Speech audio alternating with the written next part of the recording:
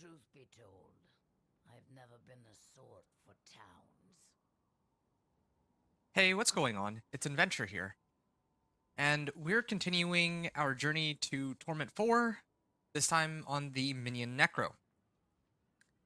Now, the previous time I played my Minion Necro, I got through Pit Tier 20 after I made it to level 60. This unlocked Torment 1, and this is where we are now. I went through all of the other 1 to 60s, obviously starting off with the Companion Druid, and then finishing with the Spiritborn. And I now have every class up to the start of Torment 1. I was originally going to do the Thorn's Barb first, but I thought about it and I realized that I think the Minion Necro would be the easiest of the bunch to make it a Torment 4. So, not counting Companion Druid, right? I think that Minion Necro would be the easiest, at least for me personally, because I'm familiar with Minion Necro more than the other classes.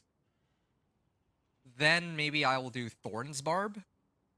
I think that would be second easiest for me, because I also know that one, and it's pretty strong.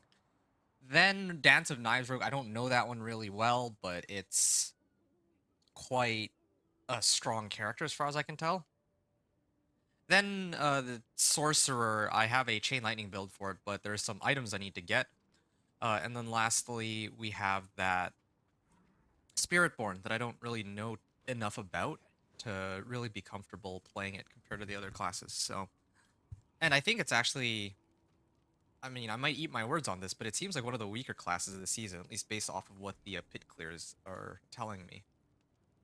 So, last time when we got here, not all of our equipment is at 750 item power yet. In fact, a lot of them are still like less than 700, but I did get this. This is one of the reasons. Oh, and this is like a max roll Frenzy Dead too. So this is. Wait, do I have a Frenzy Dead aspect? I don't think I do. I think that's the only one I was missing. Hold on a second. Frenzy Dead. I don't actually have Frenzy Dead. This is my only Frenzy Dead aspect, and it happens to be on an Ancestral Two-Hander.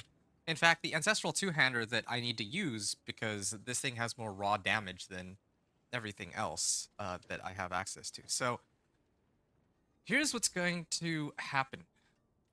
I don't even think I have the legendary summon, or where is it? Minion Finesse. So, I have Minion Finesse here, but it's not even legendary level. It's actually rare, and I definitely want, like, if I'm going to be using this, it has to be the absolute best rolls, because this is going to be the weapon that I'll be taking with me into the end game. You can see the one that I'm currently using was a rare that I just slapped an aspect onto, and then I made it legendary so that I could double temper it. But this weapon right here, and I'm actually going to do something real quick. Again, I've played like all of the classes at this point, so I need to be very careful about which one is which. This one is Barb, I think. I did Barb second. And then this one is... No, this one's Barb. Well, then which one is this... Oh, this is Necro. I'm so confused. This is Druid and Barb, or this is like everything. Okay, and then this one is for sure Sorcerer. Yeah, I have to... I'm going to spend a minute trying to gather my bearings here, and then we'll actually properly play the game. I usually like to do... Well, right now I'm aiming to do one tab for each of my characters, because I seem to be in the situation where I'll end up playing every class this season. Mainly off the grounds that I cannot. I've already leveled one of each character class, as far as I can tell. Yeah. I've already played one of each character class here, and they're all like level 60, so I should be doing it in such a way where I'm gearing up everybody, since I'm aiming to do Torment 1 to 4. So now we have a tab specifically for Necro. So Druid, Barb, Necro, Sorcerer, Rogue, and Spiritborn. That'll help me organize things. Good. I'm going to salvage everything else. I have a two-handed mace here, but that's not really what I care about. So what I'm going to do here's the big plan for me here. I'm gonna go here to the Tree of Whispers, and I'm actually going to continue the quest line. I'm gonna continue the quest line, or the seasonal quest line for my Necro here, because there is, like, the next thing that they're gonna get me to do is the root hold. And I think that the root hold gives me like it's supposed to give me a ton of loot. Now we must. And wait, where's enter the silent root hold? So where's the silent root hold here? Silent root hold. Is it not here? Or am I going crazy? Where's the silent root hold? There's supposed to be one that I'm pretty sure it's just supposed to be like right here.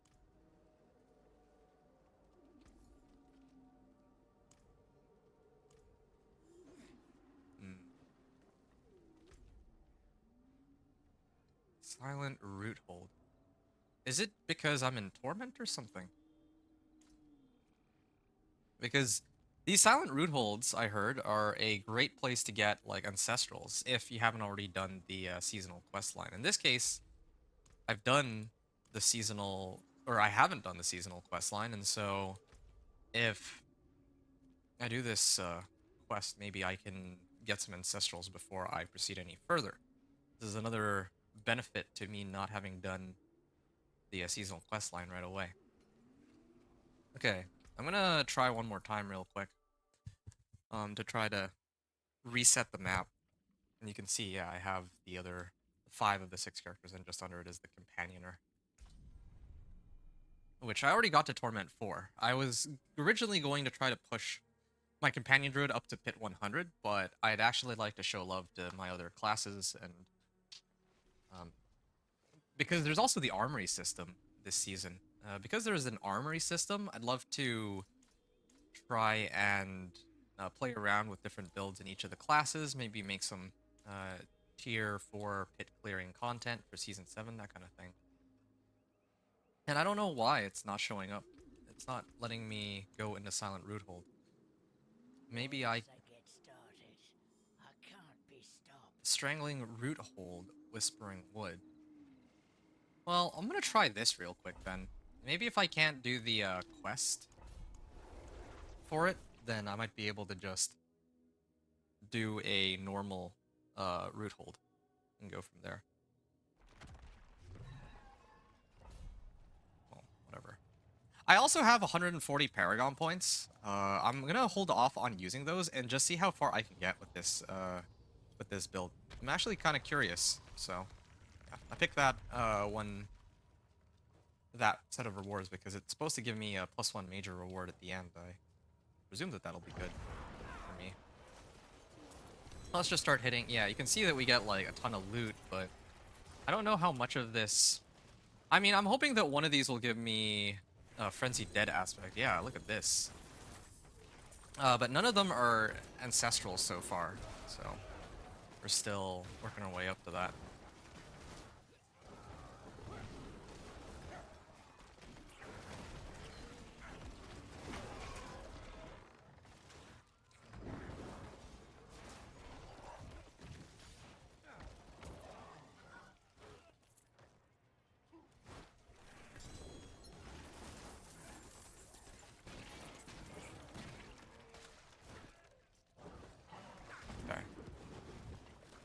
Oh yeah, I still have the I still have this thing. Every time I evade I get movement speed, and I got this one, where if I which one? If I cast 5 skills, then I can create a barrier around myself. So that helps. Okay. I have the uproot 15 exposed roots, so again, substantial amount of loot coming out of this, in theory.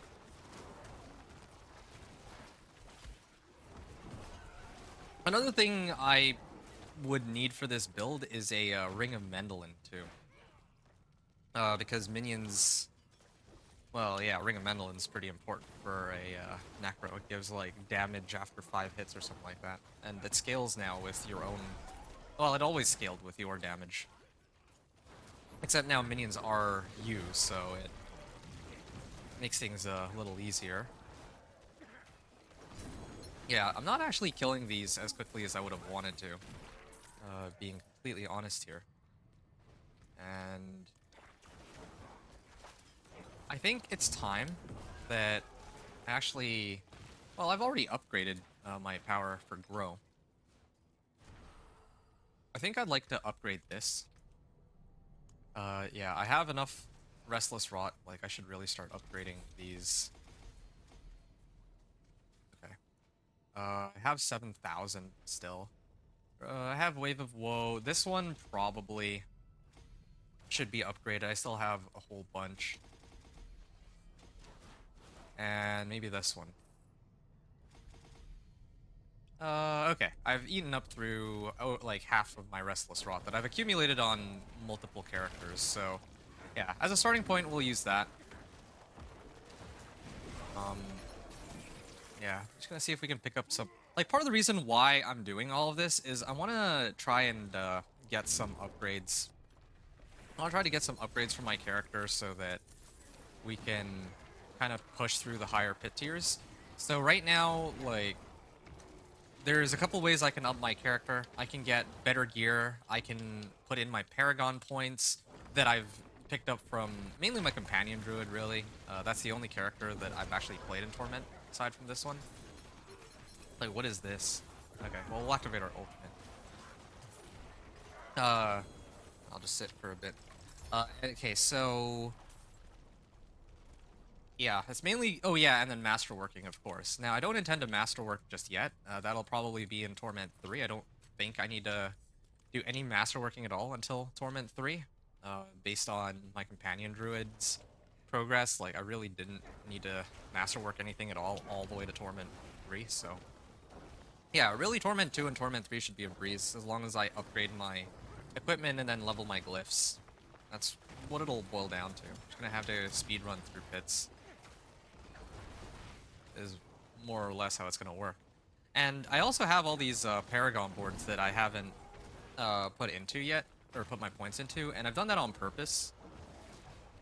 Oh, Heart of Brambles up here. The reason why I haven't bothered with putting anything into my Paragon board is mainly because I want to see how far I can go without any Paragon. Like, if this were like a fresh level 1 character, or Paragon level 1 character, like how far could this guy get? It's all, well, yeah. I'm just gonna activate my ultimate here. And suddenly he's gonna melt super fast. Hey, we got Ancestral Boots. So again, these root holds are pretty nutty for even getting Ancestrals. I don't even think that I need to do the root holds necessarily. I probably could get away with just running the headhunts themselves, and I would probably be perfectly okay. So Necromancer, Wall. Damage reduction for your summons. Chance for minion attacks to fortify you for a chunk of your life. There's a couple ones around that.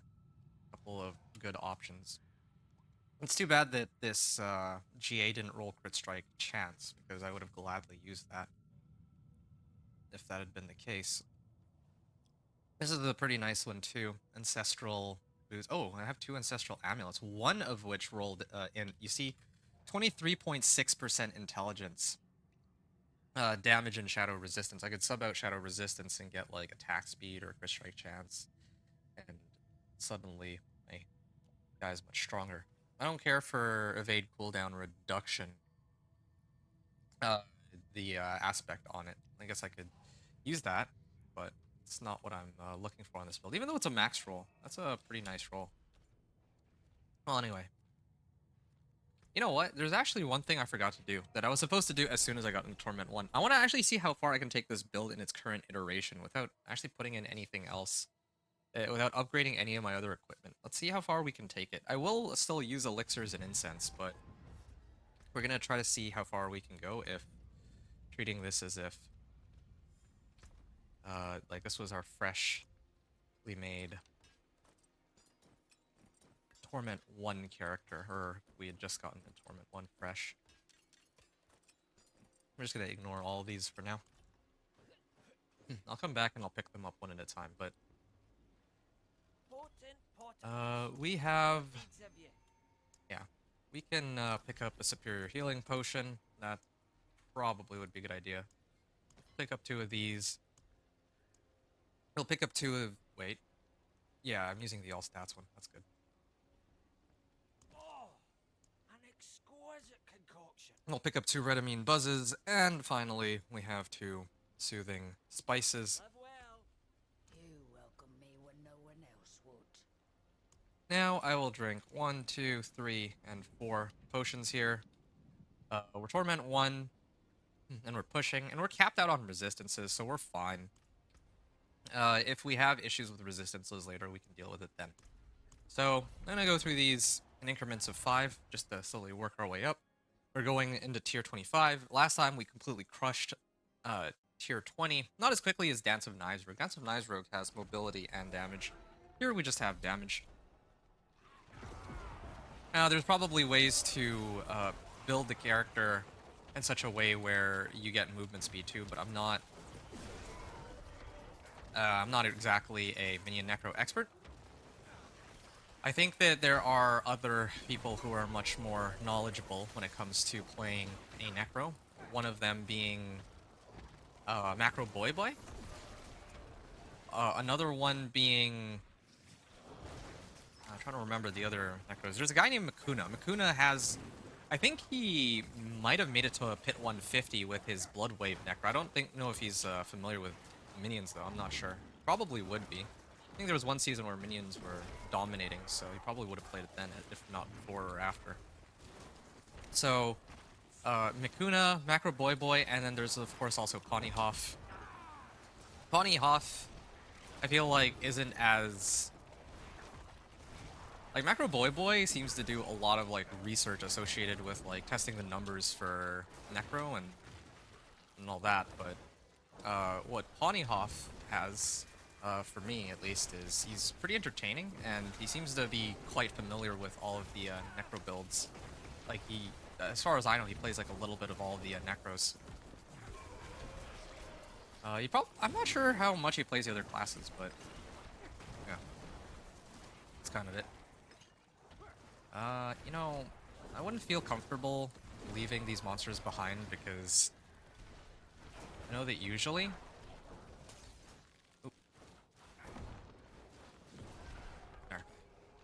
I know that usually if I leave a few monsters behind, then I'm like struggling. I have to like run all the way back to kill some monsters or something. I'll use Golem here. I'm gonna activate my ult for this one.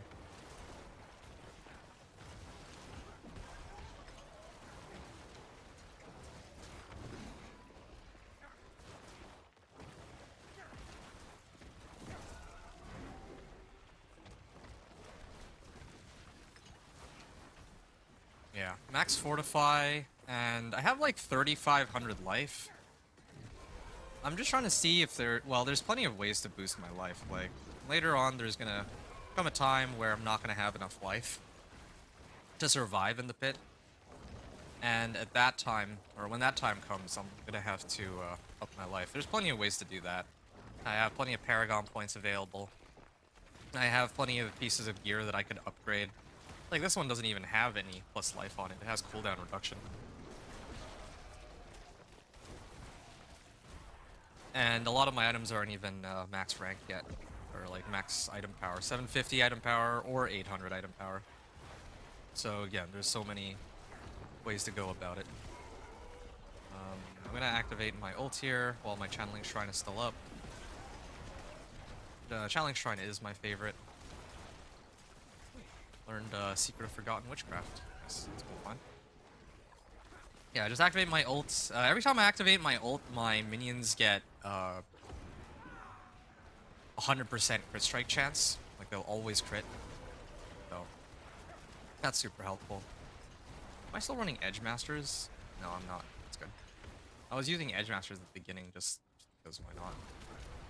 They don't really, I think my minions don't really use skills themselves, so they wouldn't benefit from that, but it's totally fine. Okay, This is fun. We're definitely making some good progress. Like, it's not a damage issue that's slowing us down, I don't think. I think it's just mobility. Like, when I was playing the Dance of Knives rogue, I had 200% movement speed, and I had massive amounts of AoE. Like, each dagger that I threw, if it killed something, like, that monster would just blow up in a Shadow Explosion. Can't really top that for clear speed. I'm just gonna throw my golem. I'm gonna curse it, and then it's dead. So, that's for starting things off. Oh yeah, I think I had to do the minion necro run twice, because the first time was sloppy, if I remember correctly. I was wondering why I had 2 upgrades, or, well, why it's already rank 9. Oh, at this point, I think I need to mark Haragar as my place to go, because I'm gonna be running more pit than anything else, from now onward. Okay, again, I haven't changed my equipment. It's still gonna be the same gear. Going into pit 30. I bet I can make it all the way to pit 40 is my guess, but we're gonna still go in increments of 5 here. See how well we can do. I'm gonna need to level all my glyphs anyway. The quickest way to go about this is to, like, right now, just upgrade all my equipment and then go straight. Oh, and maybe masterwork it even, and then go right into never pit tier. But I'd like to have some intel on how the build is supposed to play when I don't have access to all of this, all these Paragon points. Make me really strong. I know I'm inconsistent about it, but you know, sometimes there's some things that I think it makes sense to keep, like the aspects and tempering. Like, there's no way. Like, I do wish that they had a way to make it so that each character, it's like self-character found or something like that. That would make things easier. Kind of like in Last Epoch. I really like that system. Okay, yeah, I'm definitely starting to see my damage suffer. This is where it's really starting to go down. I'm gonna activate my ultimate here. Now my guys will do quite a bit more damage. Yeah, witch powers are also shared, of course. A lot of things are shared. They made a lot of things shared, and I think that that's for the better. I don't think that people enjoy having to regrind the same stuff each season. Glyphs kind of make sense in the between, like, from one character to the other. But seasonal things like wish powers, yeah, that probably is something that needs to be shared. I kind of agree with that. I don't personally mind it being not shared. That's what I'm used to, and I enjoy that grind too, but I think most people would prefer that it's shared. It would be my guess. What other things? So, aspects, tempering. Oh yeah, Paragon level. That's the other thing too. Like, oh, and season journey rewards. Yeah, the season journey rewards, I mean, those are one-time uses, so I would use those on probably the companion druid. That's like my main, so it makes sense for me to grind or max that out as high as that one can go. But with this, with the minion, or with the Paragon level, like, there's, like, right now what I'm trying to do is I want to actually test the limit of how far this guy can go without any additional improvements on the Paragon board, right? And he's already getting by quite nicely. I'll be able to clear this. I'll even be able to clear pit tier 35, but I think that's where I'll actually start upgrading my equipment first, and then using the Paragon stuff after. I just want to know how well it performs. I guess it doesn't really matter as much for this build, at least not for me, because truth be told, I'm not going to be making a leveling guide, like a video for it on this season anyway, for this Minion Necro. If I'm going to make a leveling guide, I'd probably make one for Thorn's Barb, and definitely Companion Druid would be my #1, because it's my favorite build. And I'd maybe make one for any of the Sorcerer builds I would use. But I wouldn't make one for Minion Necro, for a number of reasons. First among them being that I've already made one, like, a long time ago, so. I also already made one for Companion Druid, but of course I love Companion Druid. Minion Necro's alright. Other people also have made guides on Minion Necro too, so I don't really see as much of a need for me to make leveling guides or anything of that sort for the Minion Necro. Oh, I should actually be activating my Army of the Dead here. I keep forgetting to do that. There we are. Army of the Dead also, I think, got like a rank 5 bonus. So if I can get more like higher skeleton, mage, and golem bonuses, then yeah, this thing could get really strong.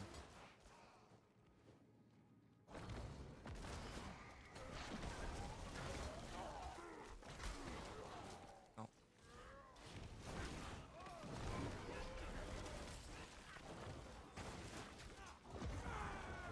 Alright. Let's finish up here. Yeah, having everything crit is kind of crazy.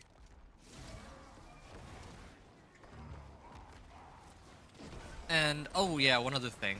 If that ancestral weapon that I pulled from the first pit, like, 20 that I did, wasn't as... Like, it was an insane roll. Or all of it were pretty insane rolls on that weapon. Like, if I had used that, man, like, this would actually be such a cakewalk, I think. Just waiting for my ultimate to come back. I think this is going to be the easiest part, though. He'll probably go down in, like, 5 seconds. Maybe a little more than that. Okay. I just need a corpse, and then I can give my skeletons a boost. But it doesn't matter. Like, they're all critting him. This is the easiest part of the dungeon, for sure. Okay. And these I can level quite a bit too. I'm gonna focus on Eliminator first because I can't really go wrong with Eliminator. Increased damage to elites is a pretty safe bet always.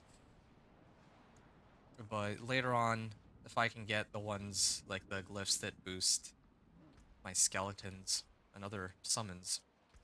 Let me actually see. It's been a while since I've played this. Which ones do I really need here? Each time summons deal damage to an enemy. Dead Razor. Yeah, Dead Razor is pretty important. You deal increased physical damage.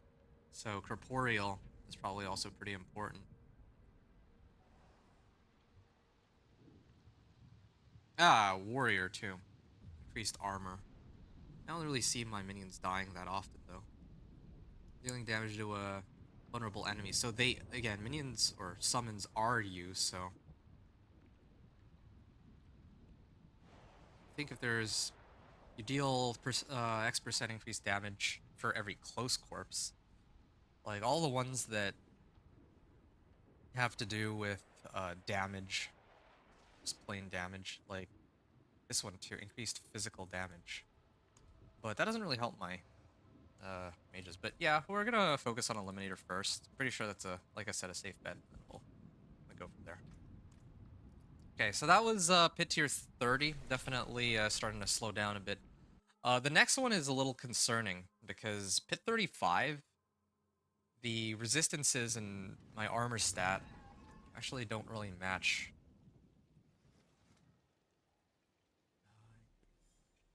Fortify for max life. Restore max life. I think that's what's keeping me going here. I'd like to get, like, plus armor, I think. Wait, I'm already capped out on armor right now. Whatever. I'm just gonna leave it. I think I can get into pit 35 just fine. Just had to be a little bit more careful, but again, there's like so many ways to still increase the overall strength of the build. So, yeah. I figured that going in already into pit 20, like that level of power would be enough to get me to like at least pit 35. That was, I think, what I was predicting last time. It's been a while, so... I'm gonna say a while, it's been like 3 days, but I played like so many other characters since then. Yeah, I feel like this is really the limit of the build though. There is a chance that maybe I could do hit 40, but this is already taking a lot longer than I would want it to for a run where I'm not even really trying to push for a high hit number. Like, this is supposed to be easy breezy. The good news is I'm not dying as quickly, but the not so good news is that This takes a lot more time than it should. Okay, let me take out the DR first, of course. And at least when Army of the Dead, like, I think that the thing that's really carrying me through these nightmare dungeon or these pit runs is grow. I think it's this witch power right here.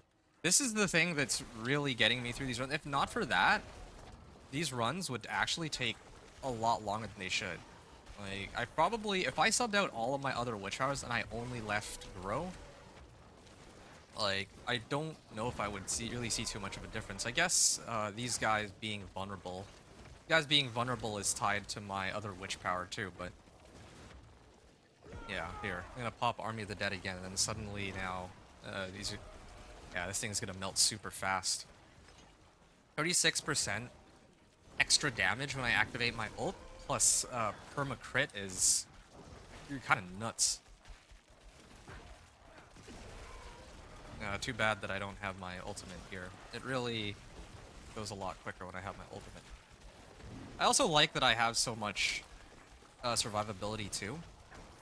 But I know that I can get a ton more survivability because when I played my Spiritborn, I had 5,000 life going into Pit Tier 20. That was total overkill, of course. I didn't even come close to losing like a tenth of that, I think. But despite that, I think I need to be inside the circle to do damage to these suppressors now, the change that they made. But yeah, despite that, like, my guy is surviving because I have a boatload of just generic DR, or general DR here. I have Hardened Bones aspect, of course, that's super helpful, super useful. And then I have my Golem soaking up almost 1/3 of my of the damage that's incoming. Yeah, I think my Blood Golem here is dead.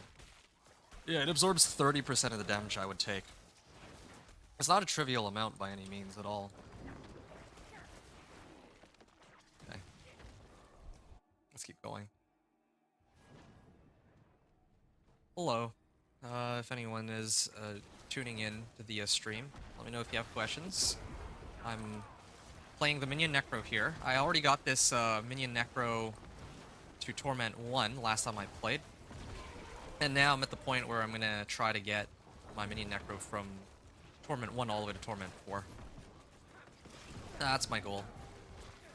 I don't know how long it's going to take. Shouldn't take too long. My Companion Druid, it was a fresh level 60 character. That one took me like 8 hours, something like that. But I was kind of messing around and doing like testing here and there. And at the time, none of my witch powers were leveled up.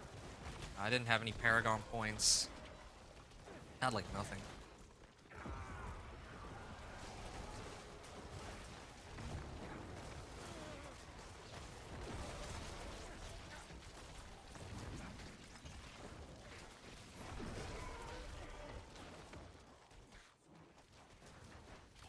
Well, here we go.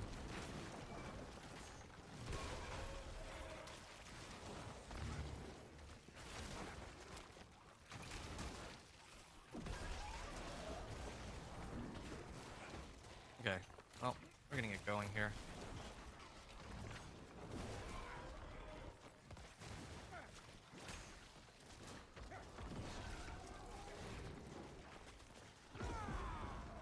Okay, yeah, DR monsters just take the longest to bring down. That's one of the main weaknesses of the build, you could really call it that. Maybe also if I could get my golem to target some of these, it would be a little easier. I'm also hoping that by the end of today I can make it to at least Paragon 200. 250 is usually where I guarantee that I have all my glyphs and Paragon nodes that are like a must-have.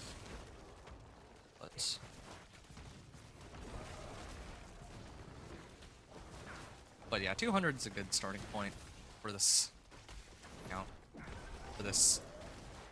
For all my characters here. Can I just wait this and kill him? This really is taking way too long. But this still will be able to clear this. We have like half our, well, I mean, unless I die in some stupid way, right? Multiple times. This one, again, might take a while because there's like the DR monster in the background. And this is another reason why I was saying that, why I think that, like, most of the builds that I play each season have problems dealing with DR. My companion druid, once it gets Storm's Companion, does not have as much of an issue with DR because then I can just target anywhere around that monster and then it will die. But all of the other ones that I play, this build, Chain Lightning is one of the worst because I can't even hit the DR monster a lot of the time. Thorn's Barb is actually probably the best among them. Dance of Knives Rogue. I haven't actually tried Dance of Knives Rogue into Torment 4, but I feel like if there's ever going to be some sort of problem with the Dance of Knives Rogue, it's going to be for DR, because again, I can't single target the DR monsters. No, I think that of all, like, a lot of the builds that I've come up with. Oh, well, and then there's Spiritborn. Spiritborn could actually probably handle it, but again, I haven't tried to get that, and haven't really spent too much time with that build either, or that character. Did I miss any of the classes? Oh yeah, Barbarian. Oh wait, no, I already talked about Barb. No, like, I think that of all the builds I've come up with, funny enough, the Meteor Sorcerer would be the best equipped for handling those DR monsters, because Fireball, Chain Lightning, a lot of the other skills go, like, actually have to hit monsters on the way in. Ice Shards too, that's another one. I did make an Ice Shards build. I haven't really shown it, I don't think. Not on videos, not on streams, but I have a pretty solid, like, Ice Shards that you can use to not push with, but it gets the job done. You could go probably through early Torments with it, at least. There's a choice cut. And they buffed it too, recently. They made it now so that it, like, the aspect, it used to lose damage as it passes through monsters. Now it doesn't anymore, which I think is a good change. So we have 6.5 minutes left on the timer. I'm just gonna wait until my skills are back. I think this is good enough. Greetings. That was not bad. Thank you. Goodbye. Okay, Not now we can start the farewell. fight. Oh.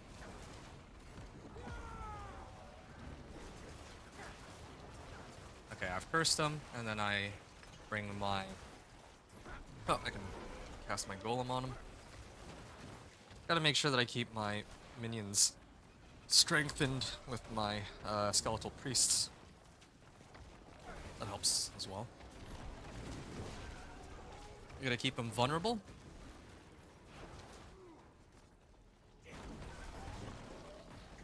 Ah.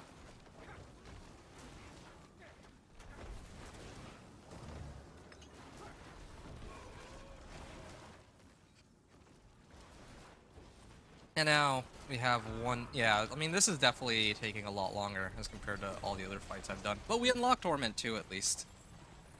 And we didn't even really lose that much life too. At this point, I actually do wonder if I could take on Torment, like tier 40. But again, the problem here now is this run took me like 10 minutes to complete. Then even if I am able to somehow, by some miracle, clear up at tier 40, I think that it would just take way too long to be worthwhile. So,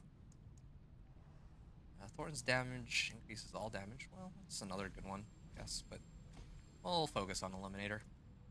We're aiming to get this to glyph level 46, of course. Well, that's that.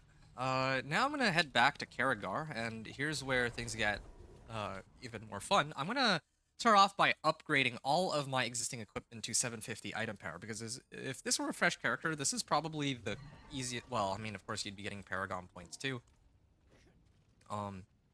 So Paragon points would be the quickest and easiest way, because you're getting those as you do your runs regardless. But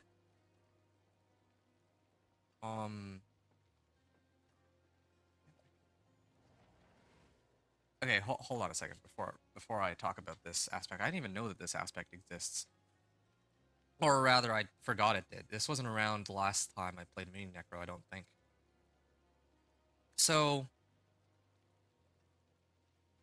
yeah, Paragon points, like, while you're doing whatever activities, you're leveling up and getting those anyway. But, you're also getting loot, or in my case, I got a lot of loot, and I would try to prioritize, leveling up or using the items that I've gotten from all my runs, first here. Because, yeah, I think that that's the, like, a lot of my items are, like, outdated. These are, like, less than 700 item power, a lot of them, or just barely crossing the 700 item power threshold. So, we really do need to give some proper upgrades before we try again, I think. We got Golem Mastery here. We got, yeah, we got, like, a lot of stuff that we can kind of switch out. So, let's start off with the Ancestral equipment first. Let's upgrade all of our items to their ancestral counterparts if possible, and then we'll go from there. This one is damage over time, and it even has it has like an ancestral roll on Edge Masters. I'd love to salvage this, but I need it a lot more as like an actual set of gloves. Now, what I could do, if I really wanted to, is sub out the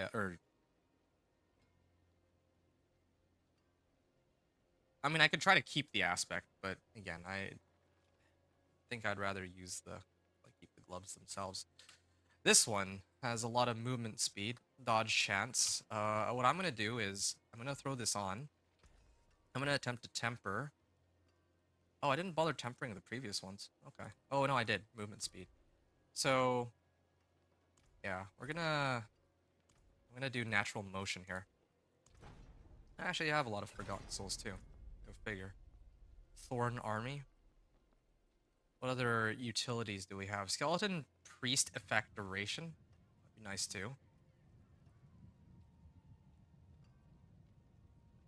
Spiked armor. Spiked armor would be nice. It helps my thorns, but it also helps my armor stat. Thorns well fortified.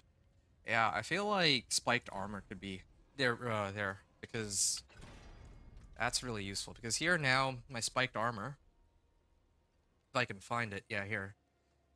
It went from 5, 10, 15% armor all the way to 20% armor. So that helps me stay alive. And I still haven't tempered the right, I want movement speed ideally. There we go. So now this thing gives me 44% movement speed. I actually don't feel like it's as important on this build because I have to pay attention to whether or not the monsters die anyway. I think my minions don't kill them quickly enough. Skeletal Warrior Mastery. That's a really good one. I think I would use that over plus int. It's too bad, really. It's too bad. If this was like Intelligence, Max Life, and Skeleton Warrior Mastery, that'd be the best case scenario. But that's something that we're going to work towards. And also this has an amazing roll on it. But we're instead going to put the utility aspect called Dominion. That one's a no-brainer. That belongs on boots. Now, for the other pieces of gear, I want to make sure that I haven't missed anything. Nope, I have not. Oh, but I do lose out on a bit of armor from that. It's the only catch. We have Juggernaut's aspect. I could throw on Juggernaut's aspect if armor is really such a big problem for me. I think that's actually a feasible option. But yeah, let's do the gloves. Yeah, well, we'll actually try to do something with these gloves. They're not like... It's not like an amazing set of gloves, so I don't really feel too bad using this recipe on it. It rolls summon damage, okay. Not a big problem. I know I could roll for, like, Skeleton Mage damage so that I could get more of a multiplicative damage modifier on this, but I actually want my summons to do damage just by hitting stuff, or, like, the most amount of damage possible. Especially Skeleton Warriors. And yeah, spiked armor. We're aiming for spiked armor. No, not Thornswall Fortified. Thornswall Fortified is cool, but again, spiked armor is the no-brainer go-to option here. And okay, so we got 2 good rolls, and now again, damage over time be amazing, but here we gotta aim for something else. Lucky hit chance probably would be better. Resistance to all elements, yeah, okay, I can work with that. Attack speed would be good. Max life would be good. Armor, well, I can get plenty of sources of armor. That's probably the easiest one. Yeah, max life would be a good option too, right? But yeah, sure, we can do resistance to all elements to keep us alive in Torment too. That's not a problem. Oh, and then Amulet will be next. We lucked into this one. This one has 23.6% intelligence. That alone is worth all the other modifiers on my amulet, especially the crit strike chance, because I have grow. I would say, but attack speed, that is kind of a hard loss here. So my intelligence is going from 977 to a whopping 1137, 122% up to 142%. So that's a 20% increase, like on the intelligence damage bucket there. Or yeah, an extra 20%. We're gonna get rid of our old amulet. And yeah, I could gain evade cooldown reduction, but I don't really need that, as cool as that sounds. And then I'm gonna put the correct tempers on this, the correct tempers. So you want minion finesse. We'll probably find something better in the future. Summon damage, excellent. And ultimate cooldown reduction, right? Yeah, ultimate cooldown reduction is the most important one for sure. Because the more often I can get Army of the Dead up, the better. So this is already looking pretty perfect. The last thing I would need to switch up here is replacing... Oh, no, I almost misclicked onto that one. Shadow Resistance. For total armor? Wow, that's a lot of total armor, but I can do better than that, I think. I actually think I could do a lot better than that. In fact, let me switch the difficulty here. Feels like sacrilege to try and change the difficulty in Karagar when I've just made a Torment 2, so we're gonna run here as is tradition. I had completely forgotten that after I finished the pit run, I'm supposed to go here. Because it was so trivial trying to get to Torment 2. This was a problem. So we usually do our spinny thingy. Okay, and then this brings us to Torment 2.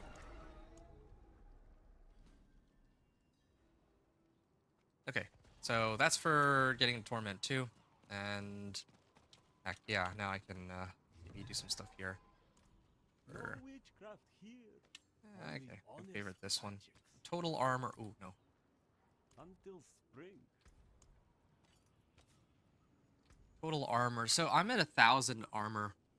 Like I'm capped out if I stick with this, but I'm more concerned about like my lightning and shadow resistance here. I mean, 1 diamond would cover it though. So, and I don't even have 750 item power rings, let alone having them be ancestrals. If they're ancestral, I think they would be like 12.5% or something like that. These ones, or this one though, yeah, I think I'm gonna sub out total armor. I'm hoping for something a little bit, just a bit more useful. Max life.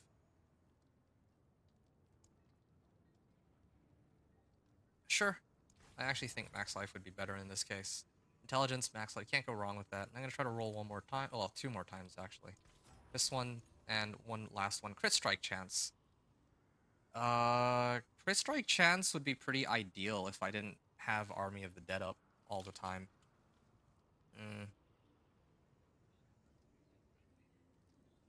But yeah, not really dying all that often though. Yeah, we'll do crit strike chance. More damage the merrier, I suppose. I would have wanted attack speed. I think attack speed just makes the most sense for this build, but oh well. I mean, this is a temporary amulet anyway. Okay. Well, I didn't even know that there was that aspect that I was mousing over earlier. I think I mentioned, but here, let's look at our weapons now. So, Jade Wand of the Great Feast, that one is going to have to be salvaged. For sure. Never really keep my one-handers, so let me get rid of those. Well, Army of the Dead is active. Take ideal 86% increase on the damage. Okay. So we can salvage all of these. Ooh, nice. Aspect of the Great Feast. I did not even know that existed. That's kind of... Now I can replace Inner Calm with this. But each minion drains 2 essence from me per second. That might be a problem, though. I don't know... Well, it might be okay. It actually might be okay because what I'm going to do is I'm going to spam Iron Maiden anyway. Iron Maiden and Hemorrhage. What's my essence regen? I regen 3 a second. Well, that's scary. We'll see how this goes. I'm not really spending it on anything else, so it'll be fun trying to find out.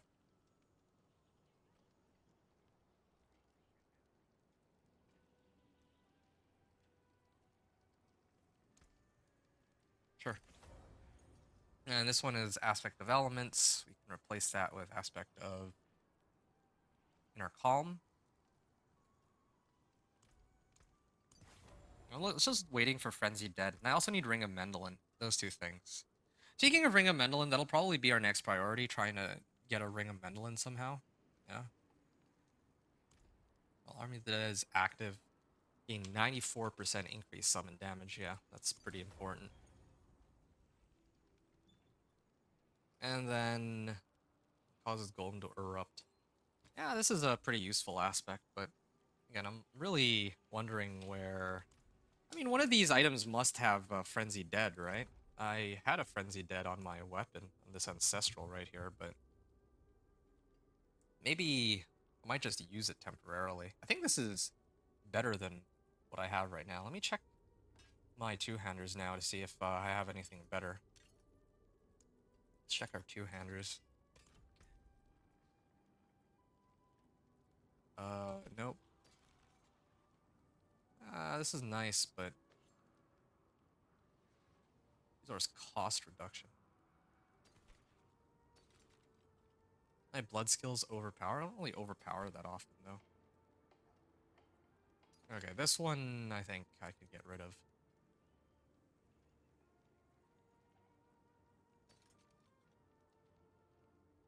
Increased crit strike damage equal to percentage of my block chance. Well, I'm not going to be using much of that. Alright. Yeah, still no Frenzy Dead. The only source of Frenzy Dead is on my weapon. In fact, if that's the case, I might actually just put this on and not bother to temper anything. I think that that's fine. I think this by itself, even without any additional adjustments, is far stronger than the scythe that I'm wearing if I use it just by itself. It even gives, like, enough attack speed to cap me out, considering I don't have any other things that give me attack speed, except for my ring, but I'm probably going to switch that out in a second anyway. Because it's not 750 item power. Wait, what happened to my other ring? I thought I had a... Did I? Wait. Did I salvage my other ring or something? No, maybe not. Maybe I'm crazy. Yeah, I'm crazy. I just finished with my amulet. So these rings, int, max life, attack speed. Yeah, here's a good ring. Yeah, I'm gonna prioritize attack speed. Like that's the main one that's important because. Well, I don't even know if I need attack speed. So here's the thing. I have Grow. Grow gives me max like crit strike chance as long as I have my ultimate up. I have Frenzy Dead, so I'll have 100% attack speed on my minions. So what's left then? I mean, I can get Reanimation aspect. Well, let's put that on before I forget too. All right, traveler. Reanimation. My Golem will not be as strong, but that's fine. Golem Mastery. In place of healing received.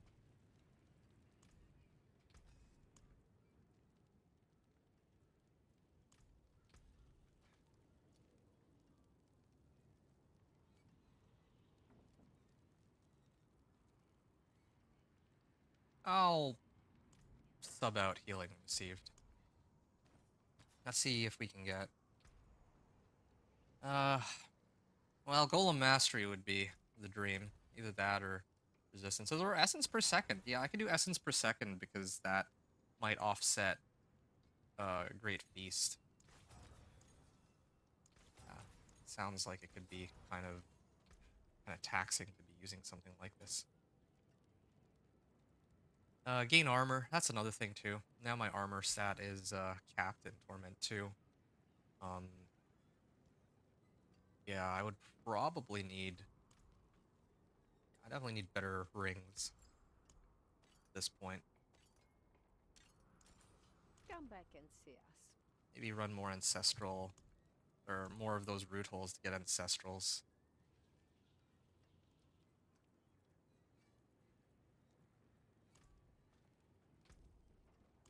Precious stones to catch the light. Add sockets, craft gems. How many? Oh, okay. I might have enough for some royal diamonds. Let's do some of these.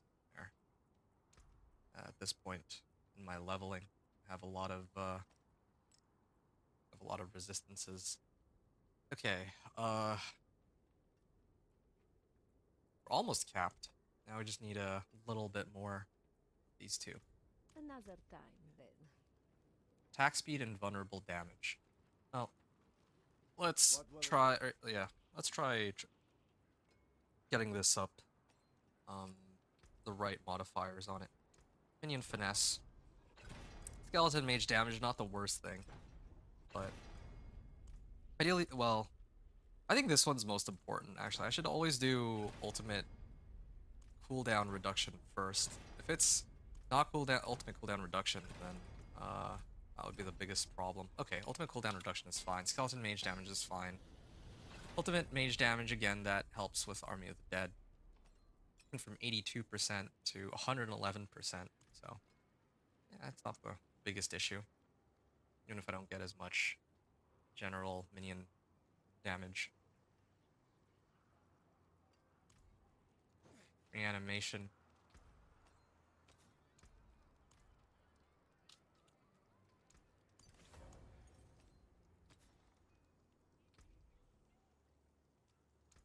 Max life would be ideal, yeah. Losing out on a little bit of damage, but gaining quite a bit more survivability in the process. Add a socket, and we can put this in here. Now our resistances went up from like, I think like 7% to 10%, so that's an additional 3% on the rings, and then I have one more ring available that I'd like to switch out. My crit strike chance anyway. 30%, not too bad. And it would be one of these, actually. Both of these are pretty solid. Probably the one with lightning resist is higher priority. So let's try tempering the one with fire resistance first, because that's my first pick. Rapid ossification, minion finesse. Golem damage is okay. Again, any of the three is great, but this one I only really want ultimate cooldown reduction. I can try my luck with getting summon damage, I guess. But it doesn't seem to be rolling me the thing that I want. Hey, summon damage. Okay, that's great. So this would be a good ring here.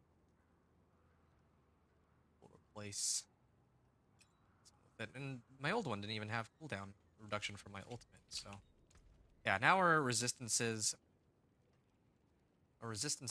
are a little bit worse, but that is because I don't have the diamonds from my previous ring. I think that should cap us out. No, that doesn't even cap us out. Cold and shadow resistance went down for some reason. Okay, I had shadow resistance on this one. That makes sense. Okay, I've already tempered these. Oh, right. I need to switch out the fire resistance for something else. Resource cost reduction. Cold resistance. Attack speed, why not? It's feels a bit redundant attack speed on both of these because getting attack speed from this already, but it'll do for now. I don't know what I'd rather have at the moment, to tell you the truth.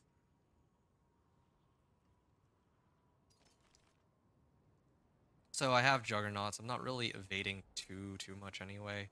Hold resistance is maxed. Oh, I think my incense wore off. That's why. My resistances aren't capped out. But yeah, now my Torment 2's pretty good. So these are all 750 item powers. My weapon is an 800 item power. This one is... my gloves and my boots are good. So then all that's left is to sort... Oh, and even my... armor here is looking pretty good. I'm gonna unsocket this one and throw these in here. Nice and simple, this chest armor, but it's what we've got to work with. And then my helms, everything else. I think it's about time that I clean it all out.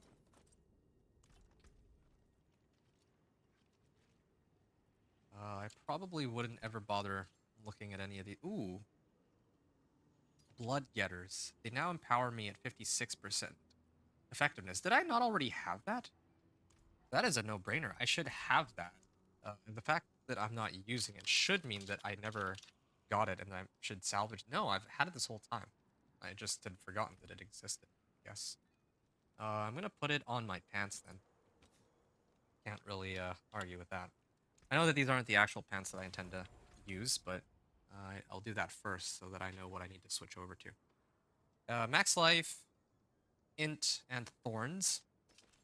This is the best available option, so we're going to get rid of Thorns here and try to see if we can get... Well, Skeletal Warrior Mastery would be the dream, but Resistance to all elements... Ooh, cooldown reduction also is fine. And let's try 3 more rolls. Ooh, 3 essence per second. Kind of tempting. Just so that I can keep this up. But I don't even know how it performs. Oh, +1 Skeleton Warrior Mastery. What's my cooldown on this? It's supposed to be 1 to 2. Yeah, let's try this one first, I guess. Yeah, fine. I'll try Skeletal Warrior Mastery. And we'll go from there. We'll imprint onto this the hardened bones.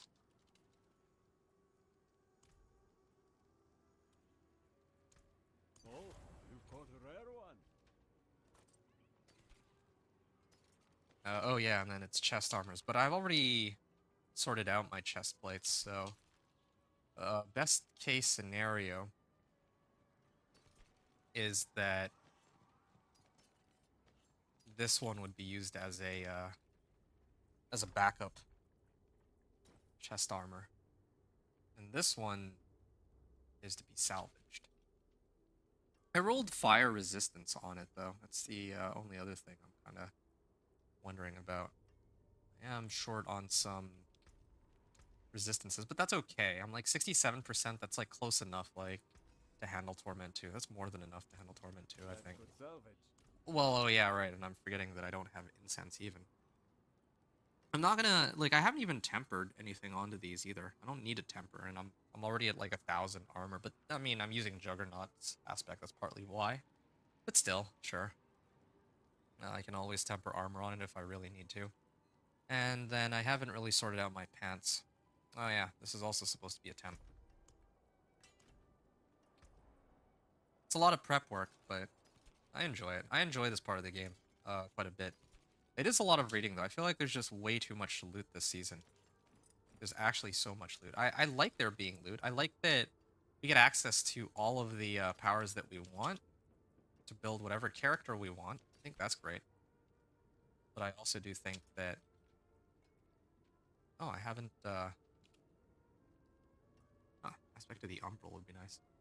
Yeah, I also think that it's a little bit much to sort through. Imagine you're, like, in my case, I know the game pretty well at this point, I would say. I'm not, like, a pro at it or anything. I'm not like Rax or Makuna or Rob. but I'm a lot more familiar with the game than the average casual player. And even here, I'm like sitting here and sifting through every individual item. And even that gets kind of taxing for me personally. I guess I could do Inner Calm. I wouldn't be able to upgrade Umbral, though. I was looking for a Maxwell Umbral. I feel like Maxwell Umbral would be great. Oh, no, I'd already have a Maxwell Umbral. No, I'm fine, then. See? That one's done already. Okay. So. I have Frenzied Dead. Oh, yeah, I need Ring of Mendelin. If I get Ring of Mendelin, I'd sub out this for sure. So, Ring of Mendelin would be the next priority. This one, let's get rid of. This is a spare ring. And yeah, these pants are what I'm gonna be working with here. Don't care much for whatever I temper onto it, so. Here, armor. I don't even think I can roll, like, essence per second on this anyway. So I'm not missing out on much. We even have enough armor at this point that we could go into Torment 3 and we'd still be capped. And I still haven't even put on total armor on any of my pieces of equipment.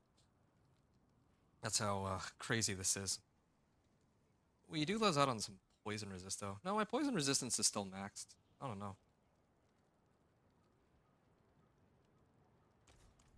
Father bless. So, we're covered on every piece of equipment. Every piece of equipment is 750 item power or higher. I carry the best. Shards of We're gonna the heavens. add sockets onto these. We're gonna unsocket these. Earthen Bulwark. Definitely that Earthen Bulwark. And then I think earlier I saw that I was using the Cur Rune with it. Past 5 skills, No right? other people I'd rather break bread with. Did I destroy my helm already? I think I might have already destroyed my helm. Yeah, I had like a really good thing going with Earthen Bulwark earlier. What else? Oh yeah, I was using movement speed. It was Qua Rune. I remember that. It's evade. Every time I evade, I gain movement speed. I don't like that. Yeah. Gain movement speed. Or is it when I use my ultimate? No, I think I'm okay on that. Right. Well, let's get going. I think this is fine. Oh, and I still need to add another socket on this. I don't ever intend to switch this over to anyone else. This is basically going to be mine forever. So, I'm not even going to think twice about it. We'll use Flawless for this. There we are. Furious Thresher of Frenzy Dead. Okay, so our new and improved Minion Necro. I can try this again. Again, this is all of the gear upgrades. I haven't changed anything else except for my gear. I have every aspect. Ooh, this one I did not adjust. Glad I did a one more check here.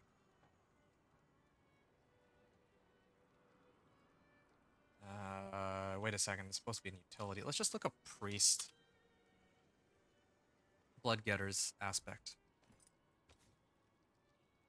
Empower me at 63% effectiveness. I feel like if they empower me, it also empowers the, my minions further, right?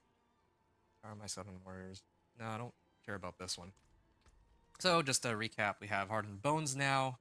Like, yeah, you can look through my gear. I could have rolled for +2 Skeleton Warrior Mastery, but I don't want to push my luck. I'm, like, running low on gold, actually. The thing is, like, I wouldn't splurge this much on stuff that doesn't matter if I didn't have... If I knew I didn't have access to this much gold. Oh yeah, my boots too. My boots have movement speed instead of intelligence. That's a lot of intelligence that I'm actually missing out on, but... Like if I had intelligence, I think these might actually even be capped at this point. But, I mean, whatever. We didn't roll... We rolled Skeletal Warrior Mastery rather than intelligence, so whatever, what can you really do here? Okay, So this is me upgrading all of my gear to 750 item power. Can I now take on the pit? Let's find out. Oh, and I still have some these elixirs. You'll also see my life is now up to 3525. Previously, it was like just for context, it was like 2100. So I've upped my life just off of these adjustments alone.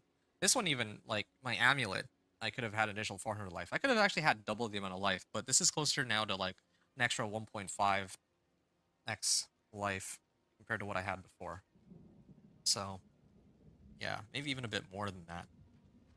And then now I can pop Elixir of Fortitude, the Redamine Buzz, Spiral Morning here, and Soothing Spices.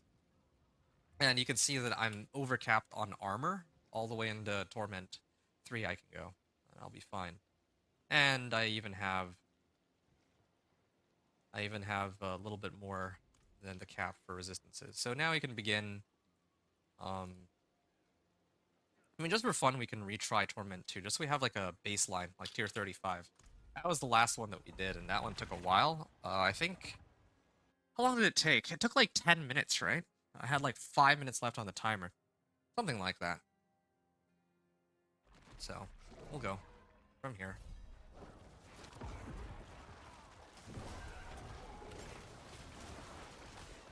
Oh, wow.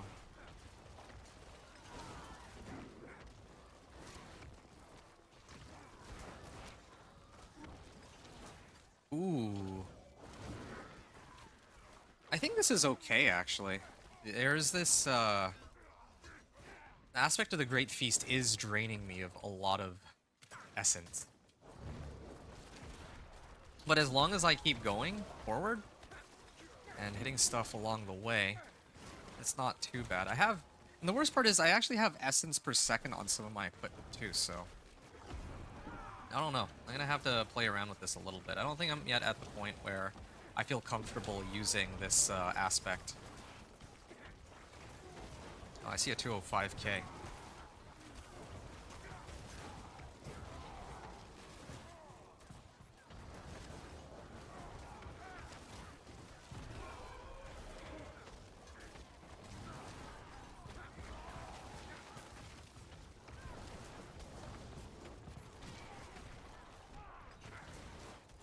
Okay.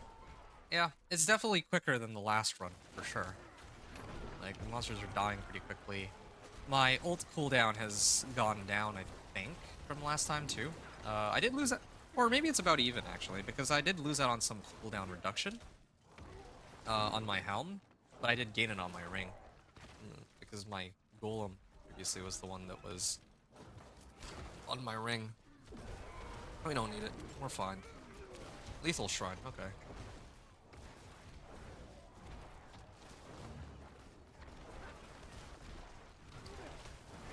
Well, we can keep going. I have Vardiana here too. I am still using Vardiana. I could have switched her over for someone else though. Like Rahir. Rahir would probably be... I mean, Rahir is always a safe bet. No matter what character you're playing. Except for maybe Thorn's Barb. I wouldn't want to have a mercenary for that. Next season when I do my runs, each of my characters, I'll probably run a different mercenary for fun, but I think my last character, probably the Spiritborn, is going to run Rahir, because I think Rahir is the best mercenary. And then my Thornsbar just won't run a mercenary. I'll do it like that. I do like the report rewards, though, being able to get access to those. Yeah, I could keep buffing up my character with some of those caches, but I think a lot of them don't even give ancestrals, so I don't know. I don't know if there's a point. I also think it's silly that in the season journey, they offer ancestral legendaries as the rewards for finishing, but you get so much ancestral loot now this season that doesn't really mean very much. Last season it would have been such a big boost for me. Here it doesn't even matter anymore. Same thing goes with those with Infernal Hordes. Like last season, I know that Infernal Hordes was a pretty solid way to get Ancestrals, but now what do I need to bother with Infernal Hordes? Like, I mean, obviously Obdicite, but just in terms of like legendary or ancestral equipment, yeah, it's actually quite pointless.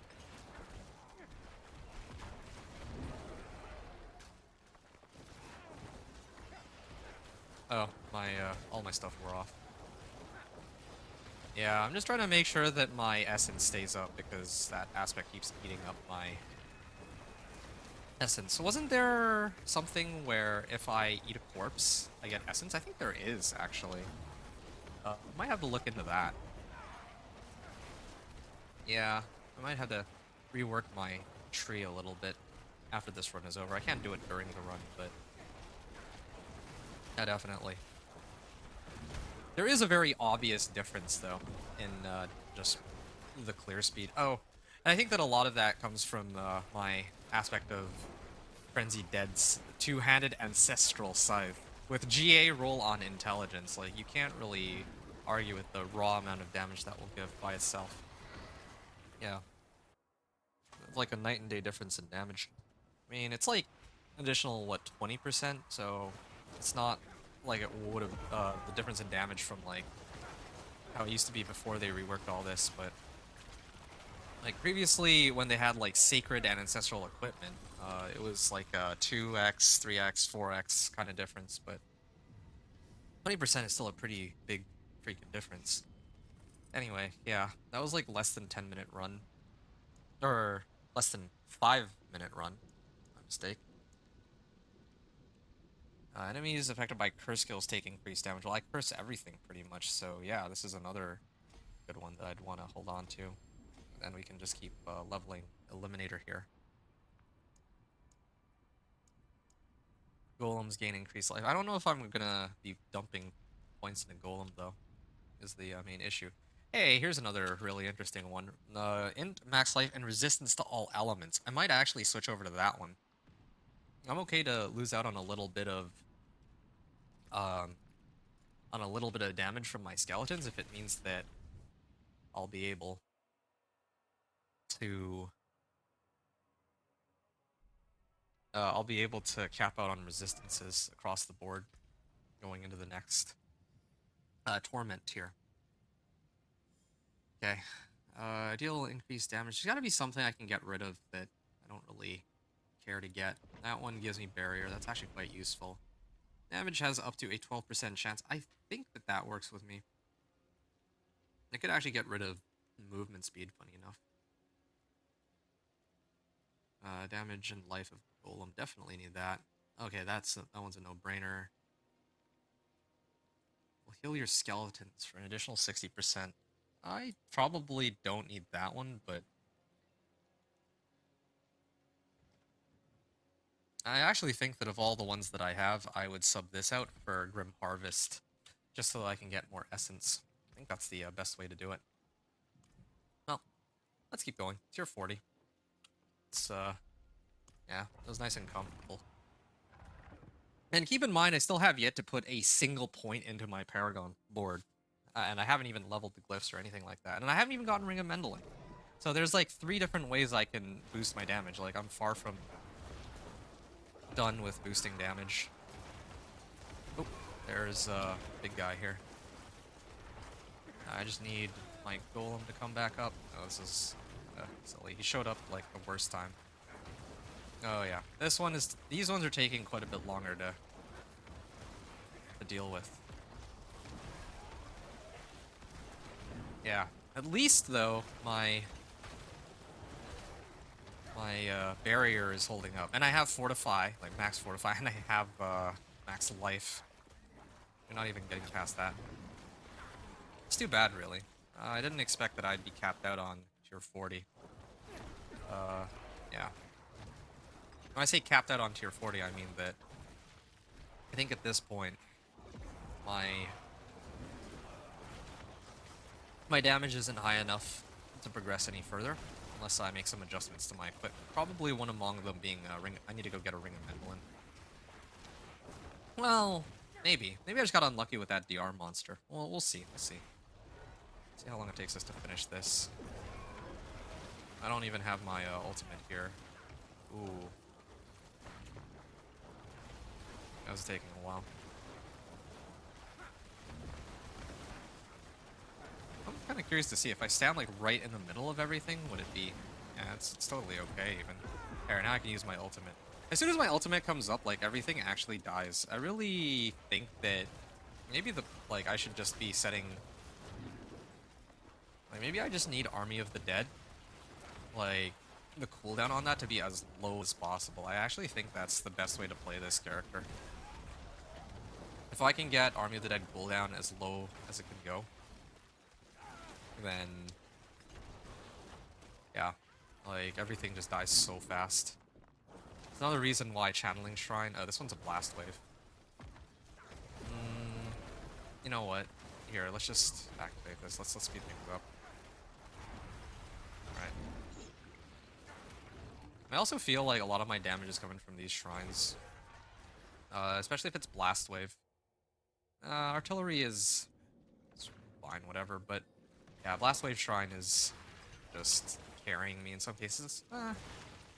Maybe not. Well, it carries me past like a couple packs, I would say. Oh, there we are. Is my Blast Wave still going?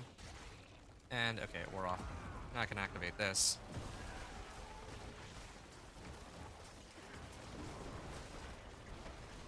There we are. I'm starting to see these damage numbers reach closer and closer to 1 million. Soon we'll start to put points into our Paragon board and it'll be much easier.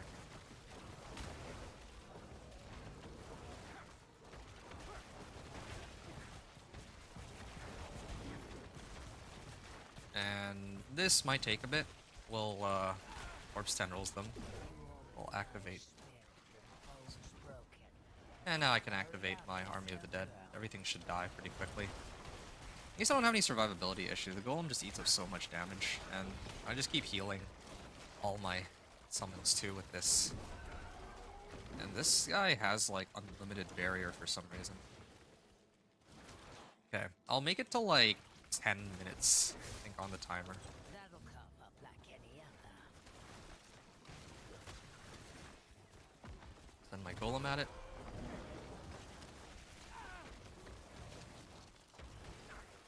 Corpse Tendrils.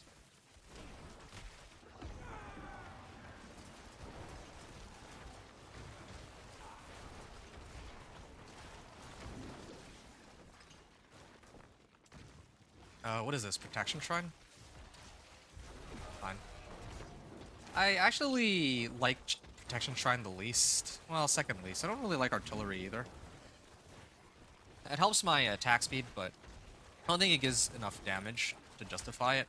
No, I think I dislike Protection Shrine more. Usually if I'm going into a pit run, the assumption is that I shouldn't be dying, even without the Protection Shrine. And it doesn't give me much in terms of, well, it doesn't give me anything in terms of just raw damage, which is what I need the most. Blast Wave is by far the best for that.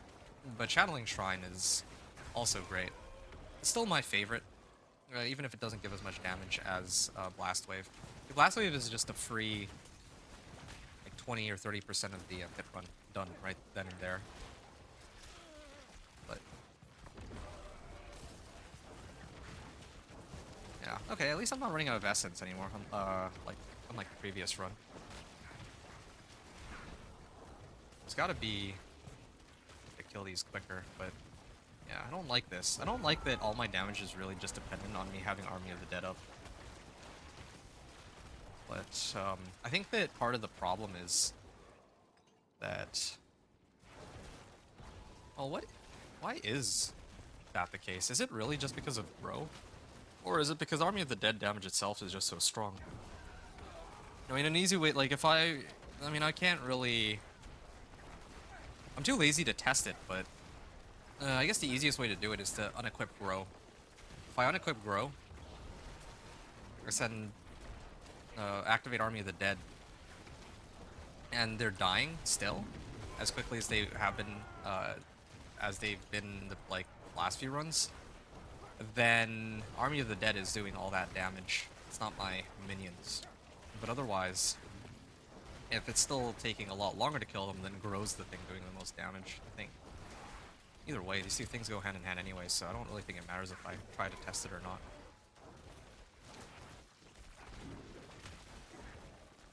Man, I love this permanent Earthen Bulwark. I should actually run this on all my characters, including my Sorcerer, especially my Sorcerer. Yeah. This combination of like casting 5 skills and then getting a barrier up is nuts.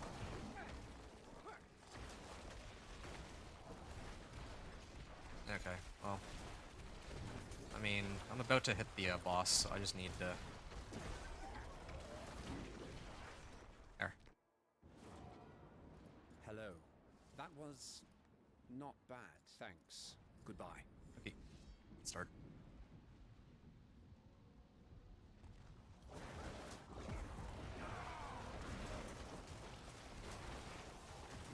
Maybe if I just stand still, that would be best. So that my summons get the most amount of damage possible.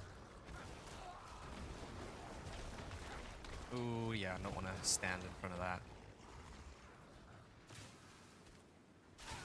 There is the boss.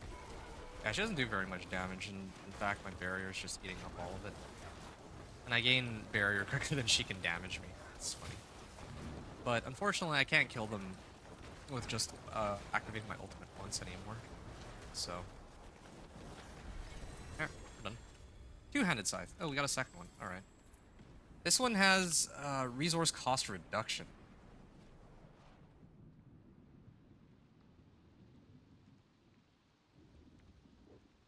I don't... If I reworked the way my build is set up right now, I could get Frenzied Dead on something, like on my ring, which would mean that my attack speed is under the cap. Well, oh wait, but I need to actually salvage my two-handed scythe if that's the case. Yeah, that's like the main problem. I still don't, like, this is... Okay, this would be nice. This is the only... This Thresher of Frenzied Dead that I'm wielding right now is still my only source of Frenzied Dead, as far as I know, so it's a kind of a problem. I'm still lacking the ones that I'm looking for, glyphs that I need. Okay, off to Karagar.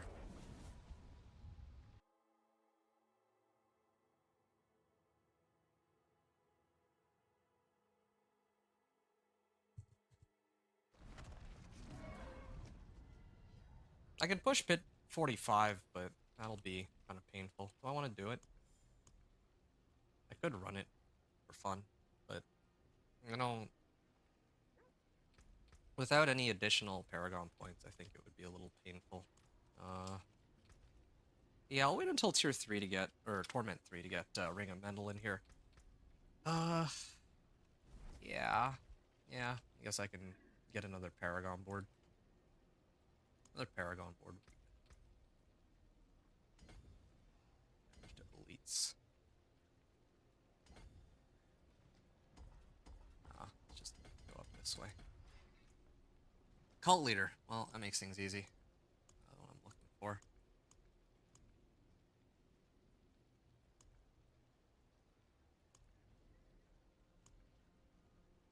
First, enemies take increased damage from me and my minions. This is increased by 10 seconds for each second they're cursed. Wow. Well, we can do cult leader first. Rotate board. I think this is a pretty safe bet. Each 20% of attack speed bonus. Wait, 40% increased damage for each 20% of attack speed bonus? So my Frenzy Dead is pushing them all the way up to 200% increased damage just from this node alone. Well, that does seem incredibly balanced, yeah. Sure. I mean, why not? Max summon life, armor for my summons.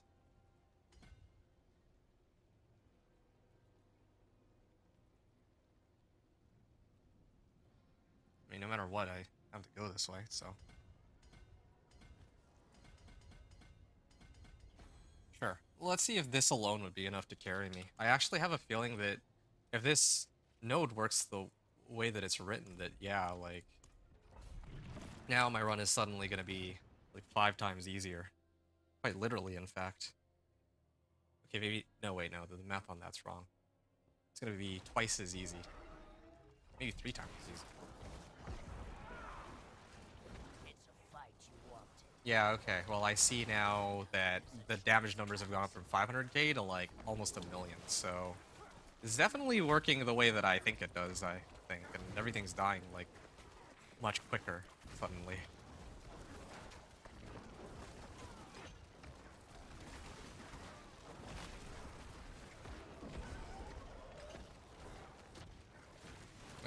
Yeah, only problem is my ultimate is still on quite a cooldown. Having my ultimate is like having the star from Mario Kart. Like, you just walk through everything, and everything that you touch explodes.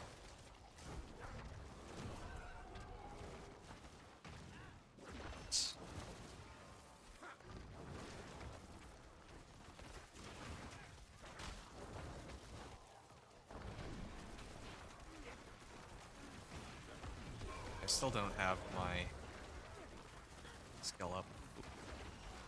This could be a problem. I'm actually stuck here. Yeah, I could use my evade, or use my ultimate right about now. It really just does boil down to how often I have my ultimate up.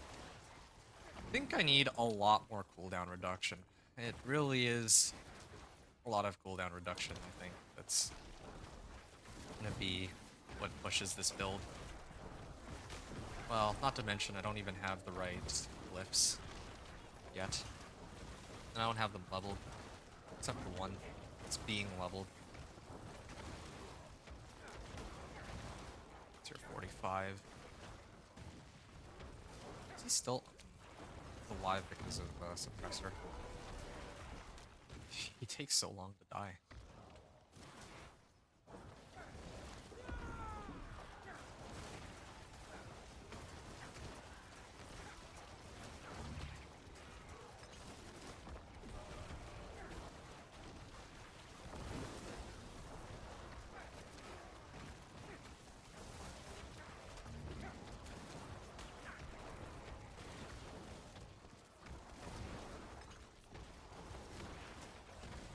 Okay, that's one pack down. Please tell me this is channeling. That's artillery. Oh, that's okay. We'll do what we have here. Yeah, all my minions also get artillery, so I guess it's not the worst thing I could get. Protection is still the worst. Oh, given the circumstances, of course. Protection by itself isn't that bad, it's just that, yeah, in terms of like speeding up the actual run, it doesn't help too much.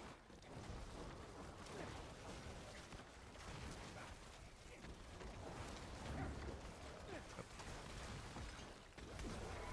50, okay.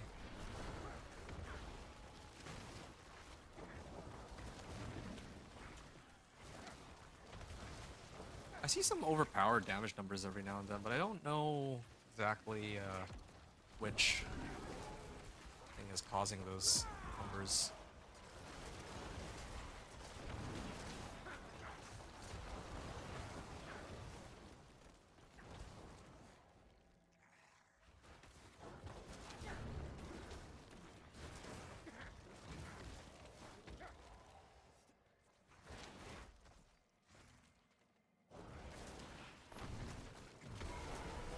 Alright.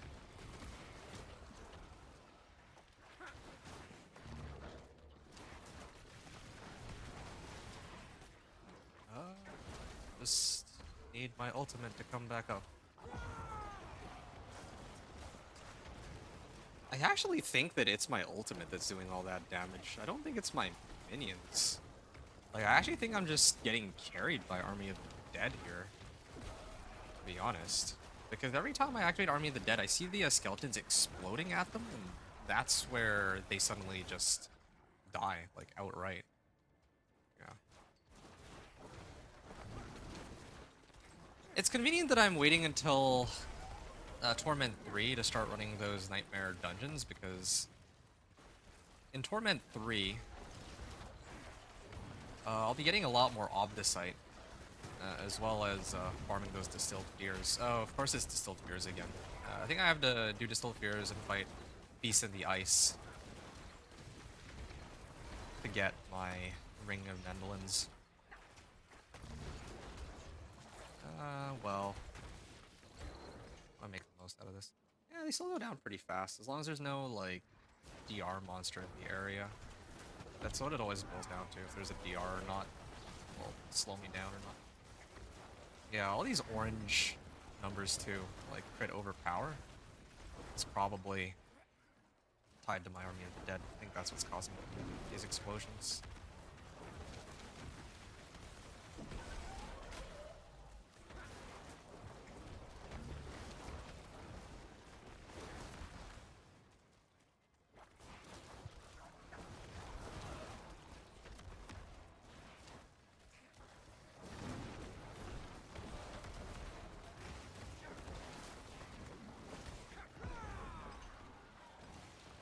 $1.6 million damage on that.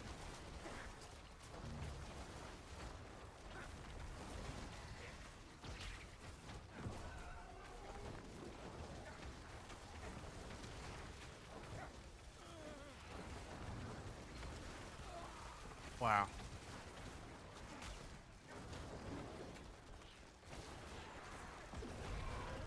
There we are. And my cooldowns are coming off. This is not bad. Greetings. It That took us was- like 7 thanks. Farewell. minutes to finish that, but here we are now. Activate my ultimate, pop the golem. I can activate all this. Just gonna keep consuming corpses. And now we have to wait a little bit. Ooh. It's pretty sad because this is my minion damage right now. Like, even when they crit and overpower, I don't really see that much. Like, I don't see his health bar move very much. Like, the damage numbers are pretty minimal here, except for the occasional 494k. I think that's Golem's hits. Yeah, he is slowly going down, but every time I activate this, suddenly his health just explodes. Well, I got mixed feelings about that. It is kind of cool having my ultimate be an actual ultimate skill. But on the other hand, I do wish that my mains were doing a bit more damage too. You deal 10% increased physical damage. You gain 1% move speed for each active minion. Definitely want something.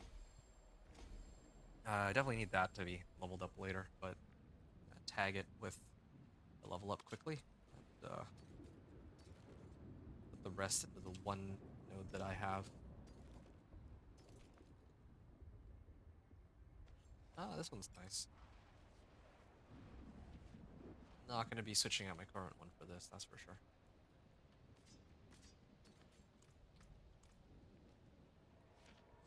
Okay, pit tier 20, then pit tier 35, and now we're pit tier 45. The next one is going to be pit tier 50.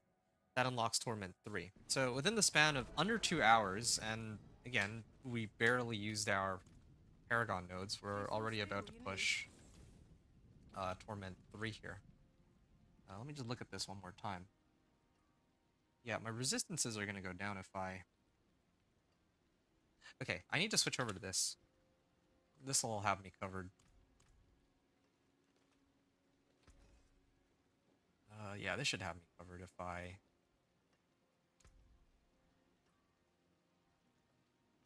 upgrade this. It'll bring me to, like, close to the cap. Not exactly at the cap, but pretty close to it. Is there any way to... Oh yeah, there's also utility. But all I would do is be boosting spiked armor, and that's it. So...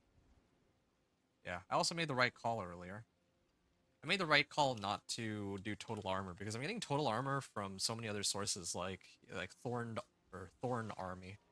I'm not even using spiked armor for the Thorns, I'm using it, like, for plus armor, specifically. Well... Chemqua.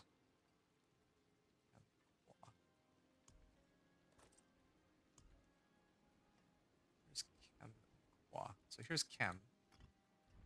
Where's Qua? Here's Qua. Chem. Qua. And then Kerque. I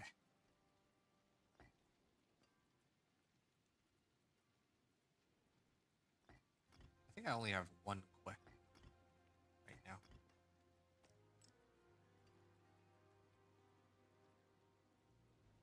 Yeah, I actually only have one Quick at the moment, so that's all I have to do. So we got Chem Qua, we got resistance to all elements on this one, and I need to reroll for Hardened Bones.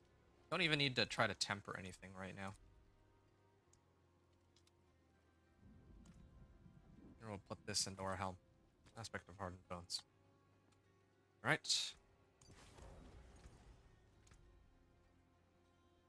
I think we're ready to go. 8.3%. Yep. I think that like all these together will give me additional like 12%. That brings me to 20%, and everything should be a-okay. Oh yeah, my evade cooldown also is pretty low. Or it's actually quite high. Right. This'll be fun. This is for unlocking Torment 3. Oh. Somebody else activated some incense, but I'll activate my own. Wait, do these stack? Armor increased, all stats increased. No, this doesn't include plus life. Definitely need more plus life. Right, let's start the run. I'm not really recording this separately anyway. Ooh, wait, I need some more incense here. In a bottle. Sort of fortitude. There we are. Oh, Yeah, I'm gonna need to run some more of those headhunts later. I need a little bit of everything. I'm actually draining out my gold and my materials, so it's a lot more than what we had like on our first run with the companion druid, but yeah, just to have something here. Okay, so our armor's gonna go down, I think. Here, there we are. Yeah, you can see that. Well, I'm gonna go in. It'll be easier to see. Going into Torment 3 here.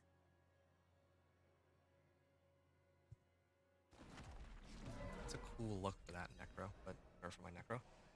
So yeah, we're almost capped. 68%. That's acceptable, I think, considering again that I haven't used any Paragon points really. Ooh, this is taking a lot longer. Yeah, I don't like the look of this. Ow.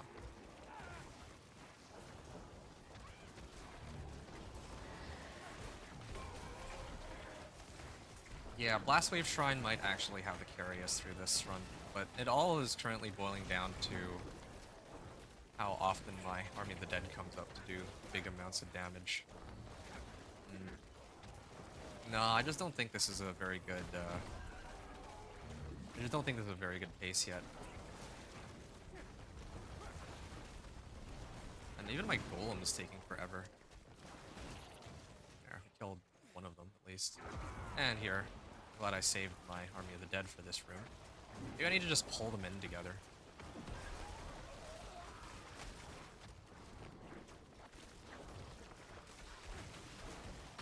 Yeah, I need to pull them to kill it. The good news is I'm almost immortal so far. Still not dying yet.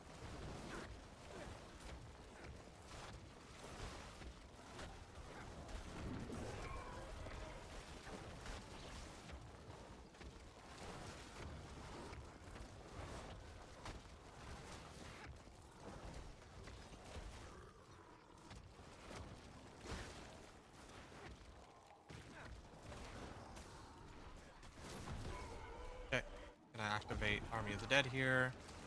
Curse everything. Kinda nice to see the limitations of the build.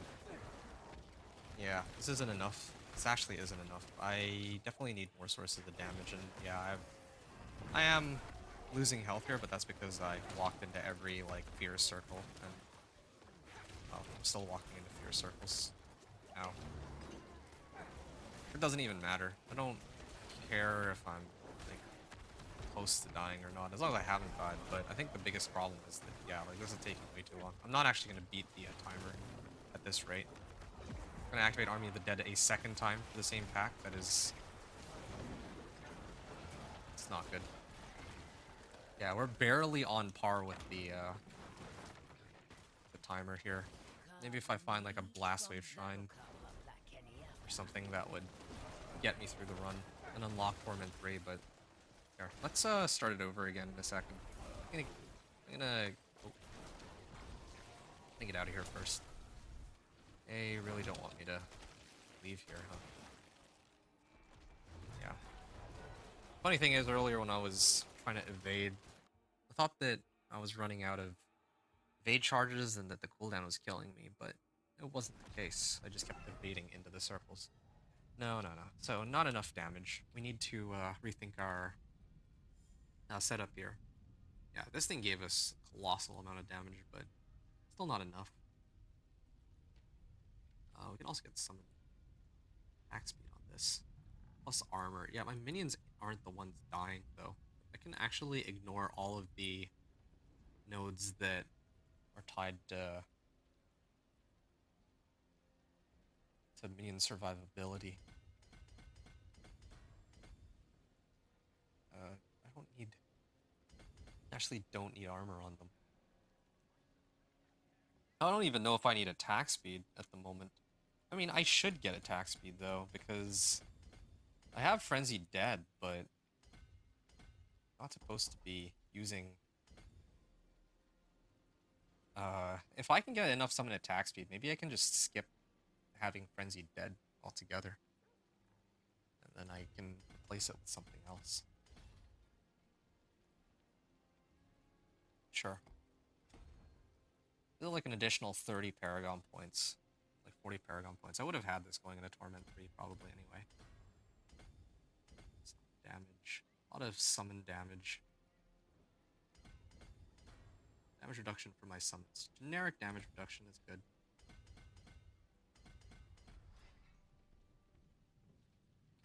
I'm actually just making up my board as I go along right now. I would have to make like a build planner separately for a proper minion necro, I think. And we'll do frailty. Maybe these two Paragon boards, while I don't have glyphs level, can kind of carry me through it. Oh, these ones also give resistance to all elements. That would help me.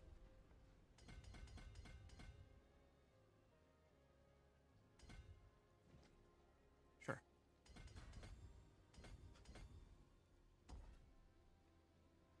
Resistance to all elements.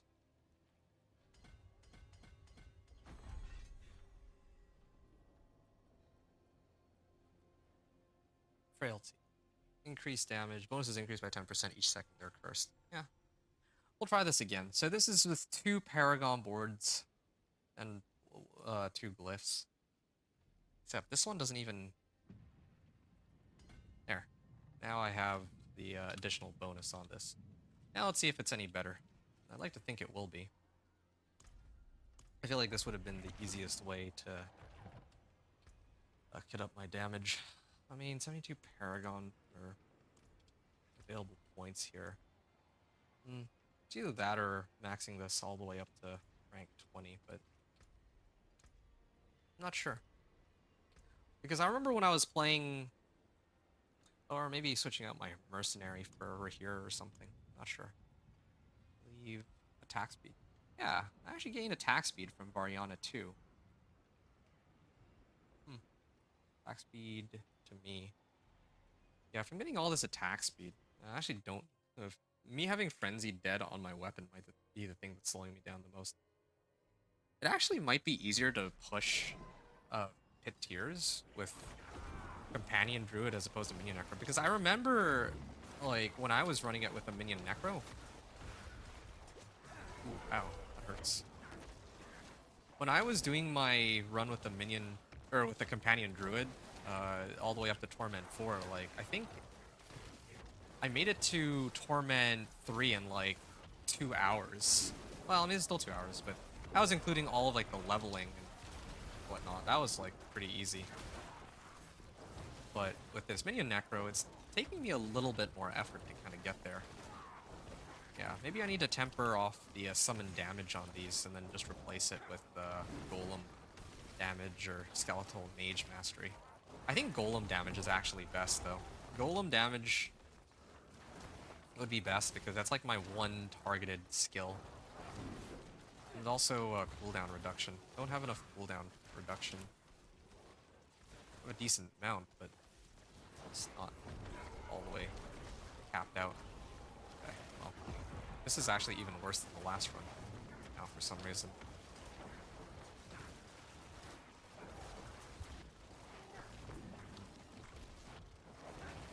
Aspect of Grasping Veins, maybe? I don't even think I need Aspect of Grasping Veins unlike in previous seasons. Okay, I didn't want to have to resort to this until I get into Torment 3, but I might actually have to look for a Ring of Mendelin.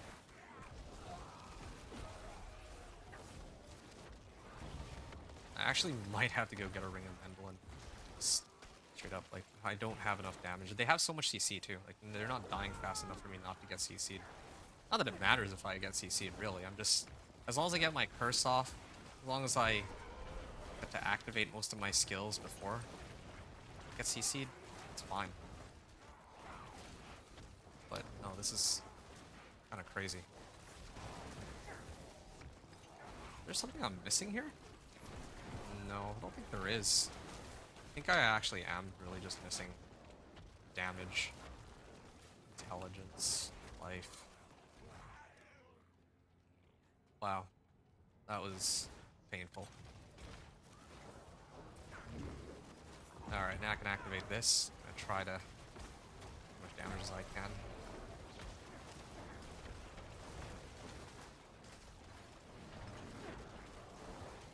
I wonder if there's a way to extend the duration of Army of the Dead too. Is there a recipe for that? I have to take a look. I wouldn't know. Am I past it? I'm actually ahead of schedule, and that's without shrines. I might actually be able to clear it barely. Torment, or get into Torment 3 on that. Okay, well. Send my golem. 14 million on that.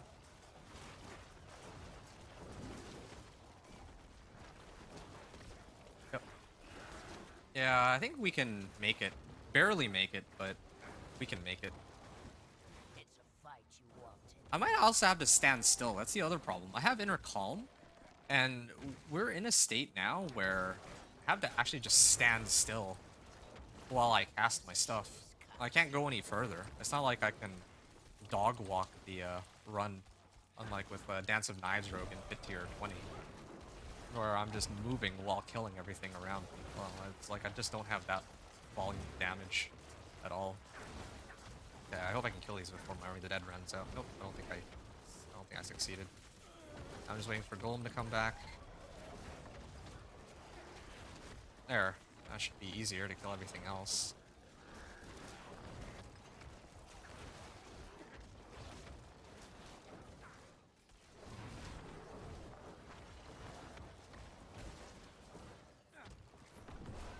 There.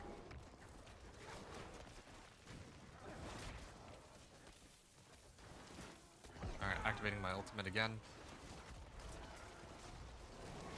Yeah, looking at the damage numbers, just the raw damage numbers, Army of the Dead is causing all the damage. Yeah, I think I have to just max out Army of the Dead. That's like the easiest and quickest way. Unless I get Ring of Mendelin. Yeah, after I finish this run, I'm going to assume that I'll be able to clear it. Maybe I won't, but let's assume for a second that we clear it. Especially because I haven't popped any shrines. It's like a big thing. I'm gonna get Ring of Mendelin first and see my damage. Then I'm just gonna try to improve all my gear and get as much damage on my Army of the Dead as I can. Because this thing is actually just carrying me through all of these runs. I might even, instead of using Cult of Minion on my boots, I might just use like Flicker Step or something that gives me more cooldown reduction, or ultimate cooldown reduction. Just because it's that important to have Army of the Dead up.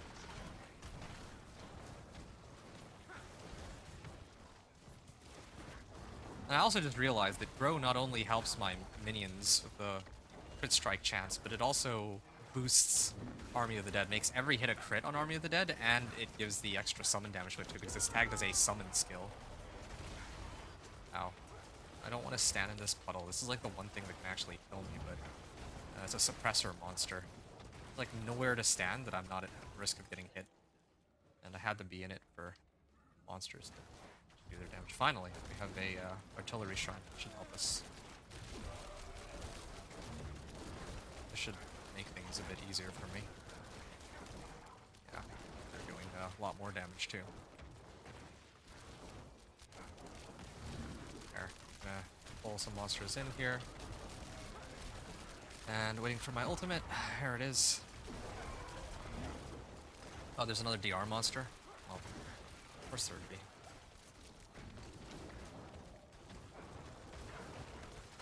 Ouch. I should have stood in front. I'm lucky. Playing as a Necro with DR from Hardened Bones and DR from, well, I guess sharing damage with my golem that pretty much never dies. It really is just a walking tank, this thing. Yeah, this run actually feels like it's taking forever, but the reality is it's progressing. I'm actually ahead of schedule on this timer. That's the craziest part.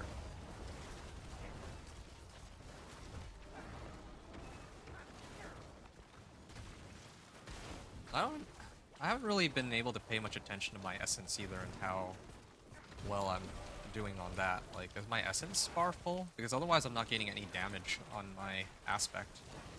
But I think I am. I think, my essence is usually pretty full. Ow. Here, now I can pump this. Yeah. Army of the Dead really does feel like an I win button right now.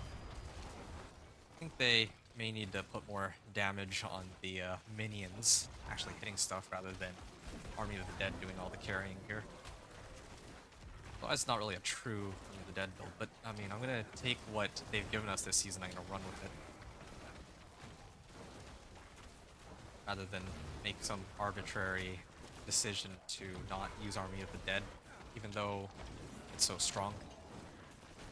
I'm just in favor of seeing my minion damage in action. Like, I can kind of tell the difference here.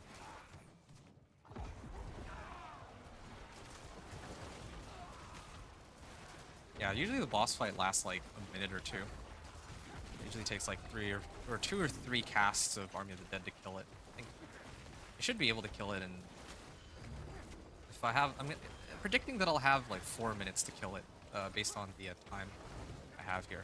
And I still didn't come across the second shrine. I've only found one shrine this whole time, and that was artillery, not blast wave, not channeling. If it's channeling or blast wave, I could clear this for sure.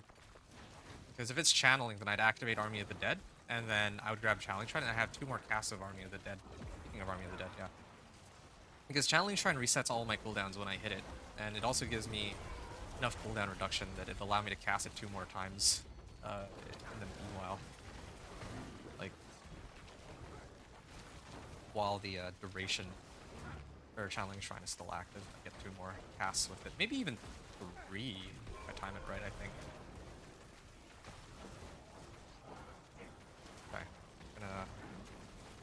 I'm really just waiting for my ultimate to come up here. Yeah, the good news is at least my minions are all still up. There, now I can activate this. This entire pack will die. I think my... Yeah, the bar is gonna almost max out. So I just need like a couple more packs. Maybe my damage will be ready by the time I take on the boss. No. Am I struggling because of these DR monsters in the bottom right? Hope not. There's too many shock lances here. I can't... Yeah, there's actually so many shock lances. I don't know what I'm supposed to do. But my original prediction was correct. Like, I'd have like 4 minutes left on the timer or something like this. Yep. There we are. Okay, at least I didn't have to finish it all the way through. Greetings. Impressive. Normally I'd start it when Goodbye. my Not ult is up, but farewell. I might run out of timer, so I actually just had to begin the fight. Yeah, and we can at least see how much damage I'm doing without my ult. This is good, actually. The fact that I brought him down like 1/10 of his... Wait, no. This is 1/8 of his life. I've already brought down 1/8 of his life, like, even without my ultimate. So it's not like my minions are doing no damage at all, but it's just that when I activate this, suddenly his health bar will start to slowly drain out. Well, when I say slow, I mean, like, even more quickly drain out. Gonna bring him down to a quarter now. And yeah, the fight itself is pretty straightforward. Just need like 30 seconds to complete it. And this barely gets... Ooh. That was close. That was actually pretty close. I didn't expect that Lilith's jump would kill me. Or almost kill me. And my ult is going to come back up. And this will make for the perfect finish. There we are. And double GA Ancestral Boots. Done. Okay, that brings us into Torment 3. That also gives us a couple of upgrades. Still don't think I found any relevant glyphs. So we're gonna do Eliminator here. Yep. Eventually gonna have to do all of them anyway. Path of Tragul. Oh, yeah, they did mention that the developers mentioned that they've upped the like they added a new unique for bone necros. Also, this is maximum roll on bone prison cooldown reduction, plus 3 bone skills, and max roll bone splinters. I could probably sell this. Increase maximum essence by 2. 10 seconds, okay. Well, I mean, I myself have no intention of using this. I might actually just, if somebody needs it, I could actually just give it to them. But I don't even think that there's that many people this season who have been coming in and hanging out and asking for help, so. Yep, we're out. Off to Kyovashad. In under 2 hours, we've made it from Torment 1 all the way to Torment 3. And Torment 4 is the hard part, or getting to Torment 4. We're gonna have to do a number of things, but I'm gonna talk about that in a second when I see you all in Torment 3. And here we are. Torment 3. Father Inarius sacrificed himself to defeat Just Lilith, for to efficiency's save sake. us all from damnation. Will he return? That depends. If you Last continue season, that would be where I would have made, like, or stay I would have true stopped to playing and the then light. played Torment 3 to Torment 4 another play session, but that's really the, we still got plenty of time to finish this up. Alright. We don't need these. We only really need Ancestrals at this point. I could try to upgrade all my gear to Ancestrals too. That's another way to really boost up my damage. There's plenty of ways to do that. Like, I could go into the headhunts and look for gear like that. Oh, I also have Tree of Whispers like maxed out. Let's do that first. Why not? But I think that for me, the easiest way, or the most obvious way that I can really upgrade my damage now, aside from just dumping all my points into the Paragon board, I should probably do that too, is that I should look for a Ring of Mendelin, because that's going to be a given anyway. Collection of materials. I want collection of materials because I'm actually hoping for, I don't know if this gives us, like, Distilled Fears. That would be good. Collection of Chaos. Yax, Whispering Key, Zenith. Oh, I'm maxed out on these Nightmare Sigils. I'm gonna smash all the Nightmare Sigils, I think. In this case. Yeah. I should be smashing all these Nightmare Sigils and holding only onto the Root Holds, really. How much Sigil? I got tons of Sigil powder. Let's salvage all keys. Okay, I don't want to make a mistake here.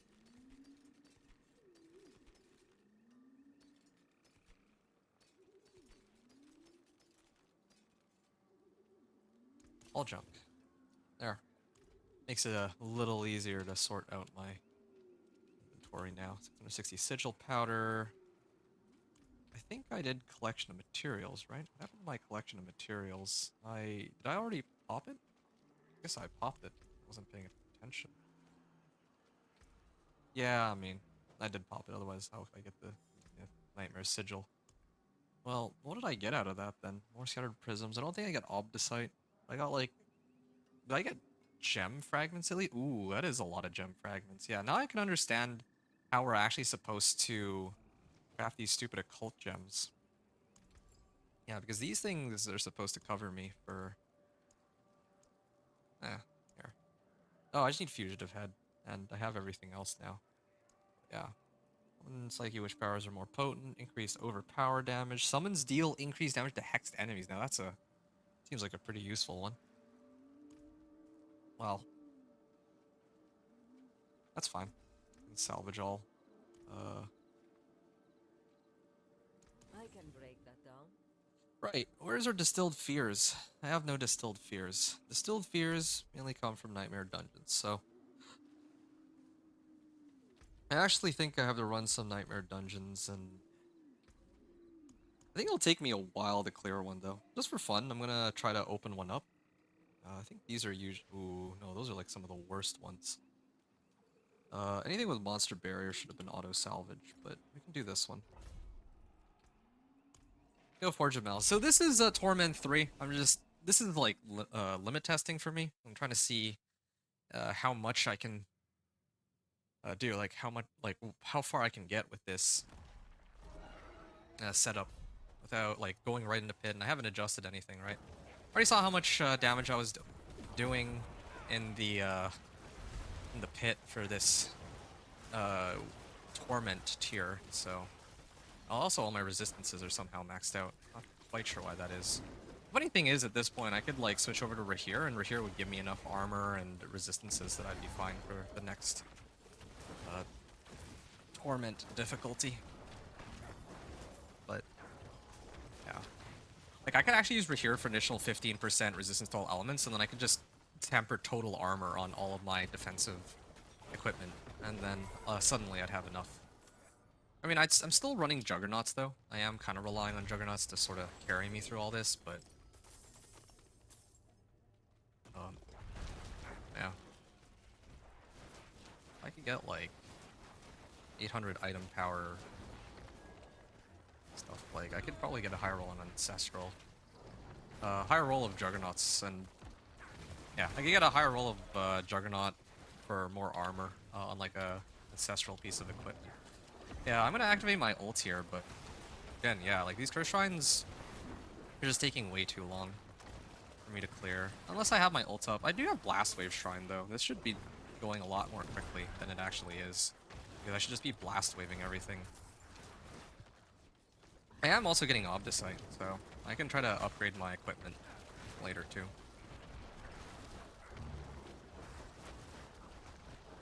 I already have a little bit of Obdicite too, but yeah, this is fine. I have to activate my ult again in a second.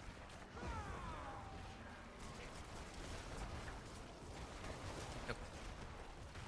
Oh yeah, my elixirs and potion or incense are all wearing off soon.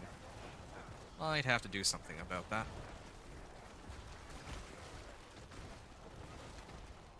Yeah, this is actually kind of fun. Like, they are taking a while to die, but I think that if I set it to Torment 2, I think it'll be more efficient overall, though. Even though it's kind of fun taking a little bit longer to kill these. Yeah, sure. Might as well. Or Obdicite. What's my Obdicite count at now? I think I started like 200. Okay, I think I got like another 200 here, and this is also supposed to give... Oh, I figured that's supposed to give Obdicite, but... Here, I was at 373. It's not 373. Weird. Okay, Animus Carrier.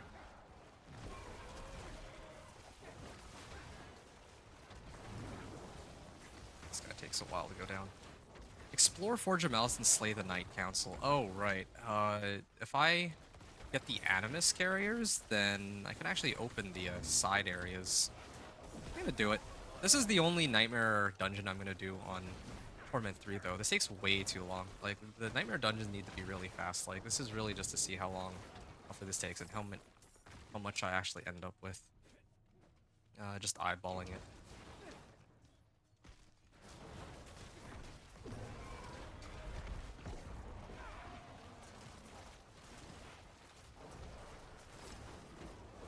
Eight Obdicite. Hey, a what rune? Invoke the Necromancer's Horrid Decrepify skill. I actually think that that's better than what I'm using. I have movement speed on my helm, but that was really just supposed to be a temp. Yeah, definitely could use that for more ways of doing damage here. Or speeding up my clearing. Also, my ultimate is... or my essence is, like, really low all the time. If it were the pit, the monsters last long enough that I can... oh, and the mob density is high enough that I can keep, like, grabbing corpses to refill my essence so that my minions do more damage. But right now, I don't like that it's just not... I'm actually running out of essence. I'm full on just running out of essence. I can't use this amulet, which drains all my essence, I think. I'm gonna need to rethink my aspects, because this might be doing me more harm than good. Exquisite blood. Where are all the distilled fears? People doing trades. Animus urn. Oh, actually had enough for this. Hey, here's a treasure chest. Resplendent chest. I got 1 amulet and 1 chest armor out of that. Oh, I got 96 Obdicite and gem fragments. Okay, the Obdicite's like the big one that I needed. Ooh, yeah, this is one of the closest I've been to death so far. The Obdicite. Have I died on the Minion Necro yet? I love Minion Necro. It's so... it feels like such a safe character to play. Yeah, if I were to ever play hardcore, I guess I could run just about anything, and I'd have to play a lot more carefully, but Minion Necro specifically just has so many free sources of damage reduction, so I like that about it. Fetid Pest. Oh yeah, my ultimate's gonna come back up, so... okay, that hurts. Ow, almost died there. Almost just tore through all my life. I had Barrier, I had Fortify, and they all still managed to kill me somehow. That wasn't even like falling swords either from the headhunt zones.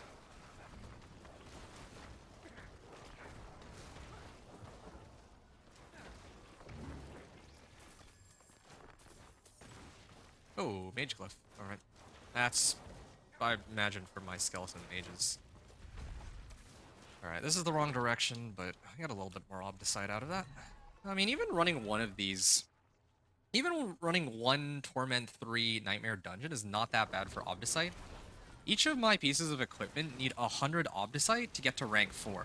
So, if I run one of these and I get, like... I'm gonna wait until the end of it. I start off at, like, 200, right?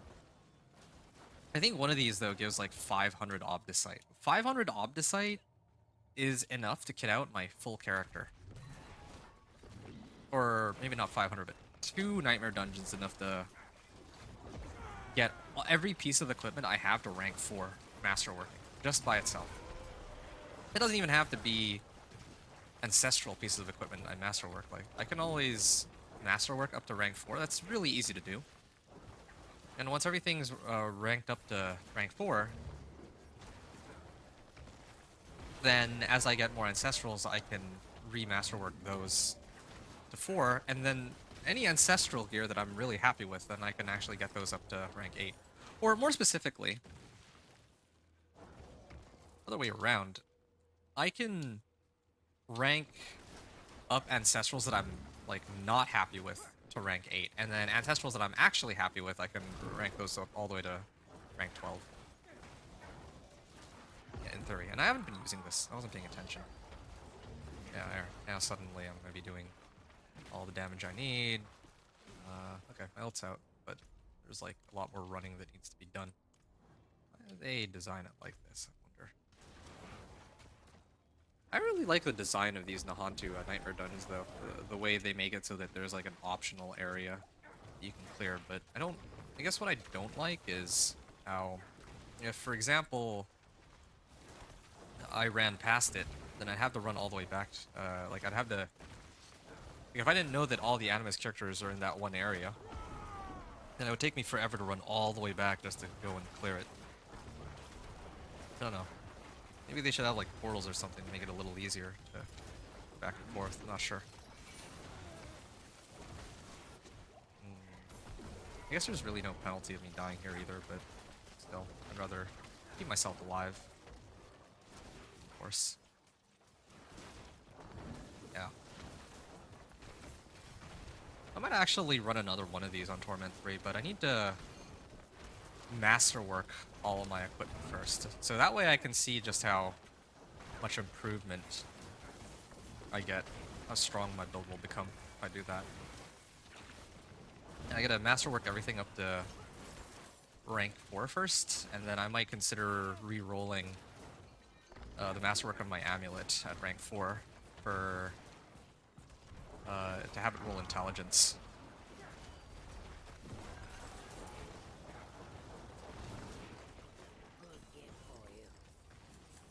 Oh. Yeah, I was trying to get out of the way in time, but I was too slow. I still lived. I don't even think it 8th roll my fortify, but that could have been pretty bad.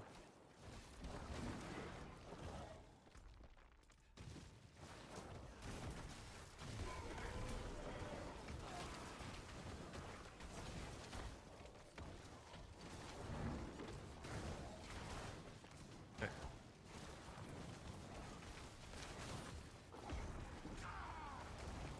Alright. Got plenty of... Wait, where's my pet? Should be picking all these up. What am I paying the pet for?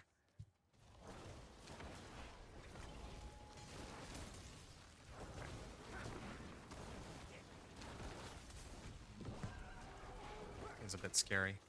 Actually pretty fun cutting through all of these, but the scary thing for me is how slowly we're going through it still. I wonder how long this took. It feels like this took like 10-20 minutes to do so far in that range. But, I mean, for maxing out all of our Obdicite in one run, well, not maxing it out, but I feel like we'll end up with enough Obdicite that I can actually upgrade every piece of equipment.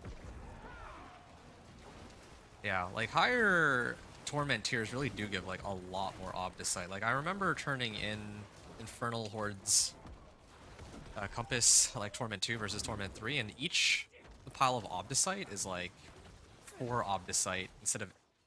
Like if you go from, I think, Torment 2 to Torment 3, each Obdicite you get is like a pile of 2 Obdicite versus 4 Obdicite or something like that. And then Torment 3 to Torment 4 is like 4 Obdicite to 8 Obdicite for each set of Cinders. So it's like, feels like you get a lot more in the higher Torment tiers, so make sure that you're able to clear the higher Torments, and that way you never have to get less than the rewards that you're really looking for.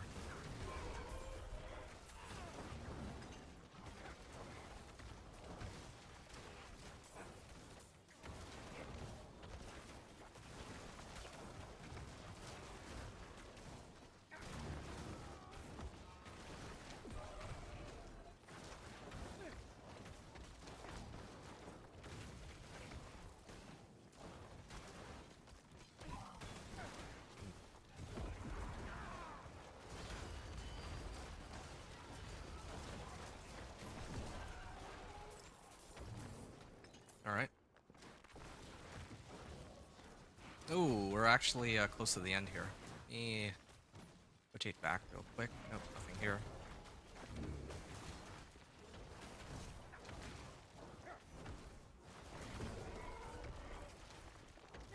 And we've made it through all of this. Any other monsters here? Yeah, there are. I might actually just skip these ones though. This is a cursed wall. No, it's not a cursed wall. Alright, I'm just gonna go to the end here. And we activate this. I'm gonna curse them. We activate... Oh wow, I already stunned one. Or staggered one. I gotta keep eating the corpses because my aspect is going. This might actually be better than having just one boss, because each of these bosses are supposed to be a little weaker, I think, than one big boss. So, yeah, it means that whatever boss that would have actually spawned here would have taken quite a bit longer to deal with. Ow. I just need a little bit more time, and my ultimate comes back. And I would actually like to stand still if possible. Ideally, they don't focus me. This is taking a while, though. I've had to activate my ult once or twice already. No, twice, yeah. So this run has been going in for...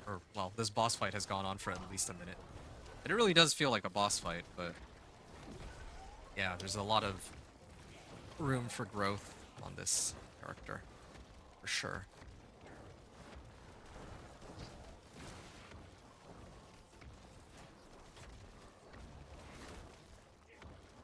Okay, activating my ultimate.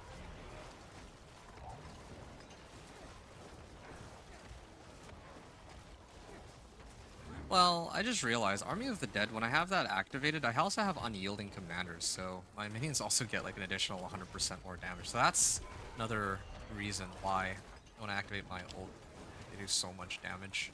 Or why all of a sudden I'll end up doing like a boatload more damage. Just waiting for my ultimate to come back. This barrier's just taking way too long to pop off. And my ultimate is back. Could have waited for... oh, okay. And the barrier went down now suddenly. Finished him off a lot more quickly. Okay. Oh, I finished some of my chapter rewards. Should probably use those eventually. I'm gonna be using those for my companion druid though. Like when I switch back over to that.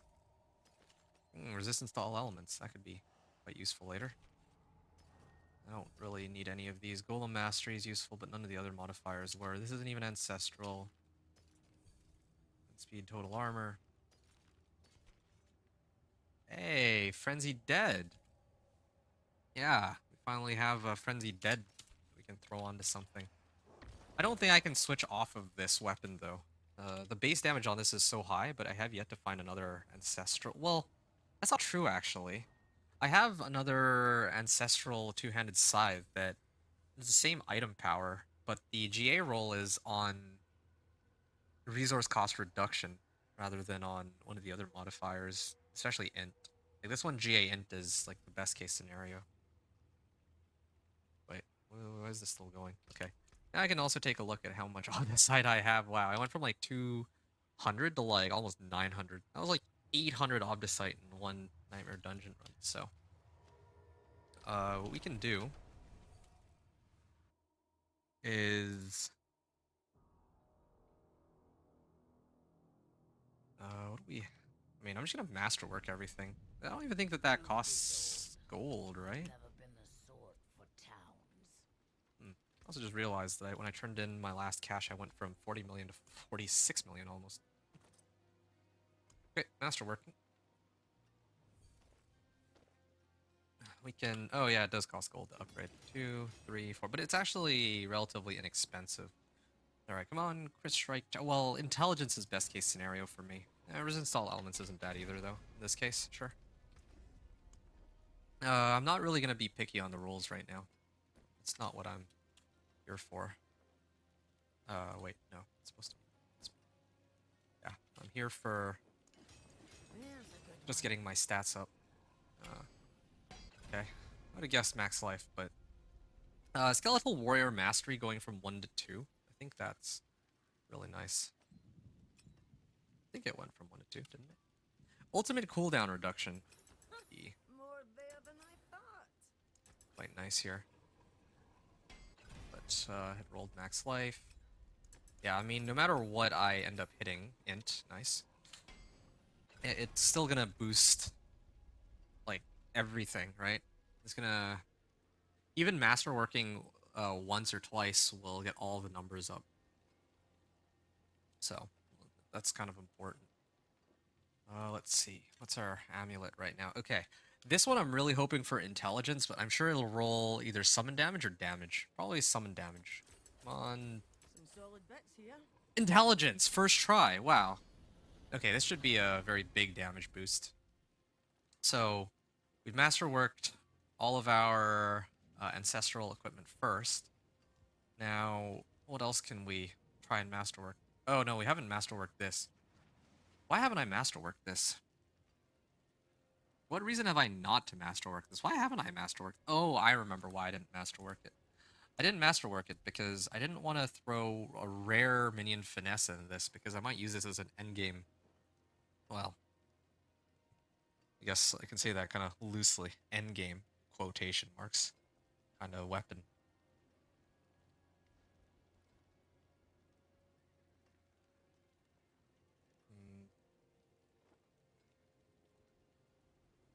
Yeah, but I really do want to boost this, though. It's too bad. You may have to come back to that a little later. And, yeah, we may have to do the other ones first, which is too bad, but, yeah, well, what can you do? Already boosted that one. Maybe the helm? Maybe we can get some more resistance to all elements. That could be kind of helpful. Oh, wait, no, I haven't even gotten any tempers on these at all. Yeah. Well, in that case, I mean, thorn or spiked armor would be the most useful one, and I don't think that even if it's legendary that it would be +2, right? I can even check that. I don't have to wait. A bit. Tempering recipe. Wow, I almost have my entire roster unlocked here. Just need one defensive temper, and I'm basically done. Okay. What am I looking for? Oh yeah, utility.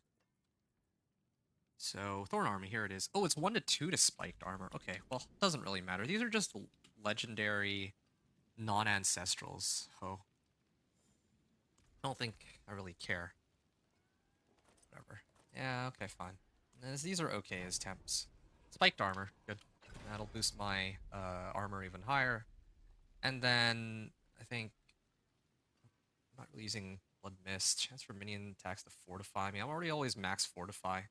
Drain Vitality and Necrotic Carapace. But I think Drain Vitality and Necrotic Carapace are shadow skills, right? Or shadow nodes? That's Reaper's Pursuit. Fusion. Drain Vitality. Nope, I don't need that one.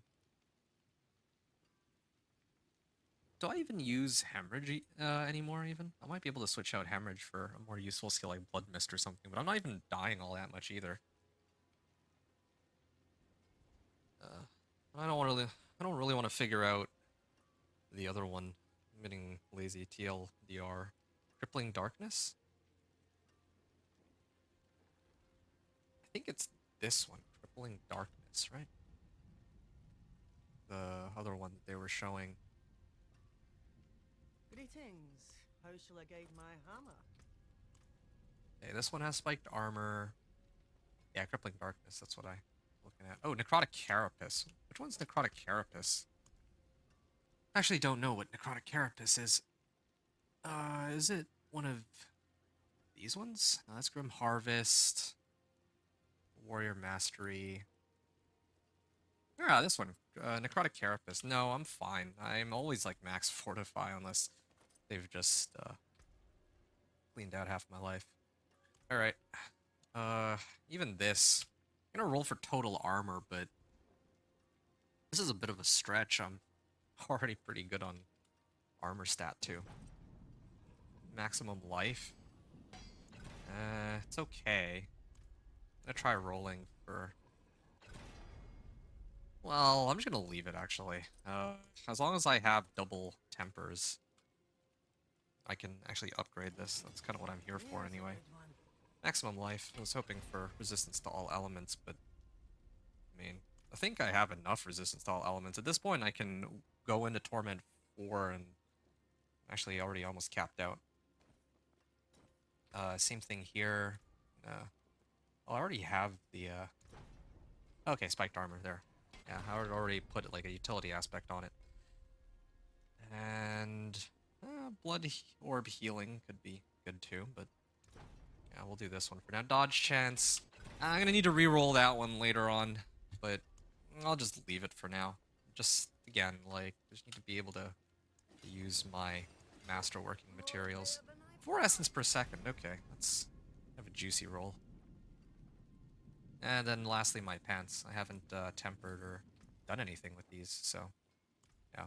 I avoid the single resistances because it makes it kind of annoying to manage resistances. I prefer like resistance to all elements just so that I don't have to keep bouncing back and forth, I guess.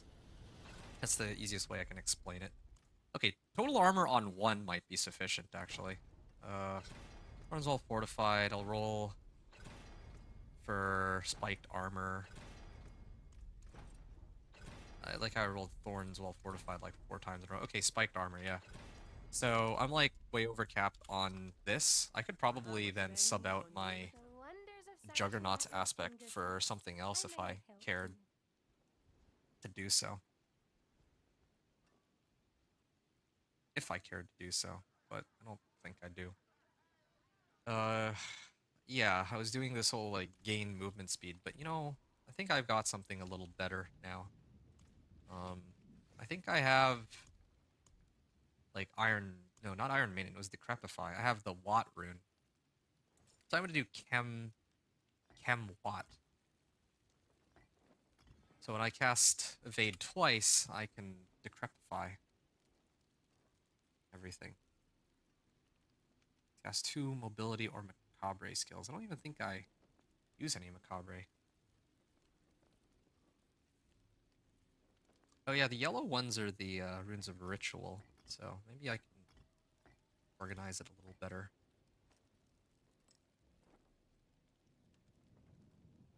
Avoid health damage while fighting for 2 seconds.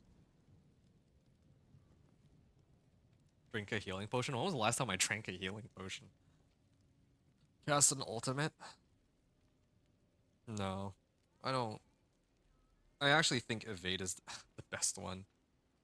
The funny thing here. Unfortunately, Juggernaut kind of interferes with it. Well, here's what we're gonna do then. I'm gonna replace Juggernaut for now with Disobedience. I think this is a reasonable trade. Yeah. Juggernauts. Yeah, I actually have a higher roll on my Juggernauts already, so this would be okay. Ooh, maybe it's not so okay. My armor goes way down if I do that. Yeah, then all of a sudden I need total armor on everything else. No, let's just keep Juggernauts. It'll make things a lot easier for me, I think. Yeah. Even if I have a slower evade. Wow, that is a huge increase on armor. Oh yeah, it's because none of my things are giving me armor. Except for my pants here. That's why. Okay. I think I'm ready to give it another spin because I've upgraded like pretty much everything except for my weapon. For my Obdicite. No, wait. Hold on. Oh, I rolled my tempers, but I never actually bothered to masterwork my pants. Yeah, let's do that real quick. And that's the last of my Obdicite, so then we can go get some more. This is good. I'm actually having a lot of fun with this. It rolled intelligence. Nice. Any of the modifiers are good. I have exactly 6,000 life with all of my elixirs and incense and all that. I'm gonna make 3 more. And I'm just gonna drink 1. Ooh, not destruction. Fortitude. Okay. Make 3 of these. Might run out of these. I'm gonna have to, like, on a different character, maybe try and farm some more. Yeah, I'm going full speed ahead. I'm hoping that I'll be able to make a Torment 4 on this guy well before I run out of materials, and then can deal with it on a different character. Okay, let's salvage all these. Make a bit of room for ourselves. This ring, oh, this ring. I can sub out damage on this for intelligence. And then I won't have as much attack speed, but my resistances will be overcapped then. Even now, my resistances, if I go into Torment 4, I'm gonna be at like 60%, which is okay. But I can like switch Variana for like Rahir and then get an easy 15% that way. So there's a lot of options I have.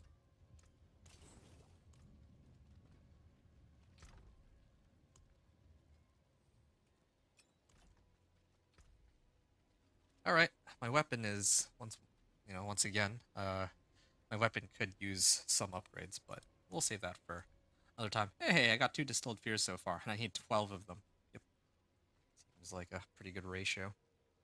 I also like that they made incenses last 30 minutes, the same as the elixirs. It's a very good change, so I don't have to be looking back and forth between them. I'd rather just focus on playing the game, not having to worry about the duration of each potion that I pop. Okay, we're gonna run another one. Of course they give me 3 monster barriers. This one's Drifting Shade. Okay, I don't want to deal with Drifting Shade. These are horrible ones. All junk. Okay. I was hoping for a Nahantu one so that we can do... Okay, yeah, this is like the exact same one as what I had in my previous run, so... Yeah, let's do that one. I'm hoping that now there will be a marked increase in my damage. Very noticeable difference in clear speed. And if this goes well, then I'm going to go into the pit next and see what we can do there. Also worth noting that, yeah, I could also evade twice. Pretty good. Worth noting that if it costs me 800, or if I can get like 600 Obdicite a run like this, then maybe if I do my next pit run, or actually, no, my amulet, I can try to masterwork this up to 8, and try to get like higher intelligence skill, because this one I probably will be using for a while. Oh, and another thing too is that ultimate cooldown reduction. That's probably the best thing that I'd like for. Ooh, legendary ring. What's this one? Oh, 182% damage. Or 182 intelligence and 29% damage. Let's hold on to that one.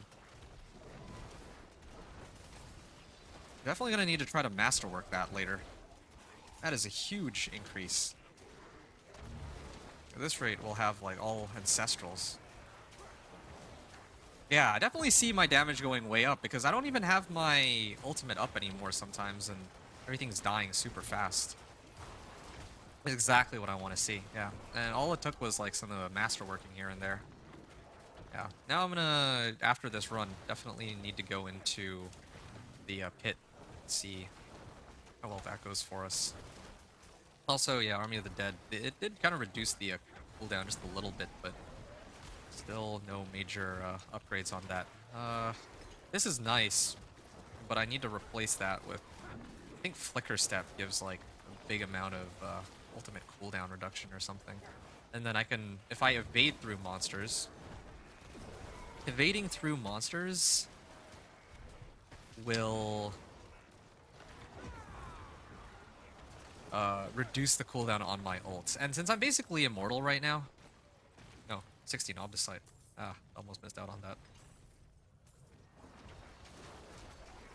Yeah, that's kind of a... That would be a massive damage increase. I think I would just run Flicker Step. If I can find a Flicker Step, yeah, I'll use Flicker Step. Flicker Step would help me a lot.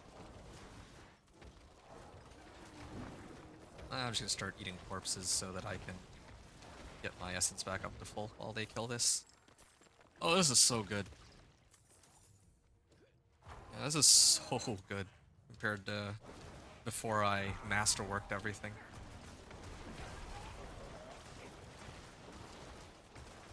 Oh, wow.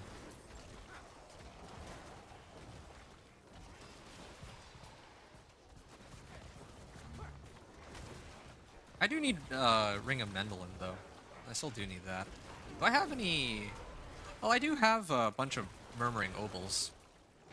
I could try to gamble for Ring of Mendelin. That could help. Ideally, it'd be Ancestral. I want the damage roll on it to be as high as possible, but if it's not... well then, whatever. Hey, an event. I found a promising ore deposit and could use some help, my dear. Sure, I'll activate my ultimate.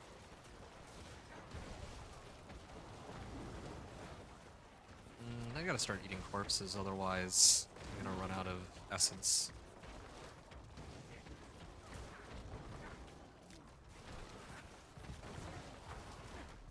I wonder if there's any better ways to get my essence up. Well, I do have Hemorrhage. I should be using Hemorrhage too.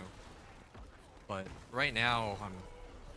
Well, if I had Ring of Sacrilegious Soul, then that thing could automatically consume corpses for me while I just spam Hemorrhage. Something like that might be better. Although maybe Iron Maiden should be the thing that I'm spamming. I gotta keep these monsters cursed. Here we are. Mining for Wolfram. Play looters while Rahir mines the Wolfram. Am I not slaying them quickly enough? It should be.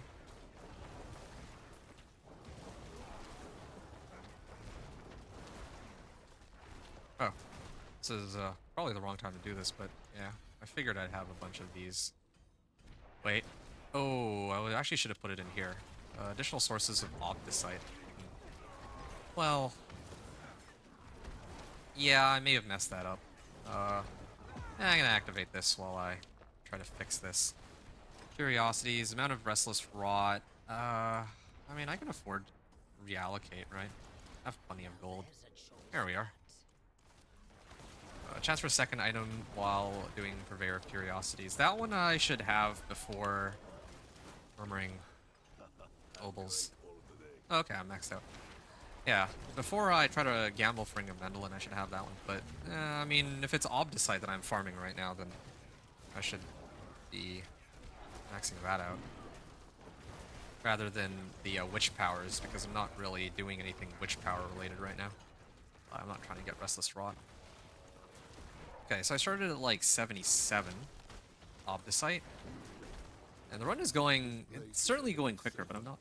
Thanks to us. Oh, that explosion. Paying attention. Nope, no Ancestrals. Still no Ancestrals, but what do we have? 298. I started at 77, right? So 200 so far. And the run is going a lot more quickly than the previous run. The pit will be a really good measure, though, because the last time I went into the pit, it took me, like... No, I think when I ran pit 50 to unlock Torment 3, I had about 2.5 to 3 minutes left on the timer, something like that. So now...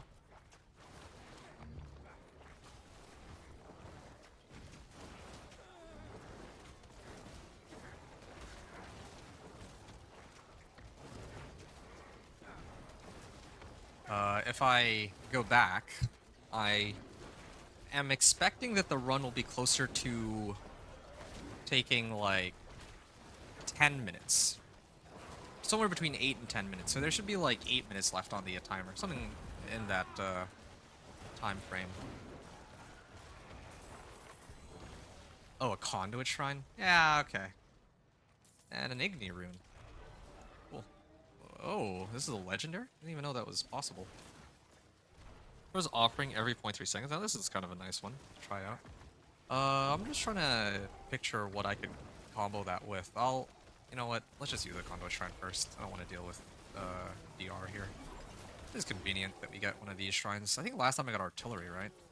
This is way easier. Oh, of course, it's at the end of the run too, or the end of this area. But I mean, it's enough to get these things killed. I still feel like this does way less damage than Blast Wave, though. I don't know why it does so little damage in this area compared to Blast Wave. And even Army of the Dead feels like it does more damage than Conduit, which is kind of funny. Conduit's like the one shrine where it should be doing like kind of insane amount of damage. Since it feels bad going away, you just feel so slow. Yeah, I'm not getting that much Restless Rot. Store's offering every 0.3 seconds. Non-basic scale to gain stored offering. Non-basic skill. Well, I mean, I have so many skills that are non-basic that I don't think this Igni rune helps me at all. But a rune's a rune. It's a legendary rune. I can do something with that. I haven't gotten any. Like, this is actually my first legendary rune since I started up here. Willing to go grab some mythics. Mythics are be nice too, but I'm expecting to get mythics this like today. If I get a mythic, then great. But I think the main focus for me is on trying to make it to Torment 4 with this character, and maybe one other one after. I think I can do 2 today. This guy's taking a while to go down. Ah, man, he just keeps putting barrier up on himself. Yeah, it's taking too long. Yeah, it definitely feels quicker, but still not as fast as I'd want it to be. Like, I want to be able to just run through it and everything just dies, but I think that it's going to be a while until I make it to that point. This is the part of the game that usually takes the longest, for sure. Speaking from experience with the companion druid.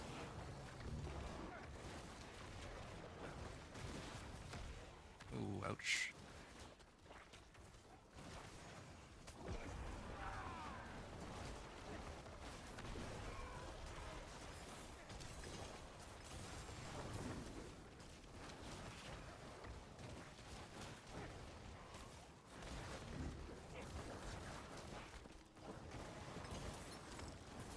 Oh, a current. I think I have a bunch of those, though. It's the legendary runes that I'm looking for. I think I have to start running world bosses for those. I haven't been paying much attention to world bosses because I'm usually too busy doing other stuff, but yeah, I heard that if your goal is to get these legendary runes, you have to run world bosses or you have to do these tormented bosses. And I haven't touched a single tormented boss except for, I think, the one run I did to get the Storm's Companion pants at the Beast of the Ice, so that was a thing.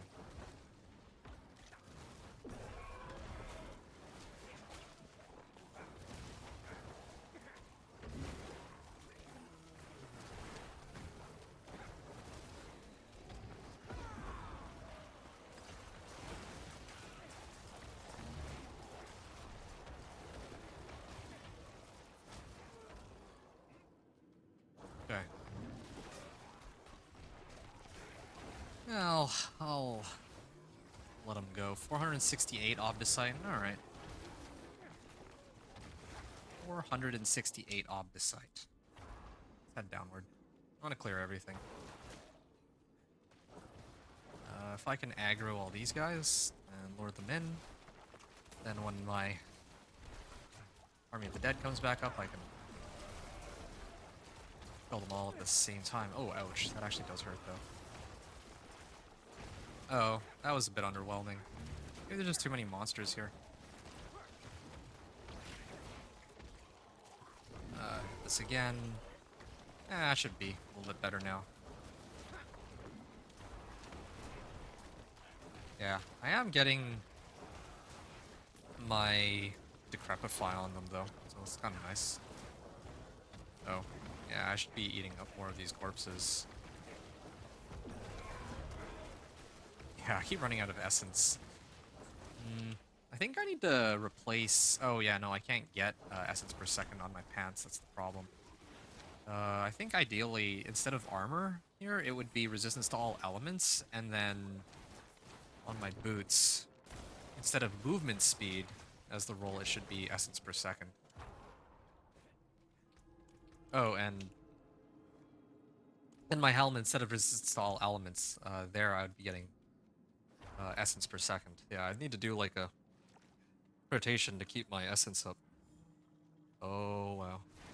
How much essence does it eat up per second? 2 each minion. So I have 7 plus 5 plus 1, the golem. That puts me up to 13 times. I'm draining 26 essence per second with this? Wow. I don't know how that's... I don't know how to make that work here. What is my current essence per second? Essence regeneration, 7.2 per second. So, wow, that's some crazy essence debt right there.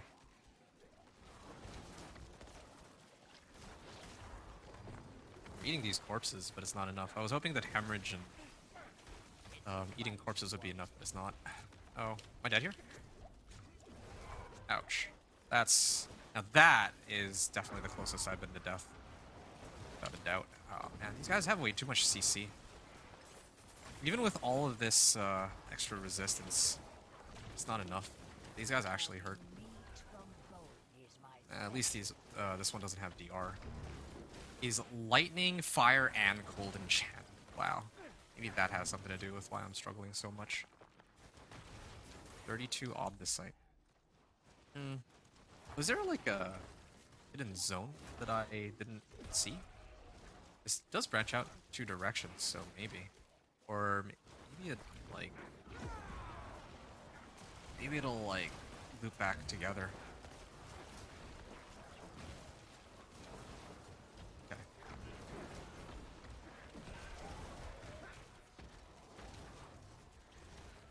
Obdicite.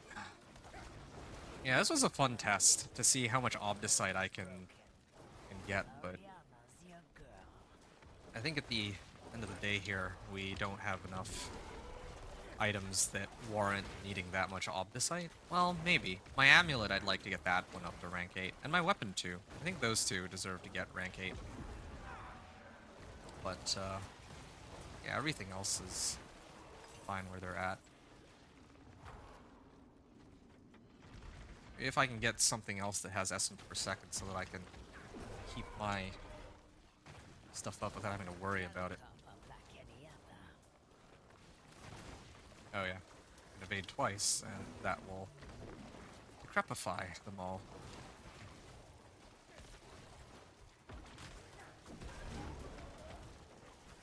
Yeah, I don't ever really see my minions dying, coming close to dying at least.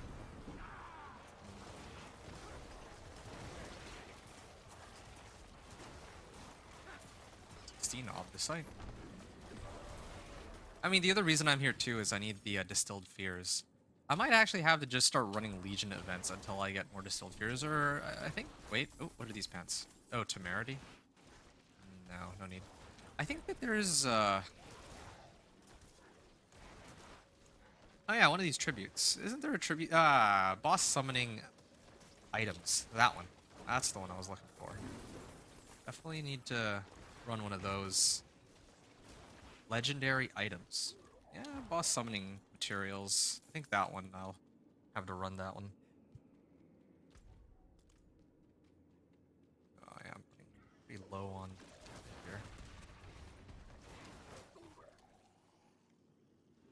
Wait, do my minions do 60% more damage even if I have no essence remaining? It doesn't say like how long the damage bonus lasts for. Maybe they just straight up do 50% or 60% more damage. It doesn't even matter if I have essence or not. Oh, it would be like a cost or something, but you know, maybe they actually just get the damage bonus regardless. That'd be great. It's not like I use my essence at all for anything, so I mean, this would be actually quite perfect.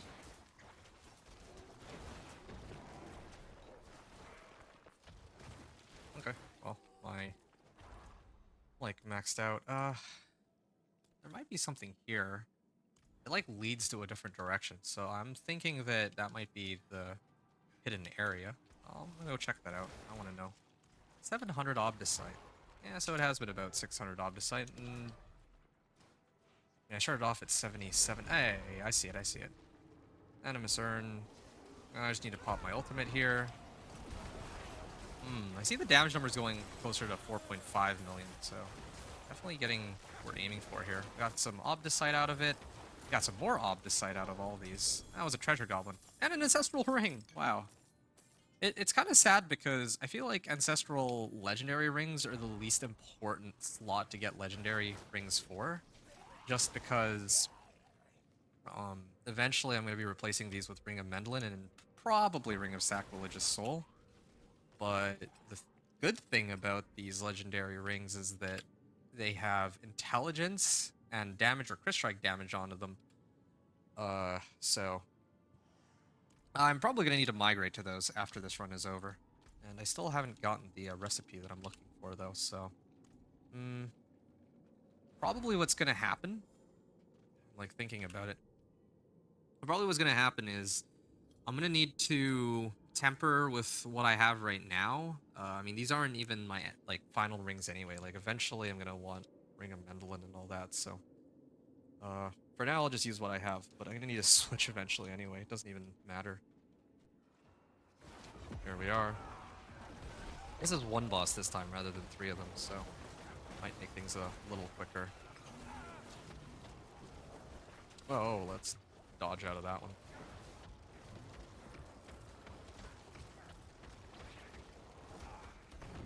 Ow. Yeah, I'm standing still to get inner column bonus. I'm trying to get inner column bonus. Don't usually do this, but I mean I can afford to, so. Okay.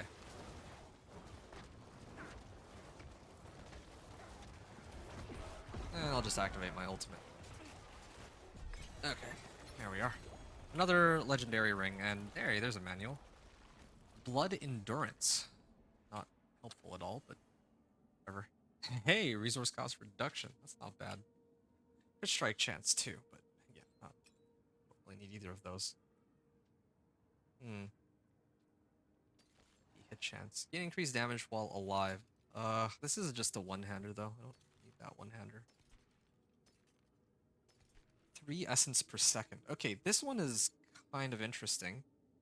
This one's kind of interesting because I can replace lightning resist for life, and then I can get essence per second. But then I realized, again, that I really don't care about essence per second at all, huh? Because, yeah, we're gonna just pretend that, like, even if I don't have essence, I'm gonna need to look this up. I'll actually be right back to look this up while I take a short break and rehydrate and grab some water, but I think based on the wording of this, it drains 2 essence from me per second, but it doesn't say anything about what happens if you don't have enough essence to pay off the cost, so I might not actually need the essence per second on my chest armor at all. I can replace it for something a lot more useful. Oh, this one has Hellbent Commander, but I thought that was an available option. Okay, this one is kind of cool too. It has 3 good rolls, but in comparison to the amulet I'm using right now, it's kind of useless. So, oh well. Well, yeah, wow, that run gave a little over 1,000 Obdicite. It was a pretty long run, but yeah, I mean, I think that might even mean that I can try to masterwork this up for higher intelligence. And retemper. Well, I'm not going to retemper summon damage just yet, but later I might want to for more Army of the Dead. And I still have yet to do the Paragon points and all, so yeah, I'm gonna look up this Great Feast aspect. Gonna take a short break here, and yeah, maybe sort out my rings and see if we can get something a little better in a little bit. Hey, be right back.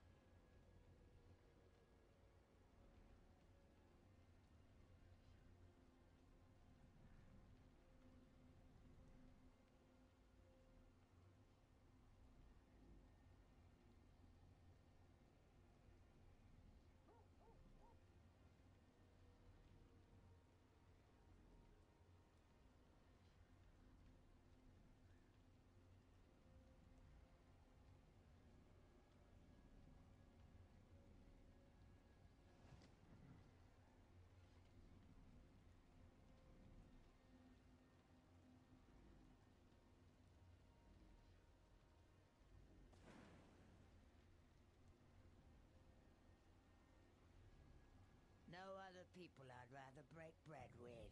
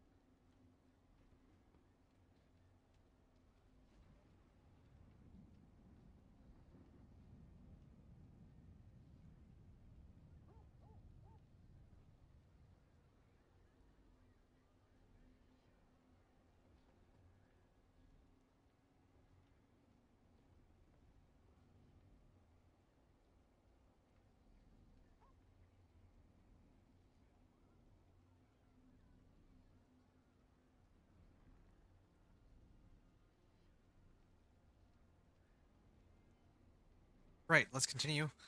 It looks like, based on what from my digging, that there isn't really a consensus as to whether or not Great Feast requires you to have enough essence or not. Uh, Somebody said that if here, hold on a second. Let me go somewhere else really quickly. Let's say here. So apparently, if like right now, well, you have active summons. Your summons deal increased damage, but each minion drains 2 essence. So my aspect isn't active because I'm in town. I'm gonna run out. 75, 60. Damage with summons. I think it's damage with summons. This should be the one. Okay, I have no... Okay, so damage to summons is the one that would increase. Damage with summons right now is 93.9%. If I run out of town, or summon damage with summons, I don't know why there's a difference here. But, yeah, 123 and 94%. You see suddenly my summon damage skyrockets because of my aspects? Well, it's gonna go back down again in a moment. Probably. Yeah. It's gonna go down because... I just pop Army of the Dead here. Really quickly. Okay, my summon damage goes way up because of Unyielding Commander, I just realized, but... Summon damage... Yeah, I have enough... I think I see what's going on here. You see my essence goes up to 20, and it goes back down to like 5? Well, when my essence runs out, it goes down to 189. If I have enough essence, I go up to 363. So, that's what's happening here. Yeah, that's where... or what's happening with this amulet. Now, that's actually starting to beg the question, is it worth it to keep using this then? I mean, I think it is worth it. also drains 2 essence per second. I wonder what would happen if I put it on an amulet or on a ring. I think, yeah, I'm actually gonna try putting it on a ring. Let's see really quickly if that has any impact on it. Because if I put it on a ring, I think it actually would be a lot more reasonable. Yeah, yeah. Let's switch it up. I've had it on my amulet the whole time, but I actually just can't keep it going. At your fingertips. How may I help you? Okay, Aspect of the Great Feast. I think if I put on my ring, it'll be...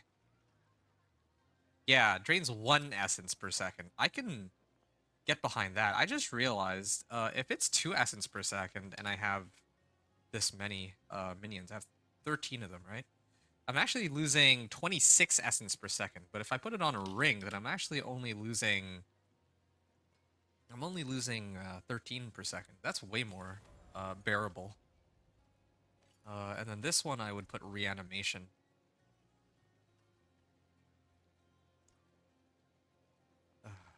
Wait, no, I have it favorited, so I should be up here.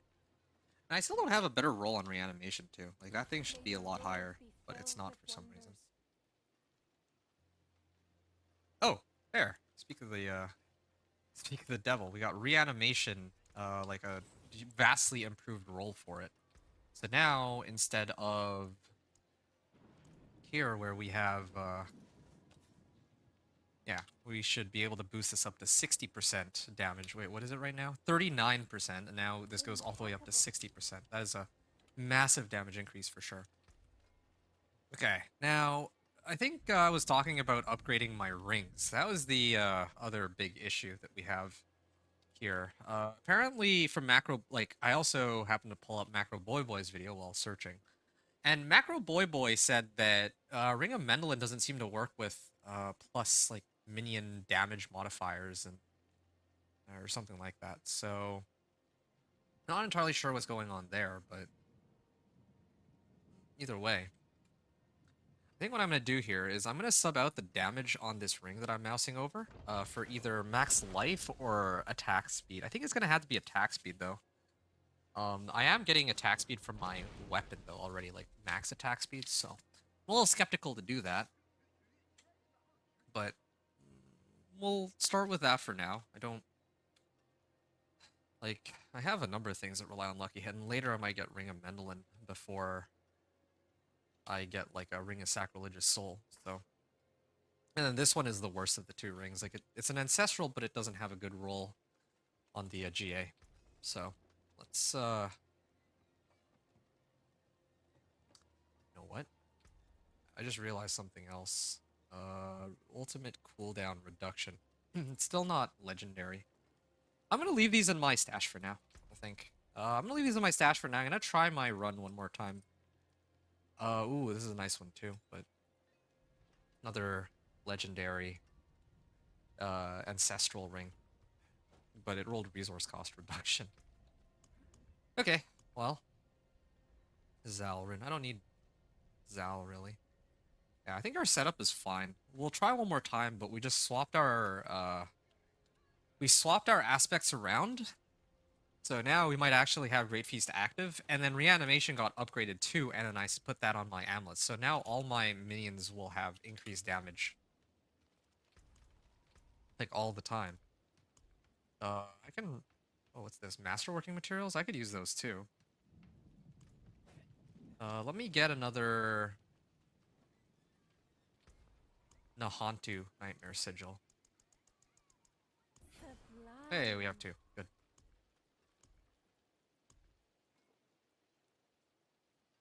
Ancestor's Favor, Stormbane's Wrath. Well, I can live with Stormbane's Wrath, but this is still better. I like the Nahantu ones. They're pretty straightforward. Now, yeah, this is really just a nice testing ground for me. I don't need more Obdicite. It would certainly help me upgrade all my equipment, but I don't know how much of this I'll be needing. Like, I don't know. Like, I'll be going through my character incrementally, so I don't know how much of this I'll be needing. How much Obdicite I'll need to get to Torment 4. With my previous character, With my previous character, I only needed Masterwork 4, but maybe Companion Druid is actually just a lot stronger in general, I don't know. Oh, ow. These are taking a while to go down. Ooh, this is a little tougher than the previous run. And I thought that this is a place I could hide, but it's not. It's... yeah, can't actually hide there. Okay, at least my essence is permanently active now, too. So... yeah, this is way more bearable than in the previous run, for sure. This essence per second stuff is really good, too.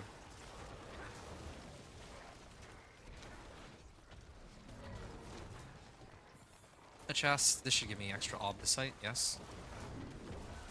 Yeah. I feel like I feel a little weaker. That's the... oh. How did... something just landed on me. I lost a chunk of my life. I suddenly feel a lot weaker than I did before, but I don't know why. I haven't changed any of my equipment, and I feel like everything is taking a lot longer to die than the previous run. Maybe it's just the dungeon I chose, but yeah, so far this is a bit problematic.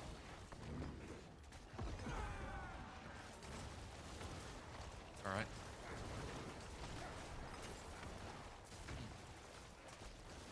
I remember why I'm using Variana. I'm using Variana for the movement speed and attack speed bonuses. But, yeah, maybe I do need just more damage overall. Although attack speed essentially is more damage, too.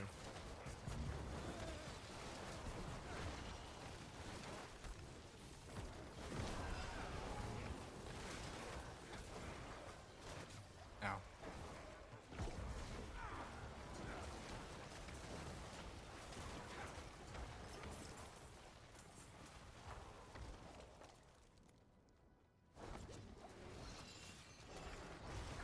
Oh, my ultimate is down.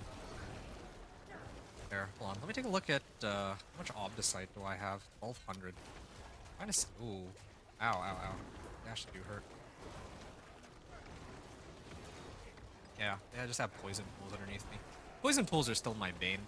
Like, those things will kill me really fast.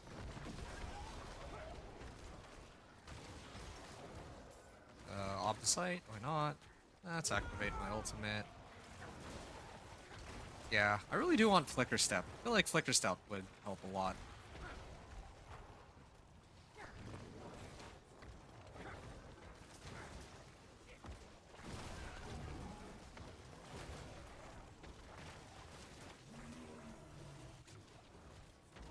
Wow, these guys are hurt. Oh, there's something over here though, so I'm gonna have to head back, try to see what's back there. Usually it gives some pretty good treasure, so I don't really feel too bad about heading back. It gives like a treasure goblin or two, and some random legendaries, and definitely obdicite. It's like a really big one. Okay, run this way. Running low on essence. No. Oh, when the Hellbinder grabs me, that's when I get poisoned. That was like the only thing that was left here.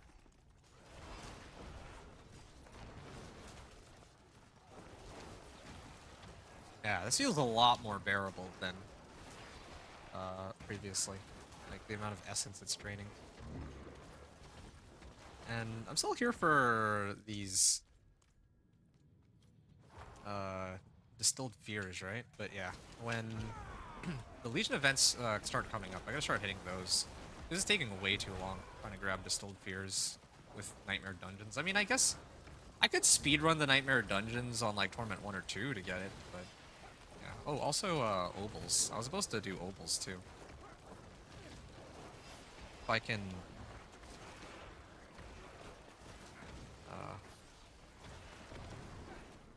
gamble for a ring, that saves me a lot of trouble. Good. I found a promising ore deposit. Oh, this is just an event. That's for here. Well, whatever. This will be nice and chill. Yeah, I think the pit will be the true test of if my build has actually improved significantly. That's really it. I would like to try to upgrade this. Maybe get like a double upgrade on, or double roll on intelligence or something. Double roll on intelligence, or if I could get ultimate cooldown reduction, I'll be very happy with either one of those right now. Also, how much, yeah, my Restless Rod hasn't gone up because I haven't gone back to the headhunts in some time. I definitely need to go farm some more Restless Rod. Another fun thing, too, is I don't have any Resplendent Sparks yet, but since Reputation caches are, like, per character, I could probably get Resplendent Sparks on my other characters, too. On top of the ones that I get from Season Journey and clearing bosses like Lilith for the first time, all that. Ow.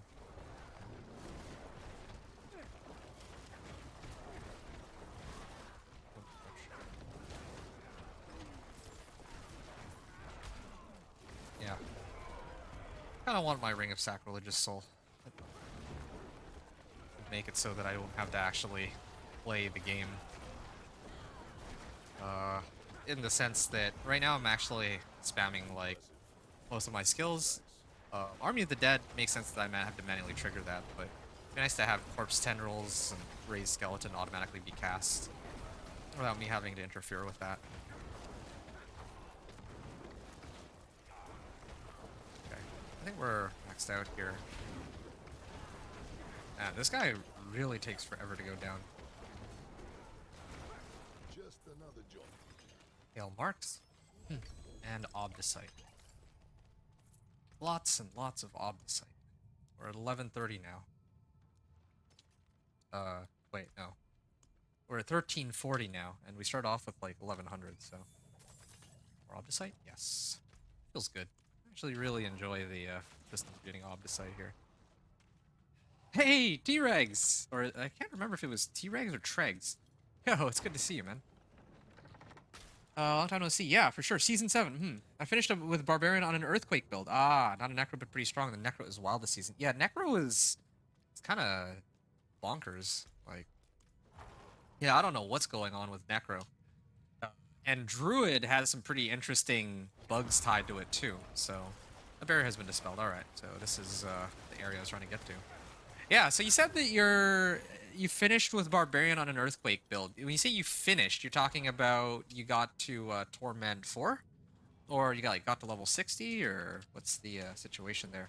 In my case, I think on the first day I made it to Torment 4 this season. Like last season, it took me like 8 hours to get to... if I remember right, it took me like 6 hours to get from 1 to 60. Then it took me like 2 hours to get from Torment 1 to Torment 2. Well, actually, I think it only took me 1 hour. I don't remember. Anyway, let's just say 2 hours. So 6 hours from level 1 to 60, then 2 hours from Torment 1 to 2. 8 hours to get from Torment 3 to 4.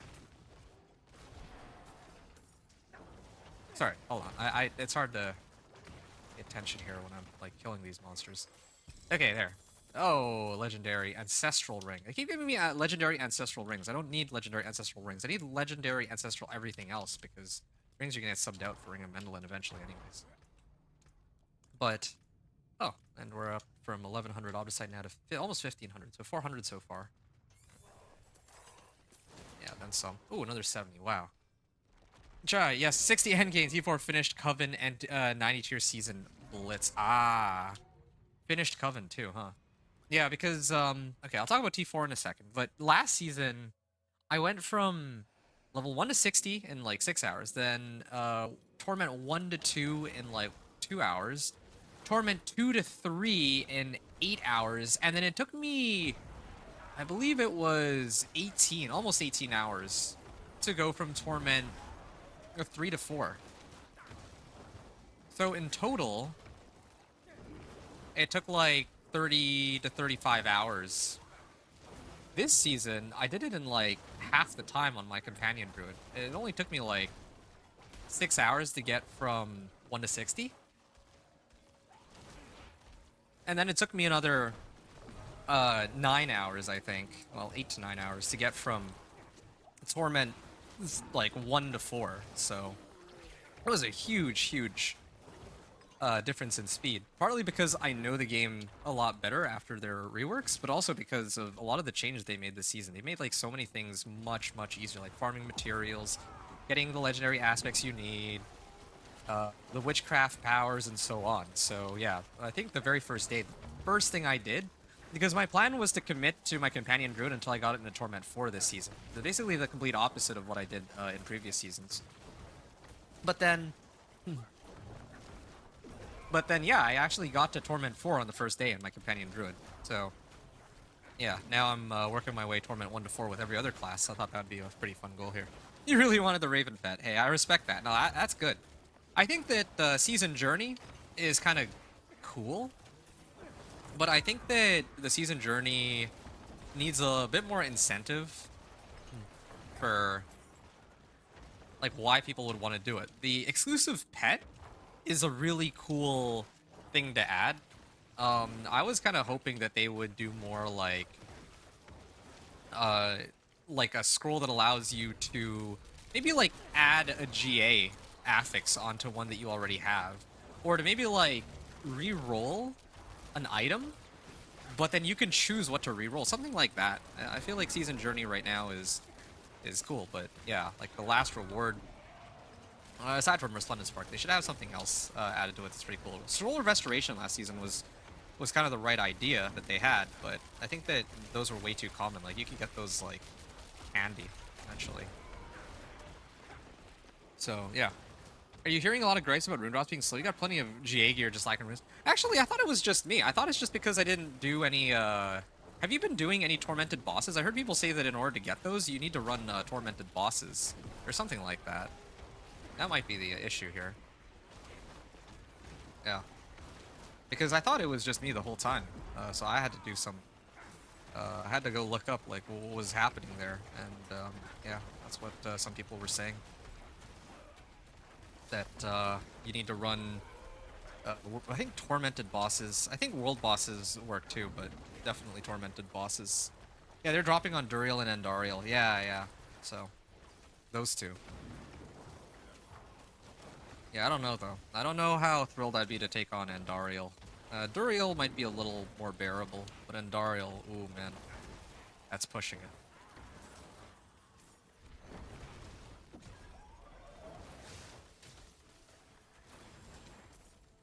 Glyph, control glyph here.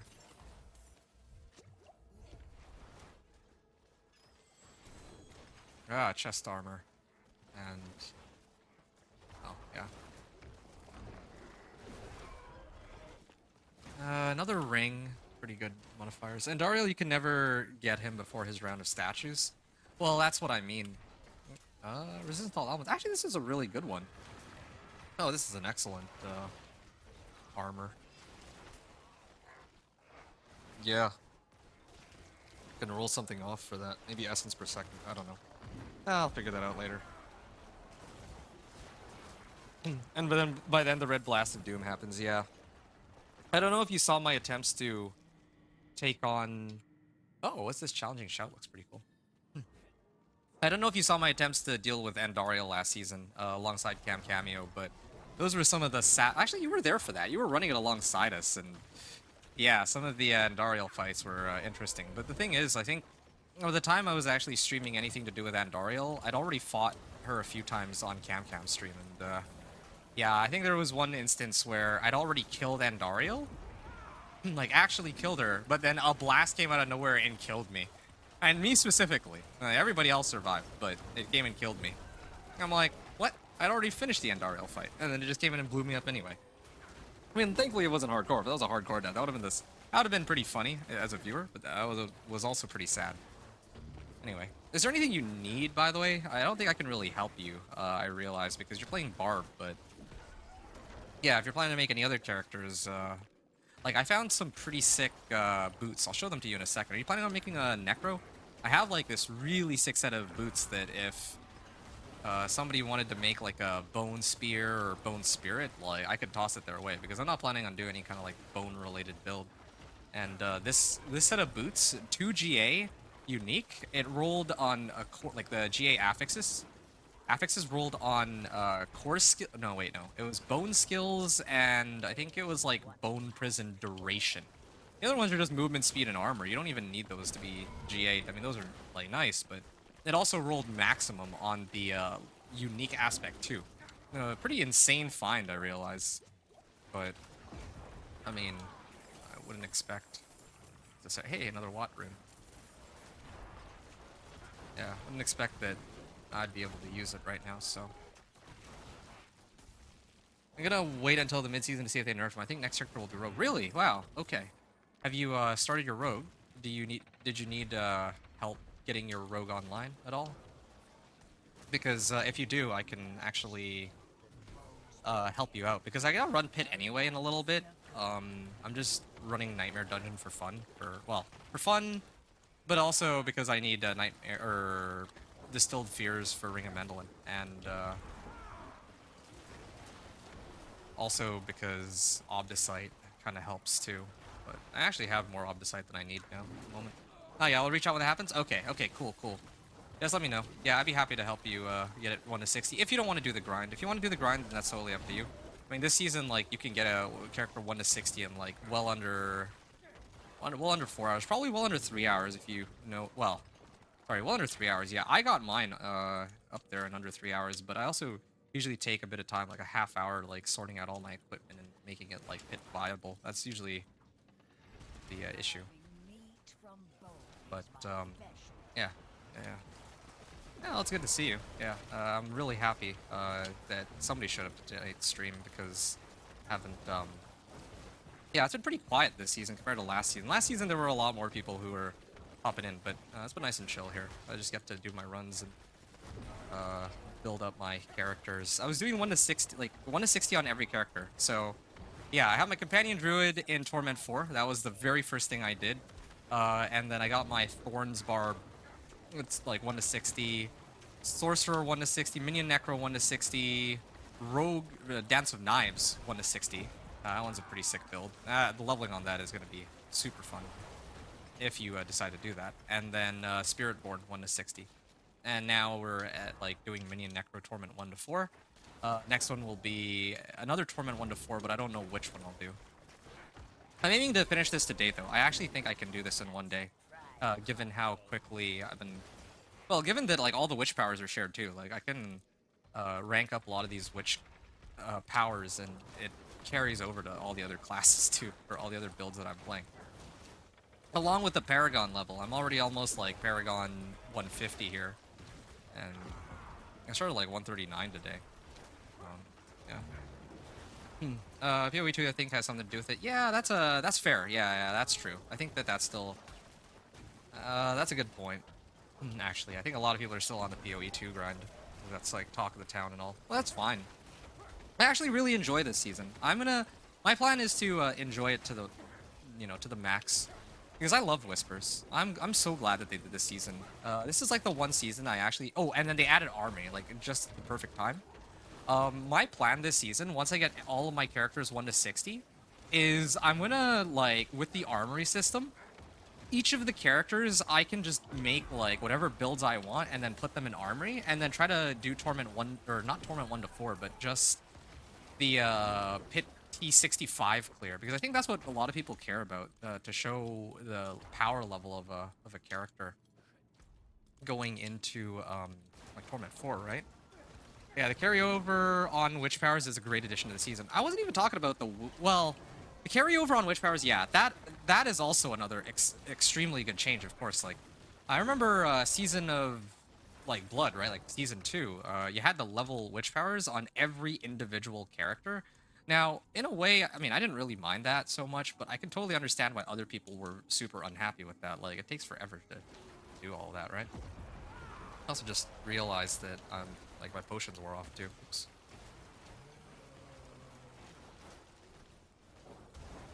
Okay.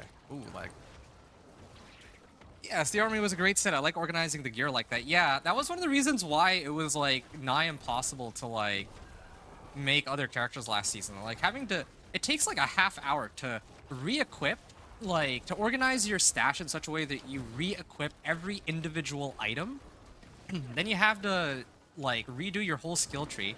You had to do your entire Paragon point, every single point. And then, like, thankfully there's a refund all, but still. And, you know, whatever else, like mercenary or specialization or character specific, like, mechanic, right? So, all that, yeah, that was a pain. Armory, thankfully, exists now. The one drawback to it is that, you know, last season, I think a lot of people were unwilling to do it because they were, like, not lazy, but it just was way too time consuming. So yeah, if I was aiming to like make content, I totally could have taken advantage of that. That's like the one upside, but even in my case, I didn't want to do that. Especially because like last season was kind of ruined by Spiritborn. Oh wow, I can get +2 spiked armor on these. Yeah, last season was kind of ruined by Spiritborn, so you know. I also just realized that because these rolled as yeah, these all rolled 1 spiked armor, but none of them are ancestral. So when I get ancestrals, then I can throw on my new recipe onto it. Okay. Still looking for... It says 100%, but I think I'm missing some. Yeah, I'm still missing a few. Still don't have legendary minion finesse. I think I'm supposed to get that from the headhunts, So yeah, I think that they made a lot of overall good changes this season. I'm not even gonna try and argue that like against that. Like they did a pretty good job in some regards. Okay, back to Karagar. I'm actually gonna try pushing pit tier 50 again. The last time I did this, I had like 2 minutes left on the timer. Since then, I've like masterworked everything up to rank 4 at a minimum. So this should be a lot easier than the last time I did it. Okay. It should be a lot quicker. And I have like 75, almost 75 Paragon points just lying around, and that's, again, because I'm trying to see, like, if this is like a fresh character, like, this is roughly what I would have, I imagine. Right? Because I want to be able to say to people like, okay, yeah, I tried this myself with all of the classes, and this is roughly the level of power that I would expect to be able to clear this thing or that thing at.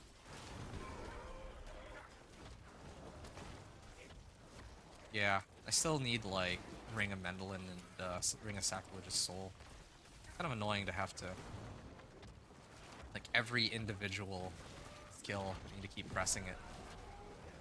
I just want to press one button and watch everything die. Or 2 buttons. I don't mind activating Golem and Army of the Dead, but all the other ones are so kind of annoying.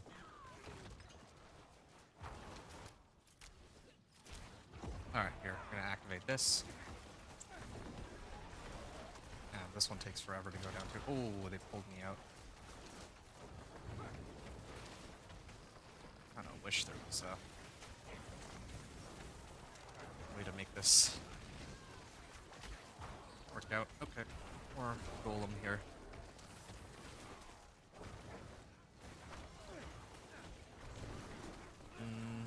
I don't know. I think it's still quicker than before, but it's definitely not at a level that's satisfactory that I want to keep pushing upward. I really do think that on my previous character, that Storm's Companion was like what carried me through it. For my Companion Druid this season, I went right for Storm's Companion when I hit Torment 3, and I got it, and that had things up like crazy. I mean, I also need to level my glyphs too, so I'm gonna have to down the pit tier and try to level other ones. At least I have my Paragon level up now, though. Like, as I run more of my characters, like, I'll have so many more Paragon points.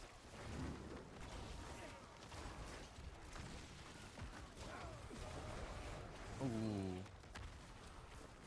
Oh, I do like the addition of the Tree of Whispers outpost. You do that with a Hell Touch. Oh yeah. I don't. Oh, you mean like adding like a Raven of the Tree? Yeah, I completely agree with you. I think that Raven of the Tree was a fantastic addition. Like, again, like leveling the season is actually like a ton of fun. People were complaining that it's very overwhelming. Like, there's so much to be done. I definitely think that it can be improved upon.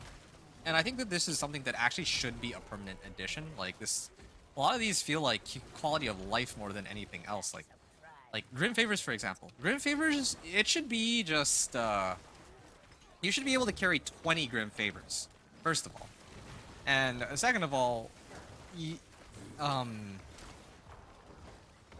they should not give you that much loot. I think that the amount of, like, it's good to have more loot, but where it's at right now is a little too much in my honest opinion. Like, it's actually sensory overload.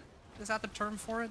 Like, yeah, if you're like a streamer or somebody who's like a veteran at the game, then you might be okay with it. But even in my case, I'm not trying to say I'm great at the game, but I do sink like enough hours into the game that I know what I'm looking for, and it's still overwhelming because there's just too much stuff. It's to the point where I had to devise my own system in my head to pick up gear. So basically, never pick up magic, never pick up common, always like pick up rares that you can maybe temper. And then eventually, once you get past like level 30, then you just only pick up legendaries from there on out. That's basically the system I have. And I think that would be a much easier system in my eyes. They should just make it so that there's a loot filter. That really would be the easiest way to go about it, right? Like a button where it'll toggle, like you toggle it and these things will show up and those things won't. Like no rares. I don't ever want to see rares again. Why would I ever pick up a rare? I think it was a tester season for the concepts. I agree. It's kind of interesting to me because, again, like a lot of the, I feel like they're still really trying to like sort out certain features that people really want. And they're improving upon the base systems of the game, or they're trying to. Which they're still kind of, there's still things about it that are flawed, right? Like, I think the biggest issue is still balancing. I think everything else is, somewhat bearable, but balancing is like the most egregious one. Like, I don't know if you know, but there's already been a couple builds that broke one, like, tier 150.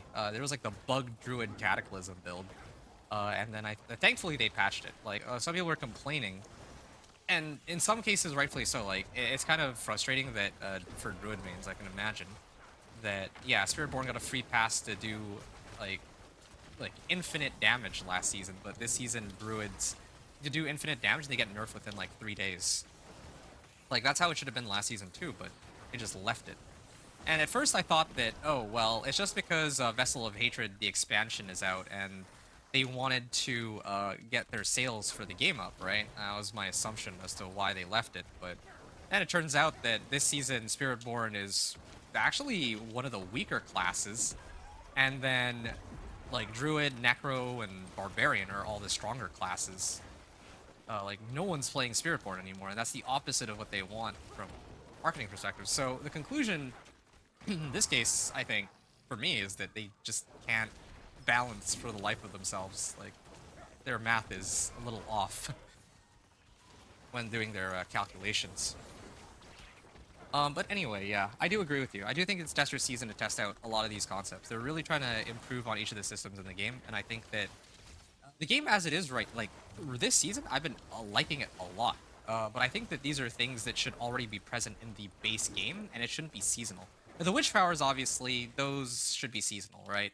And the next season they should do, if they're going to do more seasonal powers, then maybe they add other stuff, I don't know. But just, if we're talking about just like the Whispers themselves, like the way they've designed Whispers, which are, again, a core mechanic in the game.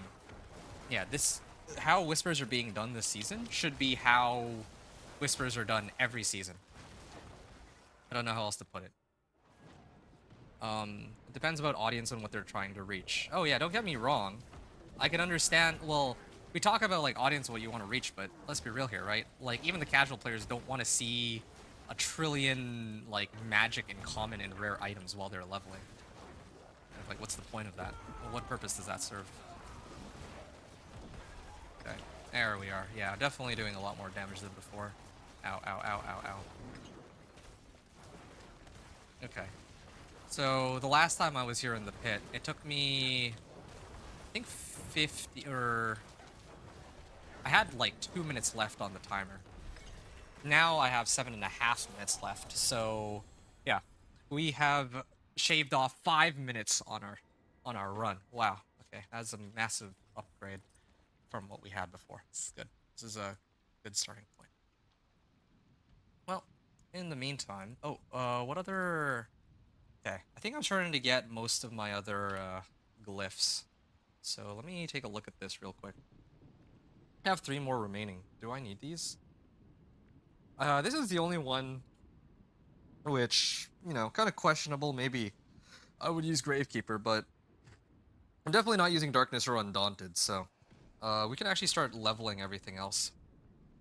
For me, gear first and stick with it. Blacksmith out from... Yeah, agreed. Gear first, of course, stick with it. Blacksmith out the other gear until all aspects are above 50%. Okay, fair. That's like, if you're speedrunning, that's the way to do it. I usually do my upgrades incrementally, unless it's level 1 to 60, because level 1 to 60, the scaling is whack, right? Like, you throw in tempers on your rings, your amulet, your gloves, and your weapon, and then you just ride your equipment for like 30 levels. That's all you need to do. You don't need to upgrade your equipment from like level like 15 all the way to 45. And then level 45, maybe you consider, okay, should switch a few things here and there. And then 50 to 52 again, and then you just leave it like that for the rest of the game. Until all the way until 60, right? So, yeah, that's the system I devised for myself. And for me, moving through focus times of Hell Tides, Restless, Rot Tides, Whispers, Infernal Horde, and cycle through. I haven't even touched Infernal Hordes yet. I haven't needed to. And I don't know if Infernal Hordes can drop Distilled Fears, which is the main thing that I need. Character can stay ahead of the powers above the surrounding monsters. Definitely. My approach, T-Regs, at least for the Companion Druid, maybe it's different from, you know, class to class, but I don't think there's any wrong answer, really, as long as you make it to Torment 4, right? In my case, for my Companion Druid, my main focus was just spam pits. Spam as many pits as you can do. Legion Event also gives the Artificer's Stones if you don't have enough of those. So, yeah, I just run as many pits as I can go. I push as high as I can go, and once I find like a pit tier that I can consistently run in under 5 minutes, I just keep doing that pit tier. And the reason why I keep doing pits is because it gives everything. It gives obols, it gives XP. XP is the really big one. Like, XP is number 1 for Paragon boards and leveling glyphs. And it'll even give you items, right? Sometimes I get Ancestrals. Like, I think I did pit 20 on this guy, and it already gave me an Ancestral 2 hands aside. This one, to be exact. Like, this is the kind of nutty one to start off Torment on. I didn't even have the luxury of having an Ancestral Legendary when I cleared pit tier 20 on my Companion Druid, but still. Like, so I would just hard commit to pit, and then only in Torment 3, when I'm going to start pushing to pit 65, would I consider switching over from to masterworking. Then I start farming Obdicite. Like 1 or 2 runs of Nightmare Dungeons on Torment 3 gets like, what, 2,000 Obdicite? Like, yeah, then you can masterwork everything up to 8. Well, you could at least masterwork them up to 4 for sure, but it takes like, what, 60, 90, 120, 150? It's like 800 if I remember. Wait, the math on that's wrong. I'm pretty sure it's like something like 800 Obdicite you need for each piece of equipment if you're trying to get it to rank 8. But yeah, you can do that too. So there's like plenty of options. Really are. Now something new for me was Infernal Horde Greater Chest offered up to me a Harlequin crest. Whoa, I did not even know that Infernal Horde could drop you a mythic. Yo, congratulations on that find. Wow, that's insane. I didn't even know that you could get Harlequin crest. That's from like Infernal Hordes. Like usually I'd be running Uber bosses for that, or well, I guess they call it tormented bosses, but wow, it seems like you won the lottery on that one. Yeah, that's bonkers. Okay, give me a second here. Increase non-physical damage, no. Yeah, this one, Dead Razor. Dead Razor is the big one I'd like to level up. Damage to a vulnerable enemy. I have plenty of vulnerable. Resistance to all elements. Ultimate mages deal increased damage. Damage to close, increased armor. I mean,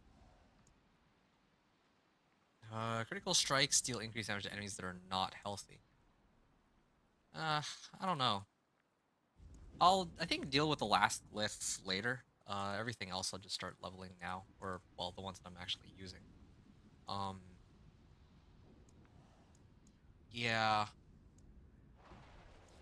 I'm actually pretty close to maxing this one out. I might do this one first though, just so I can get the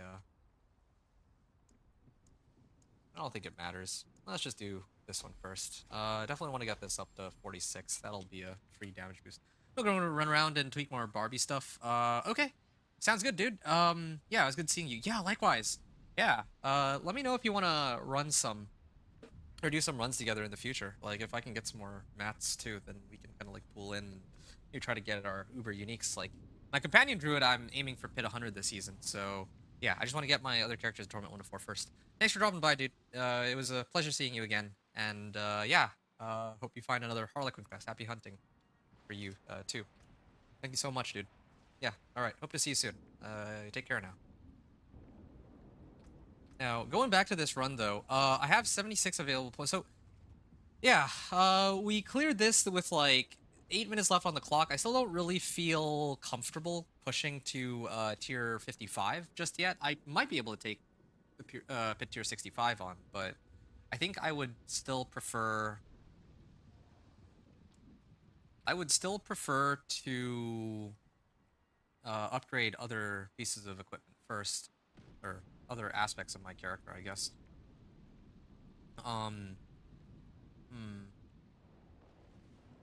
This thing I have active, increased physical damage.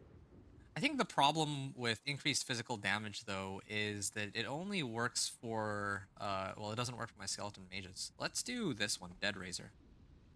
I think Dead Razor is better in this case, because this works for all of my summons, and it can go up to 15%. Each time your summons deal damage to an enemy. Well, oh, but it takes time to ramp up, though. That's the other problem. Dead Razor. Paragon nodes within range gain bonus to their minion damage. Okay, well... and damage reduction modifiers. Well, I mean, this is probably what I would want anyway, so whatever. Okay, I can try to level this next. Alright, sure. It seems we're leaving. What do I want to do? What do I want to do to keep, boosting my stuff here? I think this is roughly what I had when I, took this on with my Companion Druid, but it was still stronger overall. 2 Paragon boards, one of which had a glyph. Maybe we'll crank it up a notch here. Maybe it's time that we get some vulnerable damage, maybe not so much crowd controlled.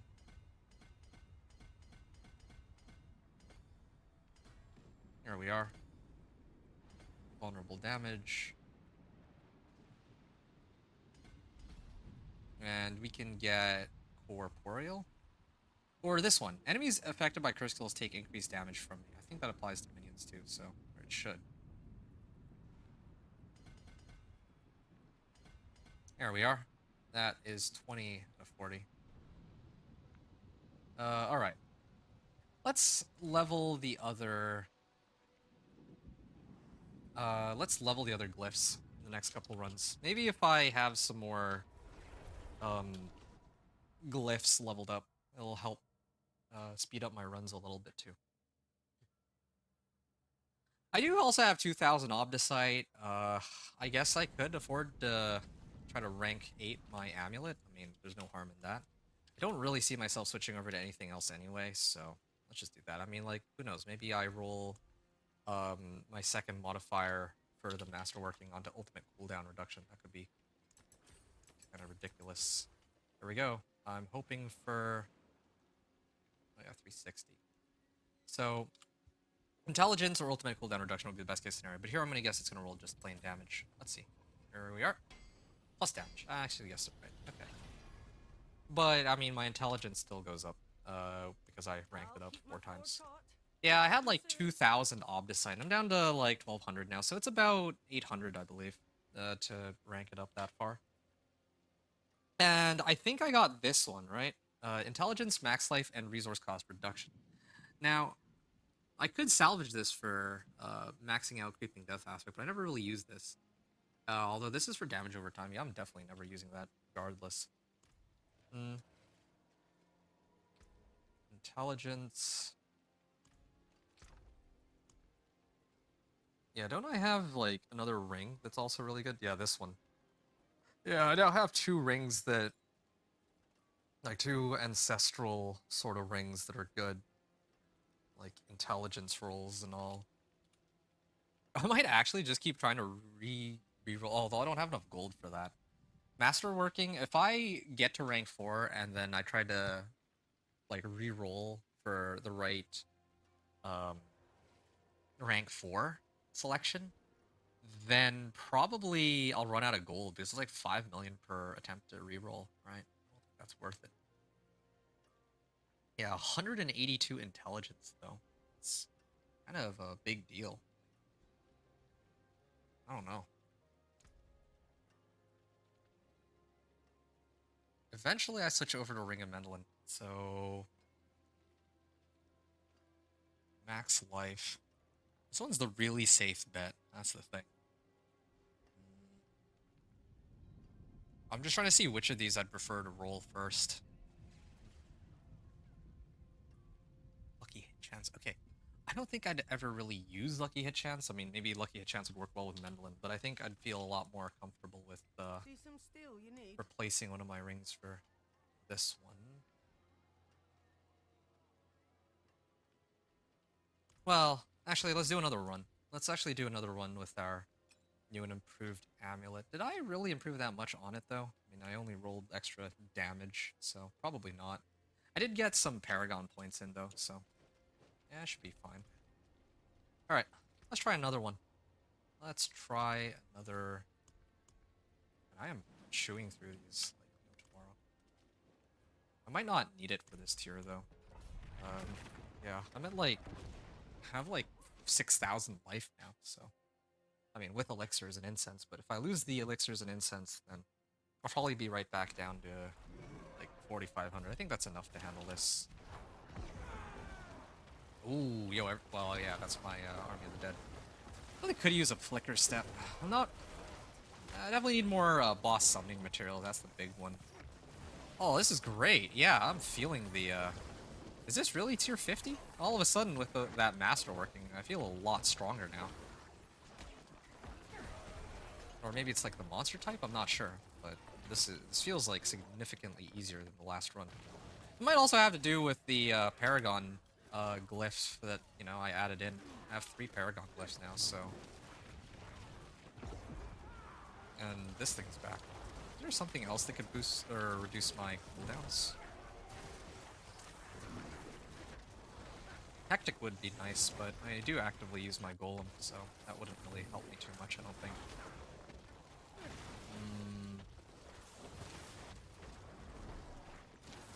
Oh, sure.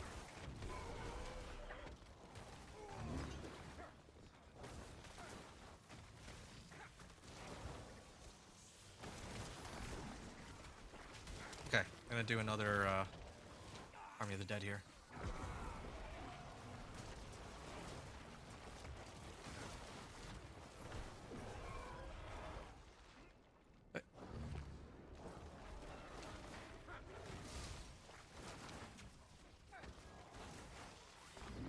Here we are.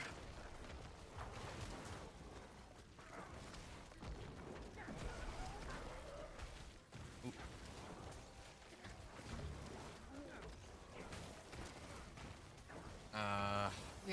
Yeah, we're getting through this. Ow. Okay. There's the golem. Oh, I have to go around. Oops. Yeah, I'm liking this damage, though. Feels a lot better than before, that's for sure. Okay, Army of the Dead here. Let's go this way. Let's hit whatever we can here. Hey, go gold.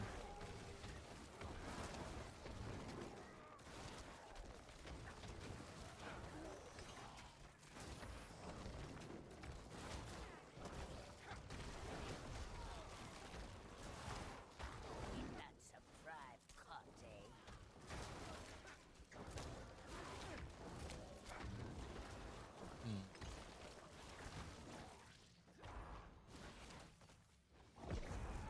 There we are. Army of the Dead again.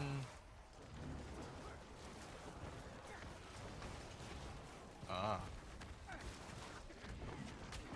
I can use Golem here.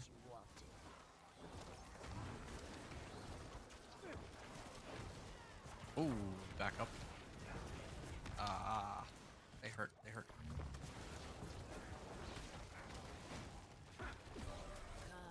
Ah, they have some DR monsters, and my Army of the Dead is taking a bit to come back. Okay, these guys will die now. Yeah, I definitely need like maximum roll on cooldown reduction for my ults. That's I think that if I can get that, that'll carry me through the rest of the game. Like as long as I can permanently have my ultimate up, that kills everything pretty much. Actually, this is a perfect chance to test what's really doing the most amount of damage. I'm almost certain it's the skill Army of the Dead itself. But yeah, if I have Lethal Shrine, yeah, my guys are no slouches, but it's not the case that everything's instantly dying like when I activate Army of the Dead. Like here, Army of the Dead is almost up now. Here, I'm gonna activate it now. Everything just explodes. Well, okay, maybe not. It takes a little longer than I expected, but still. Yeah. What that also means is I really should sub out my summon damage. I'm already getting plenty of summon damage for everywhere else. And then I can just get ranks of like golem damage, I guess. I don't know why Brion is just standing there. But if I do ranks of golem, then when I activate my golem skill, he himself does a lot of damage, but then also my Army of the Dead gets massively buffed from that now. Previously I used to do summon damage because it works for my skeletal warriors too, but at this point I think my Paragon horde is giving me a good chunk of summon damage and skeletal warrior damage. So I should really focus my other skills on skeletal mage master because I think that's the key for this build. But doing like the higher level pit clears. Just always have Army of the Dead up if possible.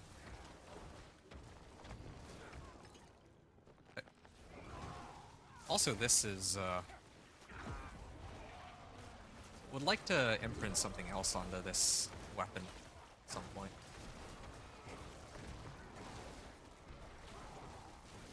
Maybe replace... Oh, no, that's not a good idea. I was like thinking maybe I can put my Ring of Great Feast, or Aspect of Great Feast on my weapon, but then I would have 0 essence always, like for sure. I don't even have to run the math on that, like I know that that's the case. I'm invulnerable. I'm invulnerable, but I can't move anyway, so...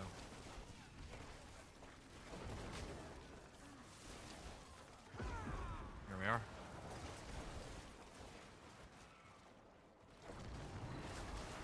Yep.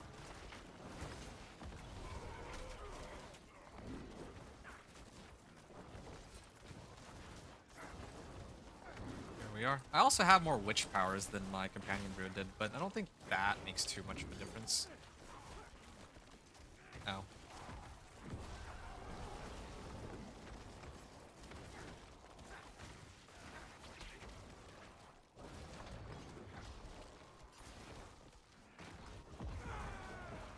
Alright.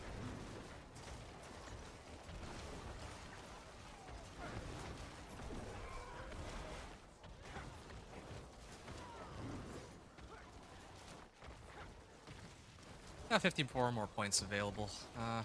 Yeah, I can sort that out later too. This is like close to if I were like Paragon 100. I actually kind of like this. This is good pace for how many Paragon points I'd expect to have, rather than dumping them all in at once. I think it'd be easier for me to get like all my equipment ranked up to Masterworking 8 because it's like one Nightmare dungeon, right, to get enough Obdicite to rank 8 my gear on Torment 3. So, yeah. Normally I like to do Infernal Hordes for this kind of thing, but Nightmare Dungeons actually do give a good chunk. I think. Yeah. I actually do wonder how well Infernal Hordes would go. Oop. I didn't click that. Hello. That was thanks. Goodbye. I think on my last run, it was actually a little quicker. And that was despite the fact that I hadn't. That was before I got my masterworking up to rank 8, so I don't know what changed here. The run is actually slower than before. Well, that's fine. We'll get some upgrades soon. Yeah, I want to upgrade both rings.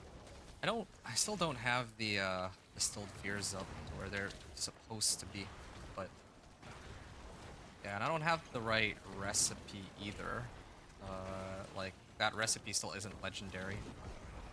Yeah, this is taking a while. Too long. I need to tone it down for sure. Still no like ancestrals either. At least I'm getting some Paragon levels. Yeah, I think I want to level this one first. Enemies affected by crystals take 10% increased damage. Let me just double check my Paragon board real quick. Yeah, this one I need for skills take 10% increased damage. So, in that case, let's do Amplify and we'll boost the radius. Done.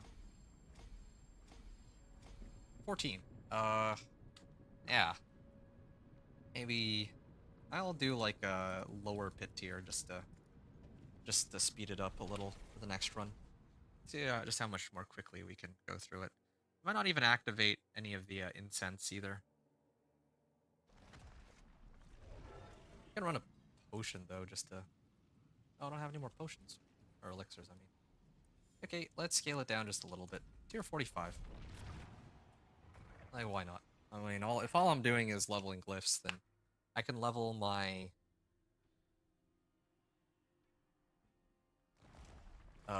one glyph all the way up to max here. There. I'm just gonna activate Army of the Dead. They're not actually dying instantly though. Okay, they sort of are now, but yeah, kind of funny coming back here when now my damage is so much higher. Yeah, maybe I really do need more cooldown reduction. I think that would make a big difference. Maybe Harlequin Crest is what I need on this guy, or something. Whatever.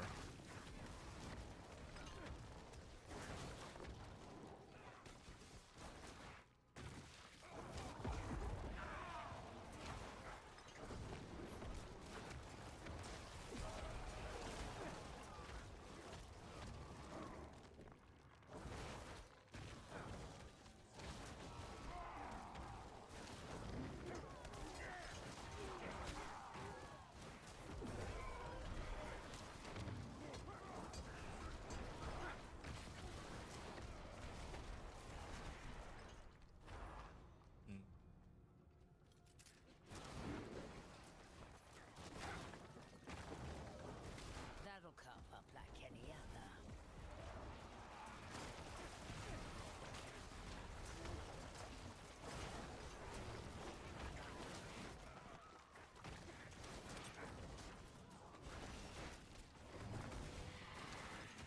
Blastwave Shrine.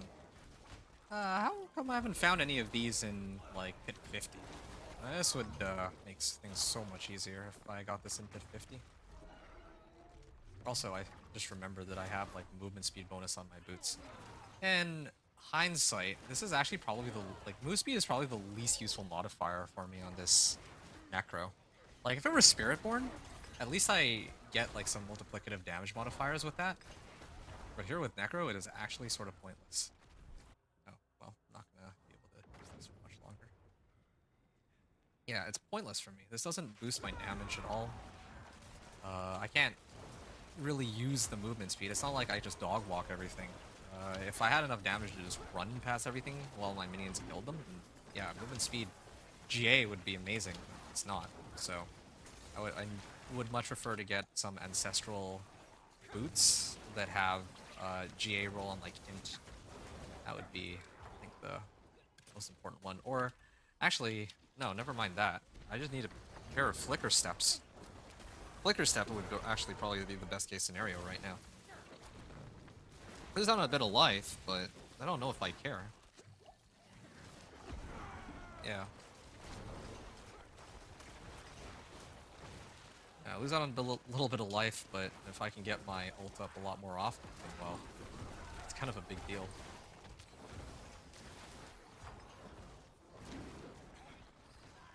Okay, we're 4 hours in so far. Just took a look at how long we've been going at this for. Yeah, I didn't know what I was expecting going into this. Like, the Companion Druid was pretty smooth, and that was with like no equipment, but I actually do feel like Companion Druid is one of the stronger builds to push with. It's not very good for speed farming, but for pit pushing, for some reason the damage numbers on it are just so ridiculous. Like, no one's talking about it though, because even though it's a consistently strong build, I don't believe there's ever been a season where it's actually as busted as other classes or builds that have emerged within the season. So like last season, yeah, it was still strong enough to push, although I mean it did take me like 18 hours to get from Torment 3 to 4, but yeah, like Spiritborn dominated everything. But I mean the seasons before that, yeah, I could push pit, but there were other builds that were stronger. Like let's say like Ball Lightning or something, or I'm trying to remember like what was dominating in like in season 5, 6, and 7, but yeah, I don't recall off the top of my head. Maybe Hodabarb? No, Hodabarb was earlier. Dust Devils? I remember Dust Devils was really strong. Yeah, it's hard to keep track of all the broken metas. It really is. But yeah, I just know that ever since season 4, like, Companion Druid has felt amazing. When it comes to like pushing pit, but there's usually other builds that just overshadow it overall. That's what it comes down to. Yeah, no, my Companion Druid is definitely scaling a lot more quickly, I think, but still. I think we have more materials to work with, so the run will eventually be... I think I'll finish this quicker than the Companion Druid just off the bat.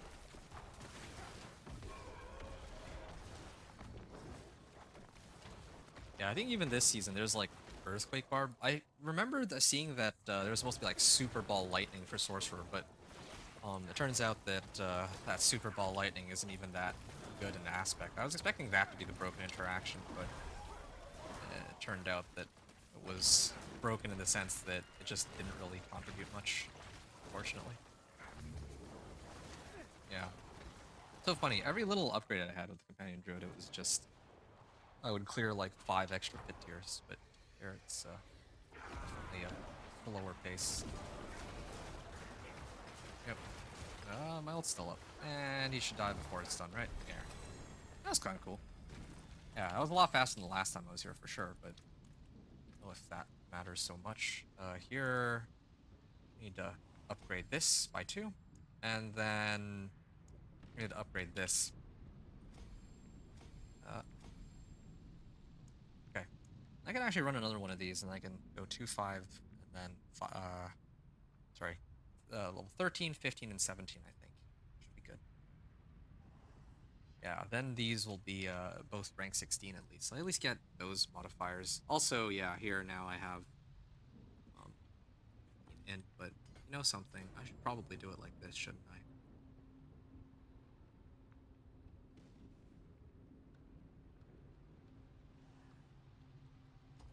Yeah, instead of how I was doing it before. Yeah, there we go. Let's save a couple points that way. And we can still get the additional bonus. Okay, so now monsters that are cursed take 10% increased damage from me. So that's like a straight up 10% extra boost. I'll do the same thing or something similar with Amplify, or whichever one still needs to be rank 16. And then we're going to try again with this damage boost you get. Maybe Masterworking too after? I don't know.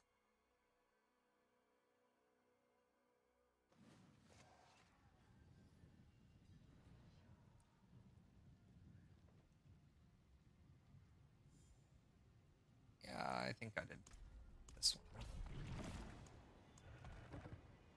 5,000 life. No, that's good enough.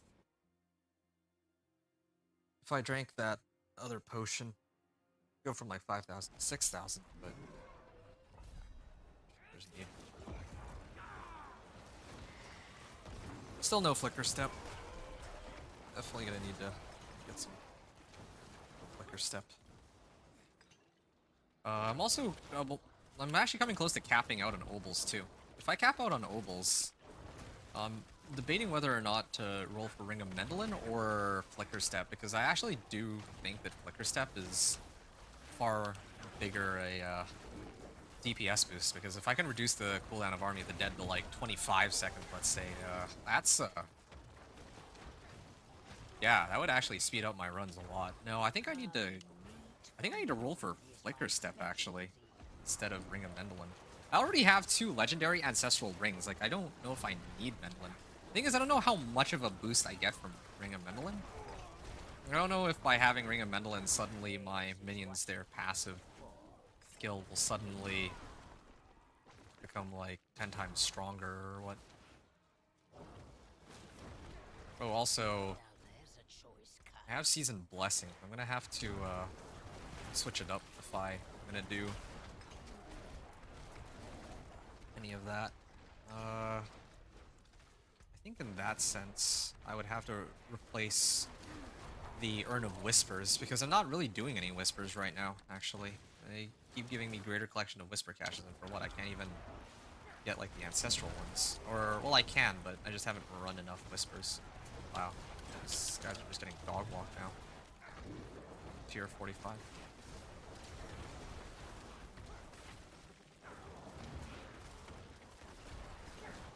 Yeah. Where do I get flicker steps from anyway? I'm gonna go take a look and see where I get flicker step from, or which boss I mean. Maybe I can get it from somewhere else. Ooh, okay.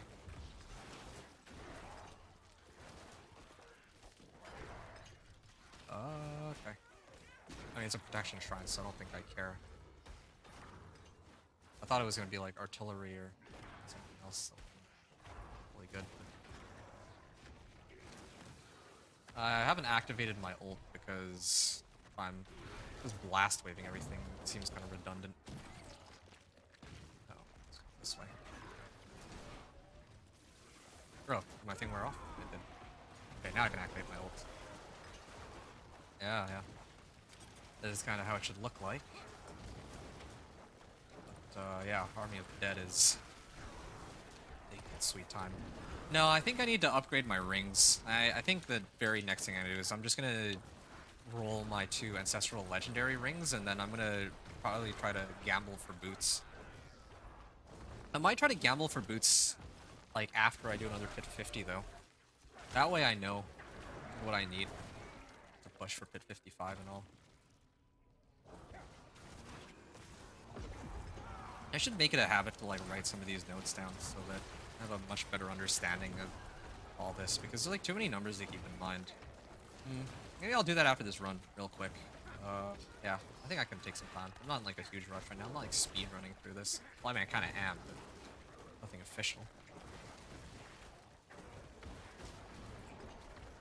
Okay, there it is. It's coming up. Yeah, might take a short break in a second. I just need to write some notes down for myself.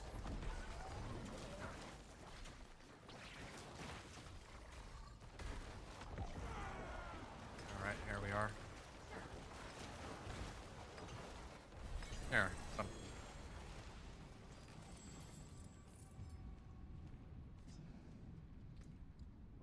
Okay, let me sort this out real quick. Nope. Nope. I mean, none of these are ancestral, so I don't know if I really care to look at any of them, except for this one. Cooldown reduction might actually be better than my current one here. Hold on a second. So I have 36%. Did my game just crash? My game actually? Oh, wow. Okay. I'm gonna need a second. I like how my game crashed when I try to check my Army of the Dead cooldown. Wow. Okay. 1 second. I'll be right back.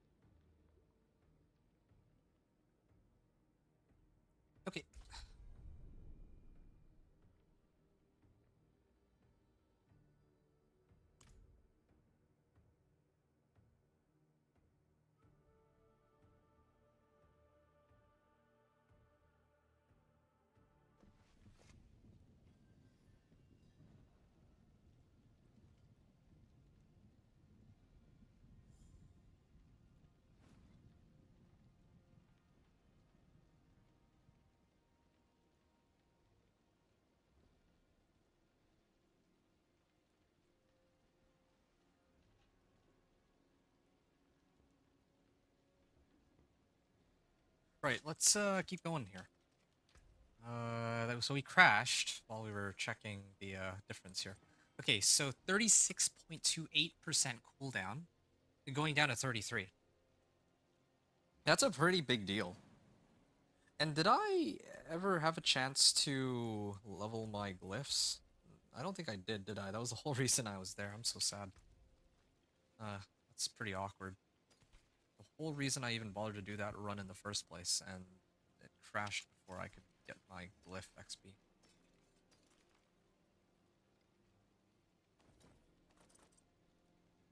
Yeah. I might attempt to roll this one. Yeah, I might try it. Okay, fine. It's like 100 obdicite, right? And I'm sitting on like a little over 1,000. Yeah, no, I'm okay. And the Fane. Such an evil mess. Right. Let's try it.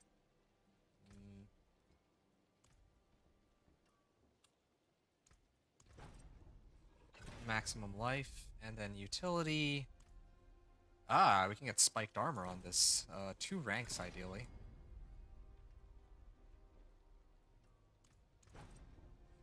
Okay, I can live with 1 spiked armor. We'll try to re-roll this for 2 or for cooldown reduction. Come on, cooldown reduction. Ooh, that is a pretty juicy roll. Losing out on a little bit of life, but this is a good trade. I lose 60 life for 11.5 and I guess 11 resistance to all elements. We're in Torment 3 right now, right? Yeah, eventually I could switch it back, but How shall I guide my hammer? yeah, now our Army of the Dead cooldown reduction is down to 32, or our Army of the Dead cooldown is down to 32 seconds. And probably we're gonna have to get the legendary recipe to up our ultimate cooldown reduction even higher on our other items. So, resource. I'm just a little short from that, but I mean, even necromancy efficiency is 7 to 9 versus 8 to 10. It's not a huge difference. Definitely for like actual endgame equipment, I mean, I'd probably even be running Ring of Mendelans, so I don't know if it even matters. All this guesswork that I have right now. What's this helm again? Increased damage reduction in hardened bones. Okay, so I forge more than horseshoes and nails. What do you need? let's add some sockets real quick. Let's add some sockets.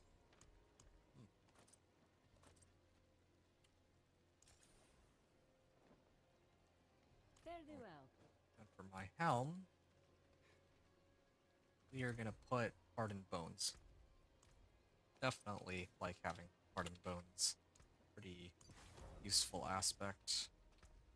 Still have Cult Dominion, but I may have to sub out. What's my pants? Yeah, I might have to sub out Bloodgetters. It's the only one I can get rid of. It's either that or Juggernauts. If I can find like some more sources of armor, then I guess I could use Juggernauts, but get away with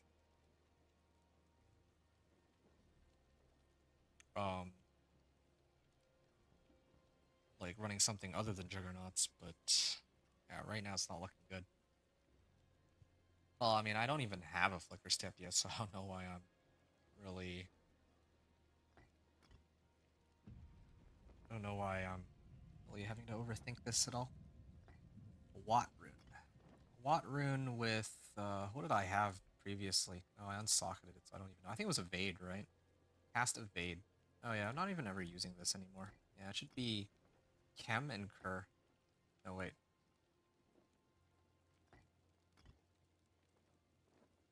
Okay, Watt Rune goes in here, yes. And Cur Rune is fine here. Chem Rune goes in here, okay. And Cur Kwe. Where's my Kwe Rune? I have a Kwa. Kwe. No Kwe? Well, whatever. I have Kwa. Beware the envious, my friend. There There we are. Masterwork 4 out of 12. No, this is looking pretty good. Cooldown reduction. Alright. Okay, let's run this one more time. Oh, and this time I'm actually out of potions. Alright, might as well run them again. Hopefully I don't crash. And I was at tier 45.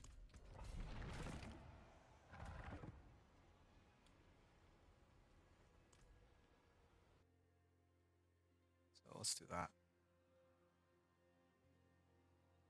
Yeah, before they crashed me out.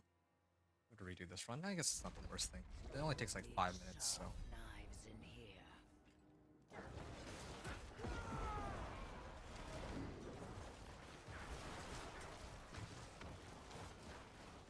Wow, there's actually too many monsters.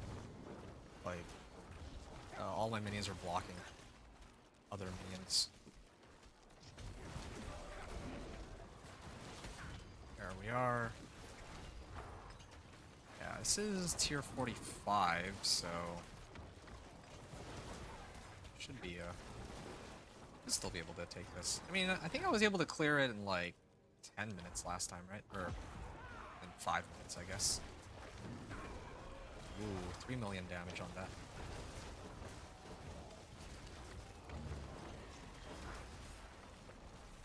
Intelligence stat is at 2.2k right now. Yeah, no, my boots are really letting me down on that.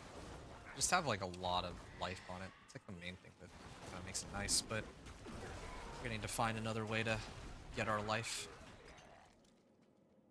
Not that it really matters, like, yeah, there's been a few close calls I've had with dying, but most of that is not like me not even positioning correctly, so I can get by without the extra life. It's just nice to have as insurance, really.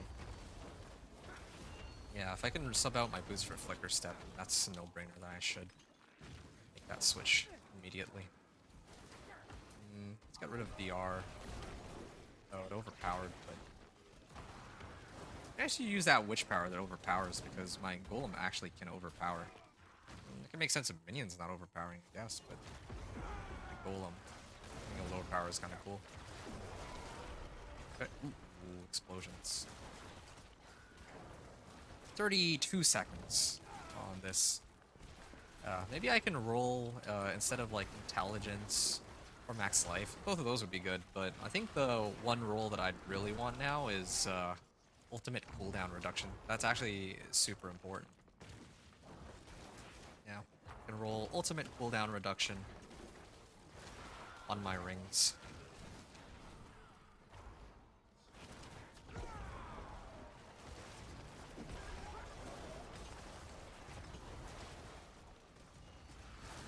As the master working role, I mean. Yeah, trying to picture how that's gonna look.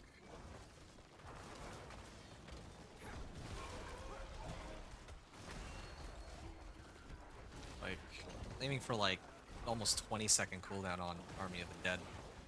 Something like that. What is my cooldown reduction right now? If I add, oh, you know what? I mean, I'm still on the clock, so I'll look at that later.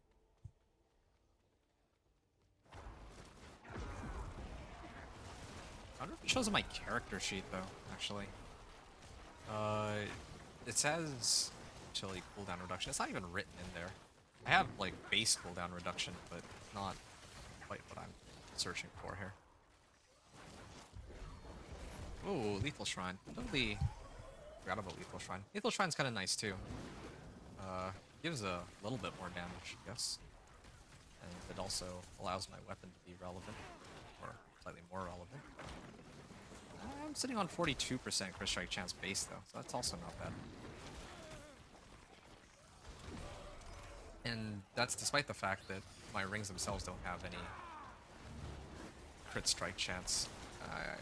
Yeah, I didn't really want crit strike chance in favor of the other things that are available because I can always just use my ult in theory and all my minions get crit strike chance at like 100%.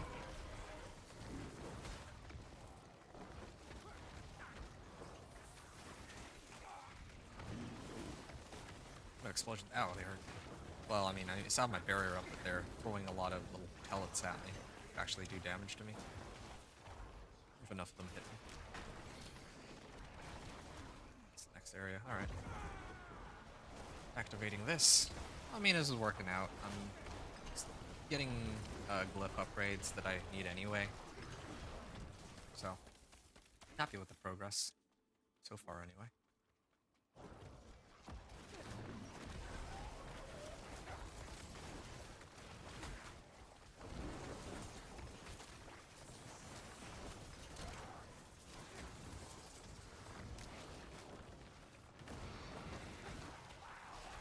Oh, ouch. Those things explode on me, I could actually die. Those can kill me. Yeah, this is a tier 45 Artificer's Realm, and even this is not going as quickly as I would want it to. Yeah, we gotta start upgrading our stuff. Or we might run one more of these, actually, because I want to test my run before and after I get my... Actually, it doesn't matter if I get it up to rank 6 or rank 15 or whatever, because I already have the bonus on my glyph, so this doesn't really boost my damage any, I don't think. But sure. Oh. Hello. Well done. Thanks. Goodbye. It let me throw. Yeah.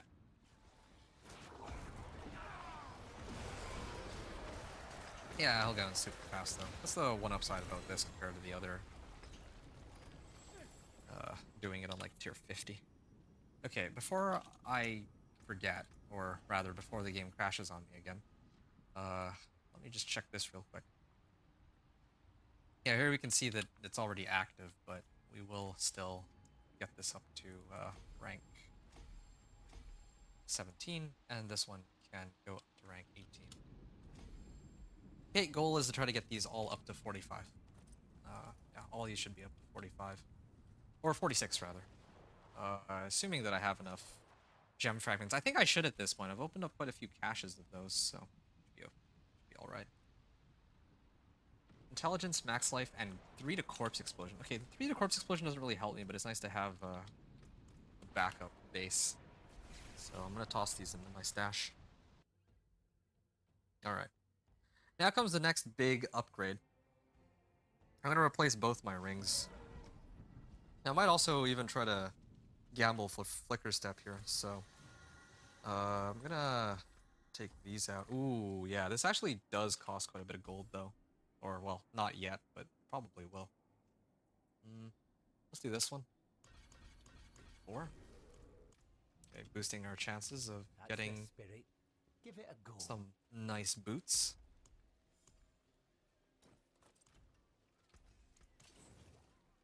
My hammer sings on Okay, now I'm gonna fill up my inventory with boots. So we're close to the cap here. But again, yeah, we're probably gonna get like a bunch of magics and common and rares, which are useless to me. Look at that. Low shining beauty. Well, Yep, not a single one was a legend or was a unique. Greetings. How shall I guide my hammer? Gonna try again. hello, shame that. Oh, I got an ancestral. Shining beauty. What's this? Intelligence, life, and shadow resistance. I might actually consider using this. Let's see what else we can find before I go any further. Oh, wait a second. I think I have found what I'll be using. Just don't have as many evade charges, but yeah, okay. Well, I mean, that's what they're giving me to use, and we can use those. Wow, I actually got quite a few ancestrals out of that. That was way better than I was expecting. How about everything else? I think I'm just salvaging everything else, but Skeletal Warrior Mastery, no. Mine's better. I forge more than horseshoes Yeah, we'll and break nails. all of them. What do you need? Still Nima. Intelligence, max life, and resistance to all elements. Now, I do like 2 to Skeletal Warrior Mastery. That seems pretty useful. But, can't really argue with, like, resistance to all elements and max life. Like, I'll be capped out on resistances. like without question. And I also get additional 182 intelligence, so that's still going to be a damage upgrade overall. Okay. Well, Flicker Step is still something that I'd love to have, but actually, what I should have done before any of this is where can I get Flicker Step even? Oh, I need to clear Duriel for it. Okay, it's not like I have any boss materials or boss summoning mats. I can do Tribute to Titans though. There's also a Legion event. I like to do Legion events because those give some boss summoning materials. I might try for that. But while I wait for that to show up, I'm going to take some time to just upgrade what I should have done ages ago. So, where's that other ring?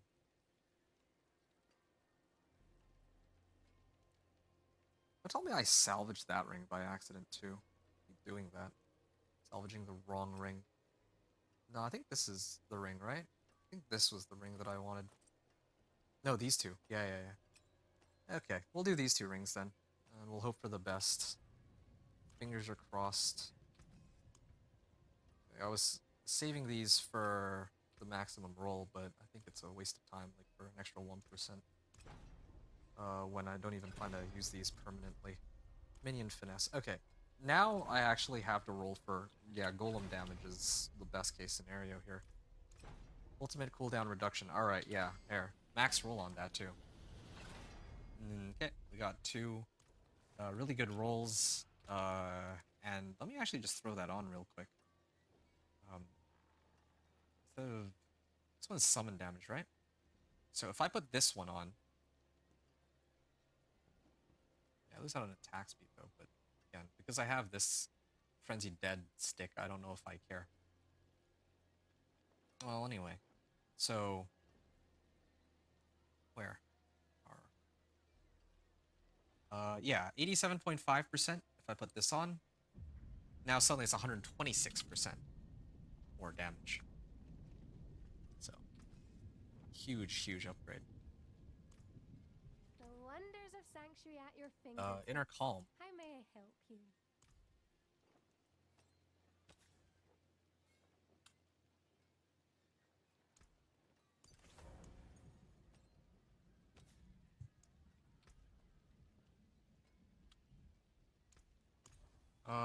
Max life is acceptable. Attack speed maybe might have been better, but I think that this is still going to be better than getting an additional chunk of attack speed from this, at least right now. Yeah. What are we putting on this? I already put Inner Calm, right? Yeah, this is, oh, right, Legion event has already started. Let's go run Legion event. Where, I know there's one in Nahantu, but I was wondering if there was one anywhere else.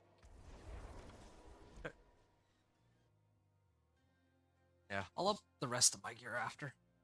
We're almost there. I actually feel like we're very close to being able to hit Torment 45 or Torment 4.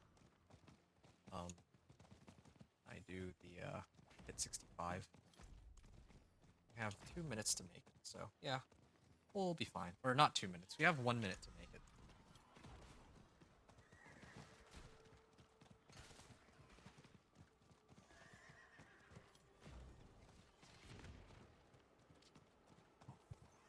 There's a cocoon, but passing that. Okay, making sure this isn't a conduit shrine.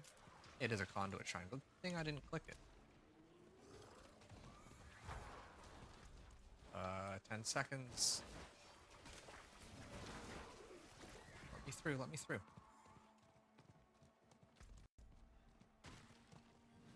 There, I barely made it. I barely made it. Oh, on the, like, the very last second here. Wait, this, I've never seen this before. This is a different Legion event I'm used to. Escorted the basin to recover souls. Basin health. Build basins to safety. Alright, sure. Cool. Okay, now my thing's on cooldown. 32-second cooldown. Alright.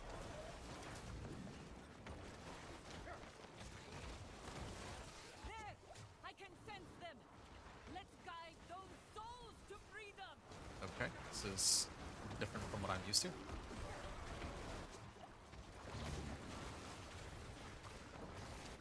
Yeah, this is my first Nahantu Legion event. This is actually kind of cool that it's something different, but I wonder if they have a Legion event at the same time in the non-Nahantu zones.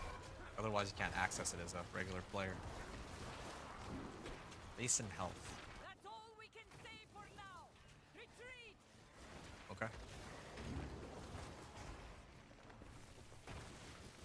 Primary stat is increased. Okay. What is my primary or what's my okay, I'm at 2300 intelligence, but I don't know how much more. Is this number even going up? It seems to be capped out at 37 though. So I don't know.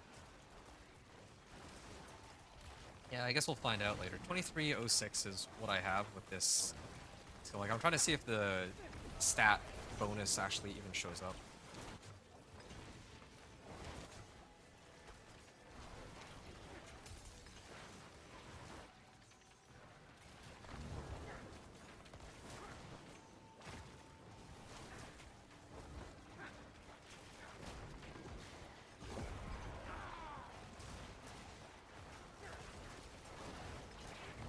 Press the attack.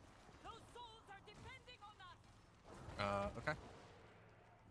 Additional basins are preparing their assault. Wait, was that just one? That was just one of these, I'm so confused. West and East Basin, okay. One of each. But, I do 3 of these. This is a long event compared to a normal Legion event. Yep. Yeah, I'd like to finish imprinting what I need to on my equipment later, but we'll get to that soon.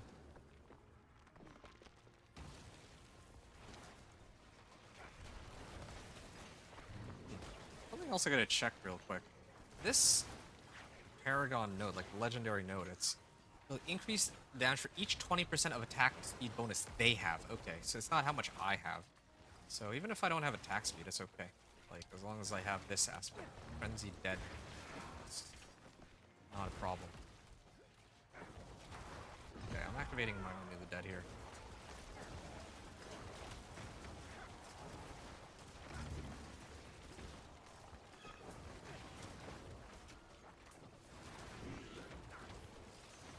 I feel like this would be impossible to do if there's only one person in the area at a time.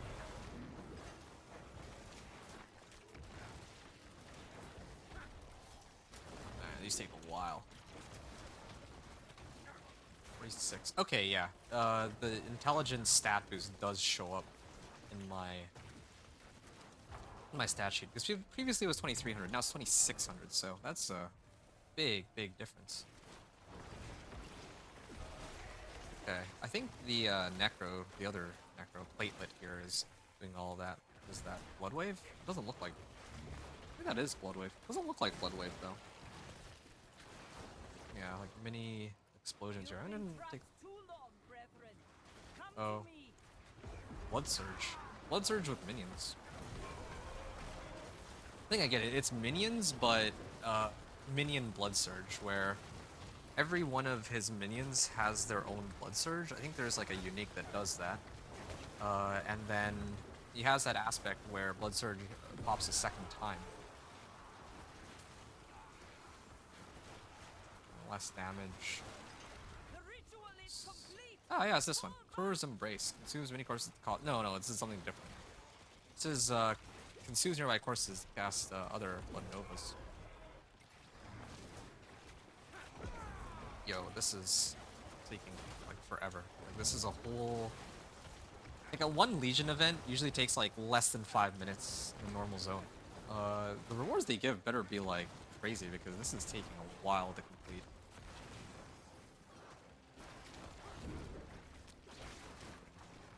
Why is this taking so long to go down?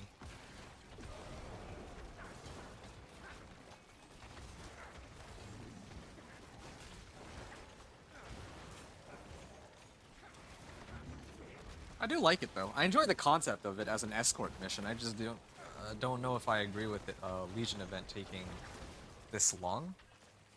when the normal Legion events don't take anywhere near this long to complete. Like, it would be done by now. It'd be done by now because you'd just time out.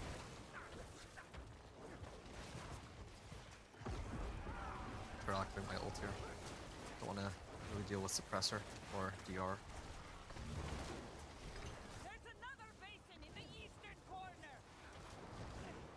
Oh, is there... Okay, this one finished. I gotta go to the top left because there's a West Basin that only one person is on. What is it, Dance of Knives Rogue? No, Twisting Blades. Wow, somebody's actually playing a Twisting Blades Rogue. It's like Season 0 to Season 2 kind of vibes. Yeah, let's try to help this guy out. Basin wasn't meant to withstand this much damage. I wonder what happens too if we're not successful. Imagine putting this much effort into trying to save this Basin of Souls and it just dies out. Why is the East Basin taking so much damage though?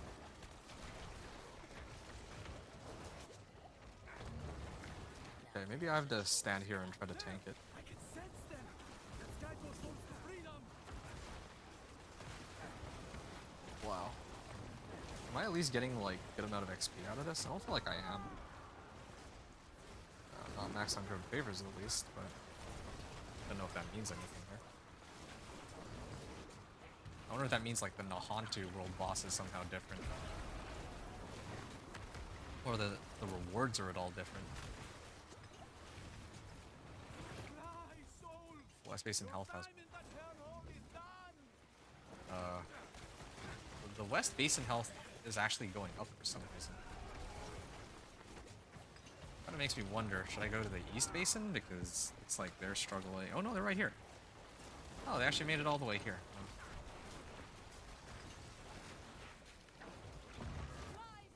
That's pretty fun.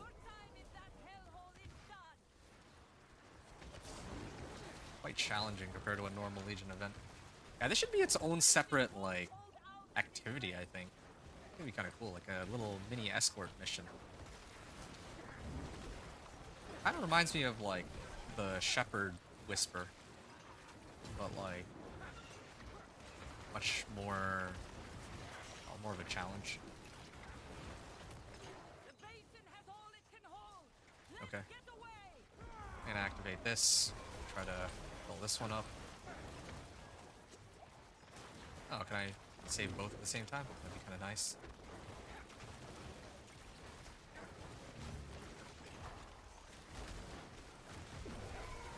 Yeah, the rewards better be insane for this. Like, this is the longest Legion event that I've ever done, by far. This is like, started like 11 minutes ago actually, and I showed up like 2 minutes late to it. And I'm, just so we're clear here, I'm doing the, oh, I'm actually getting a decent amount of XP, but just so we're clear here, I'm doing this for the boss summoning materials. That's the only thing that I really care about from this whole activity right now. I don't even know if I want to bother with Hemorrhage. I don't ever really cast Hemorrhage anymore. Here, if I do this, I'm actually better off.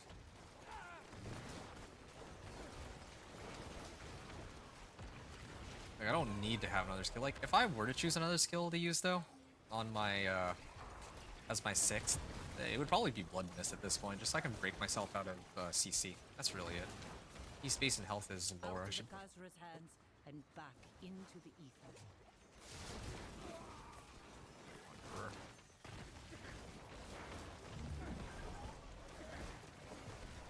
Okay.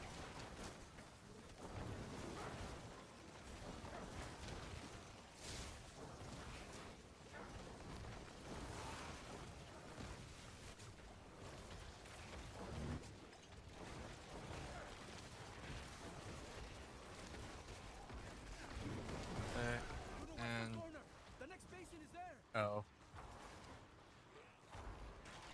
So we have one last basin, and this one takes some time, it seems. Each one takes like 5 minutes to run, but then after this it'll be world boss time, so maybe I can get some good rewards out of that too. I realize I haven't done a world boss on this Necro yet, so it'll be kind of fun. Ooh, we got a whirlwinder here. I should try to make a whirlwind barb. I mean, I'm gonna be playing Thorns through Torment 1 to 4, but when I make it the pit at that point, I might try out other builds on barb, including whirlwind.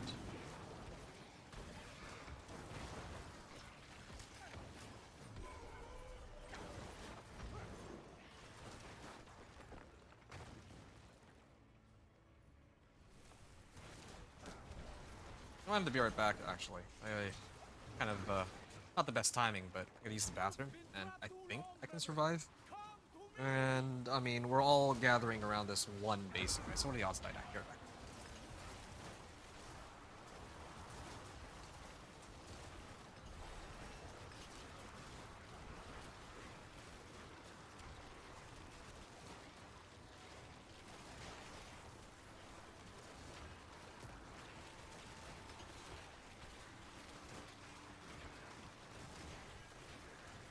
Fly, souls!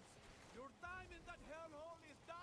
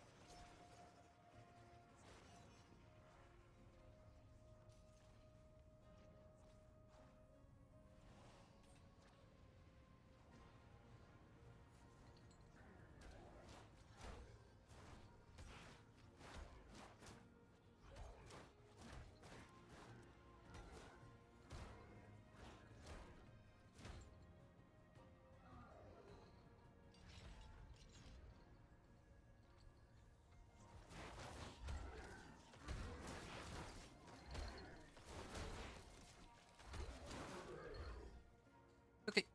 Wow, that monster did take a while to die. I wonder if that was an elite. Yeah, we're back now. Hopefully we can join in for just the last bit here. I'm gonna activate my ultimate. Just to push it on along.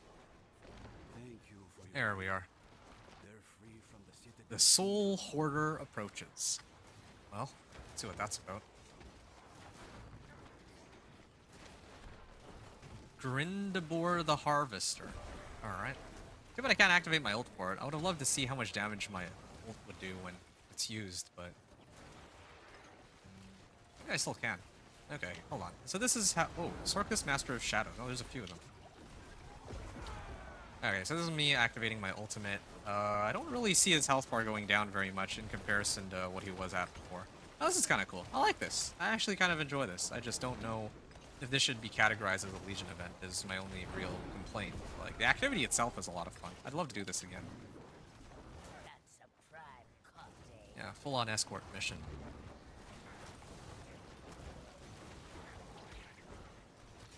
Oh, yeah. There, one down. I can activate my ult for this. But I don't really see it doing that much more damage for my summons, I mean. Nice bit of kit there.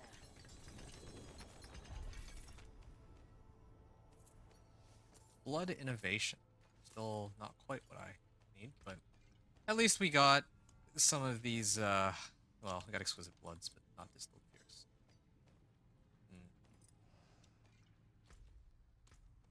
World boss spawning soon. I think I can try to do the world boss.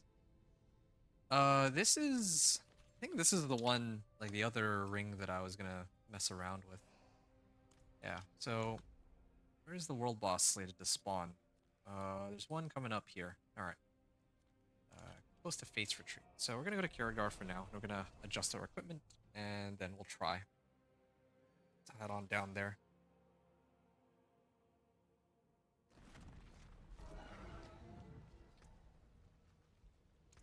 Okay, I guess my resistances also could use some more. I realize now, though, that my current rings are 750 item power. And my other rings are like ancestrals, so I'm gonna go for 10.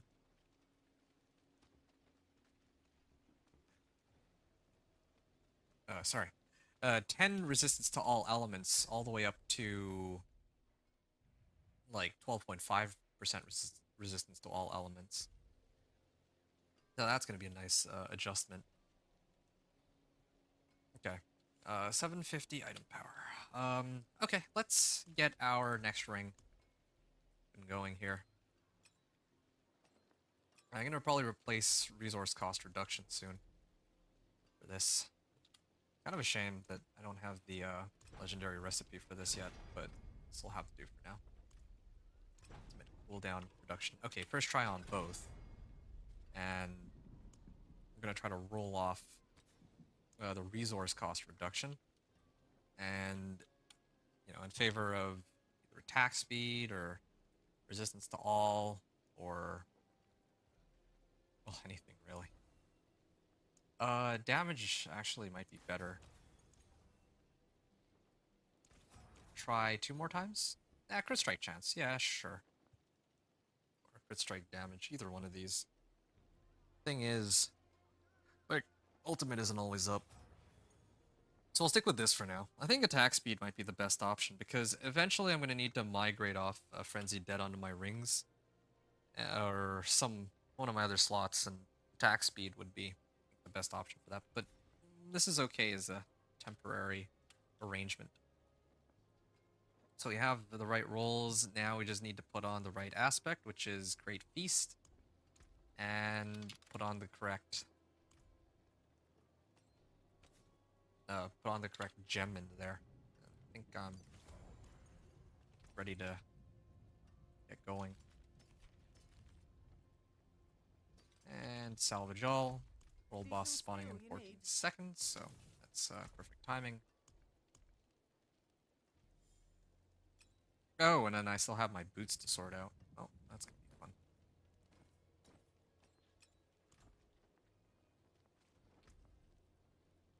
Okay, 2 diamonds. Yeah. What's my... Yeah, okay. My ult has gone up from like 80% to 128%, so... Again, another very big increase. Yeah, we're gonna get this in here. And I don't think I have my incense up, so if I put that up, then I think I'll have some good stats. Oh, I don't actually have anywhere that's close to the world boss. I'm gonna have to run over from Fate's Retreat. Hope that it's not dead by the time I get there. It probably will be, but this is kind of sad that I won't be able to make it.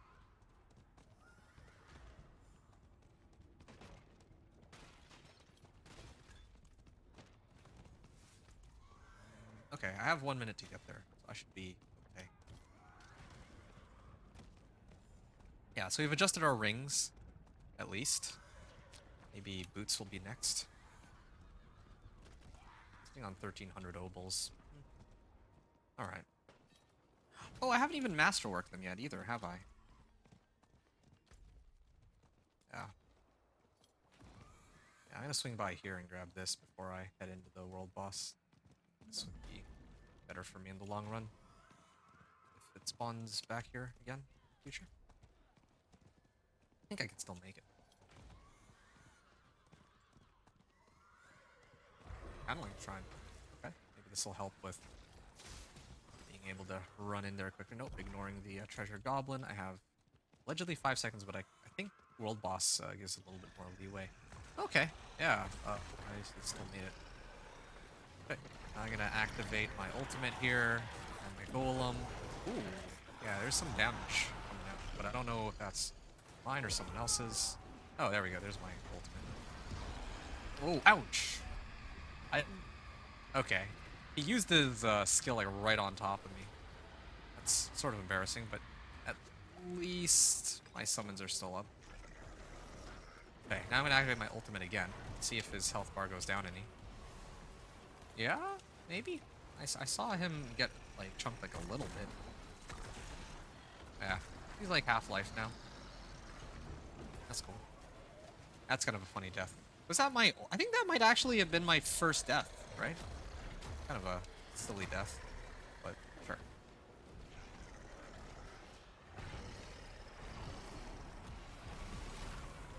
But... And my ultimate... I'm gonna pop my ultimate when he gets staggered. Just need him to get stunned here. Okay, now. Ooh. I don't think that's my damage, though. Like, I see, like, his health bar kind of get chunked a little bit. I don't think that one's mine. I got some people who are, like, between 130 to, like, 200 Paragon level here. Okay, well. Had me CC'd.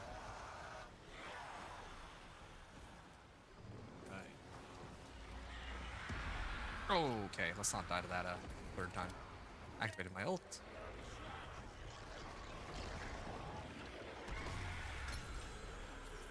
Hey, I found an Olm rune and the Zik rune and a Tun rune. I found a little bit of everything out here. Greetings. That was not bad. I appreciate that. Goodbye. Not farewell. Okay, got our tackles. Imperfectly balanced. Nope. And also, I don't need this either. So... yeah, I think we got tributes. Also, I guess my potions would run out. I have my witchcraft power, right? Yeah, I have Vengeful Spirit. That's another thing helping keep me alive too. So, yeah, it's about time that... oh, yeah, right. And I also got this Olm rune. Can increase my damage dealt by 15%. I have to toss that over to my companion druid, though, I think. That'll be pretty important for him. Yeah. Alright. I think I have to do the boss summoning stuff. Let me sort out everything else, though. I'm almost done here. I had the right rolls on my rings. Now, I think I'm gonna do another run of Pit Tier 45 and see how much quicker it is, because I think this really amped up my damage. Yeah, this should have amped up my damage by quite a bit.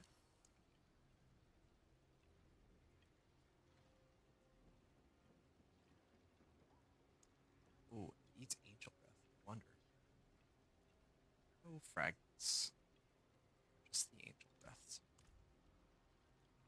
Oh, sure. Chance to dodge. Get rid of Buzz. And... yeah, there we are. Okay, spiked armor. Spiked armor. Yeah, I think I'm ready. Still no flicker step, so. Tier 45 again. Just leveling the glyphs that I'm actually using right now. I still have like 60 Paragon points, but I'll only put those in if after ranking up all of my glyphs that I still can't really progress all the way. Alright, let's activate this. That should be a lot more damage than before, because now I have it. A bunch of like Golem Mastery stuff, right? Yeah.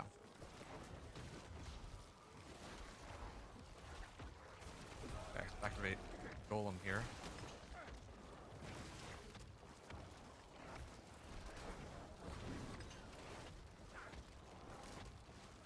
Okay. What's the cooldown on this? 32 seconds now instead of, I think much earlier it was like 36 or something. So, that helps. Oh! Right! I was supposed to masterwork my rings. That's what I'm missing. I forgot I'm supposed to masterwork these. Yeah, I knew that there was something I was forgetting. Like, I had all the right rolls, but I never bothered to masterwork. There.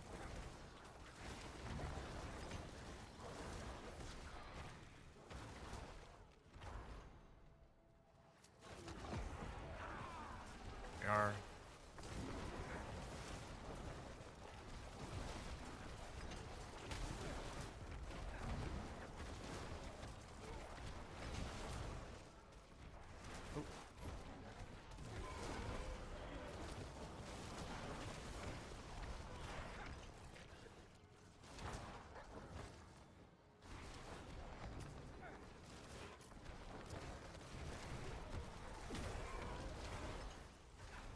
Right. Let's activate my ultimate.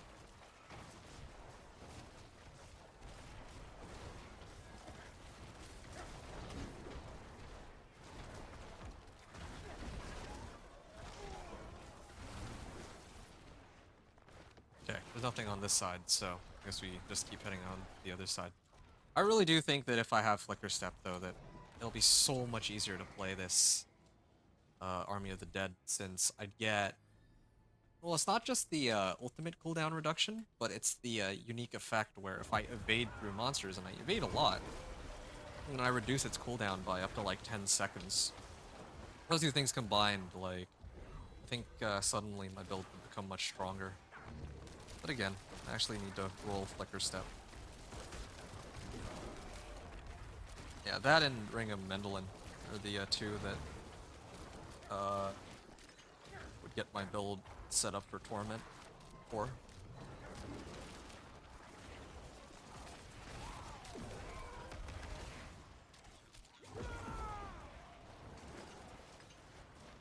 Let's go this way. Okay. Try to get more damage here, which is nice. Golem doesn't... I feel like it does very much damage even when I activate my Golem active. Here, let's try again. Quick. Oh! I cast the Golem in the wrong place. Oh, that's okay.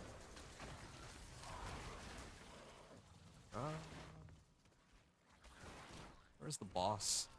Gotta be a boss around here somewhere that I can activate my ult on. Yeah, here. Not even a boss, but a DR monster works too.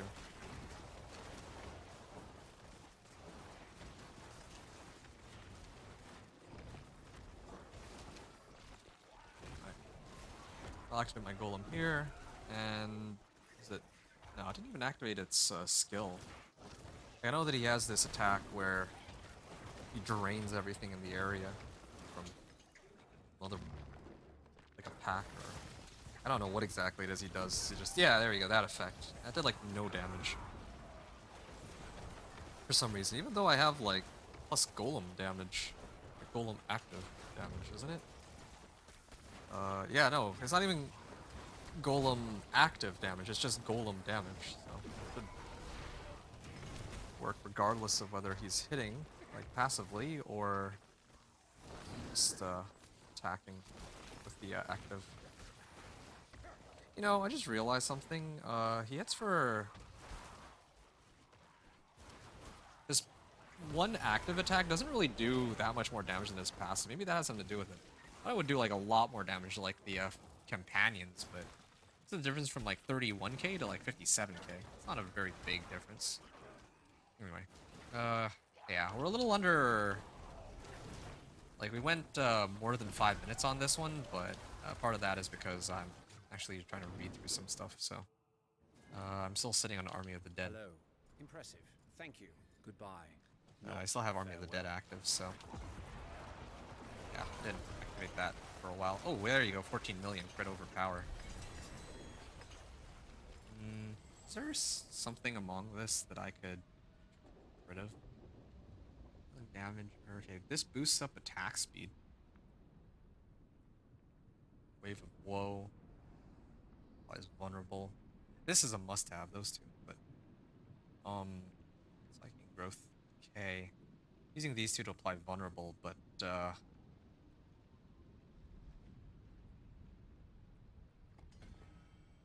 I'm kind of debating whether or not I should use this one, Force of Will. When I kill an enemy, your next overpower deals X% increased damage. If I can get that in with my golem, then that would be kind of nuts, but it's not like I can guarantee that my golem will ever overpower when I need it to, so. Maybe if I have the right runes, but in this case I don't have the right runes, so whatever.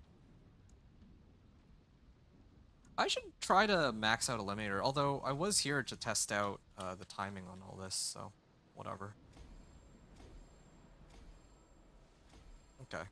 This is still giving me like +2 ranks with each point, so very, very helpful.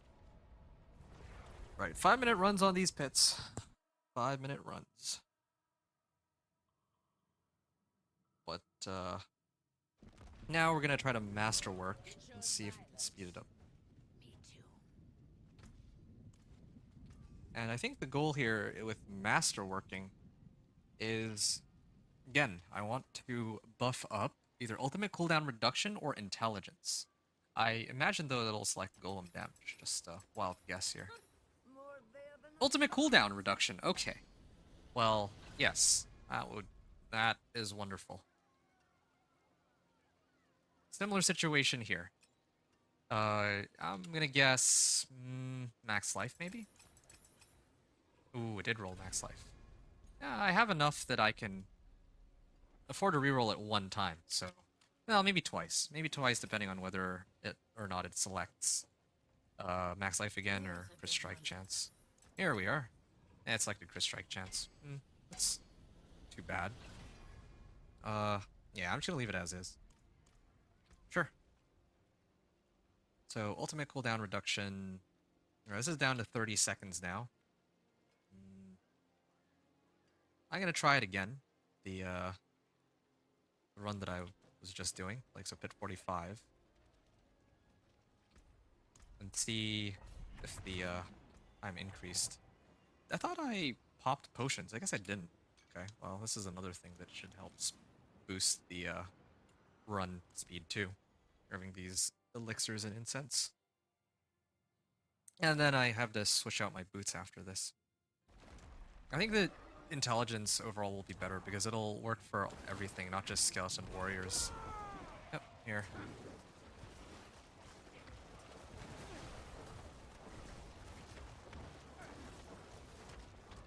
Okay, this thing's not lasting as long as I'd want it to, but whatever.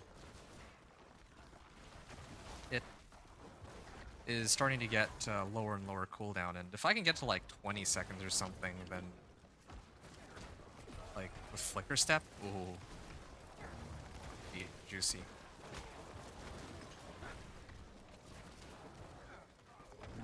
Or like a Harlequin Crest, but Harlequin Crest is really pushing it. Although, I wouldn't really use Harlequin Crest because I wouldn't expect that most people would luck into one, even if I got it. So, yeah. I really like that the Army of the Dead now has like so little downtime compared to before. But, yeah. And also Flicker Step, I realize, has also a big chunk of plus ultimate damage %, so that also will be massive for this build. Yeah, just need to run Duriels. Yeah, I need boss summoning materials for that though, so that means that I should be running a lot of Legion events. That's, I think, where I got these from. Not like I'm swimming in boss summoning mats like last season. I mean, I could run like a tribute, but still, don't have like unlimited amounts.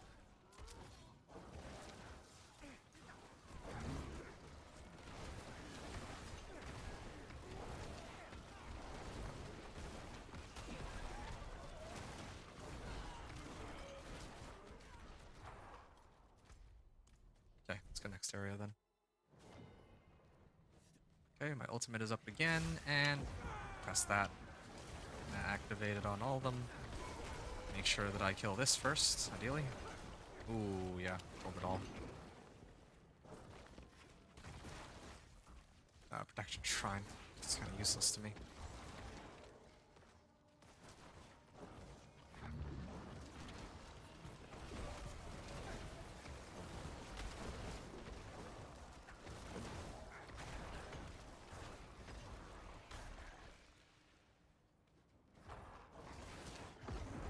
Okay, I'm gonna activate my ultimate on this. There we are.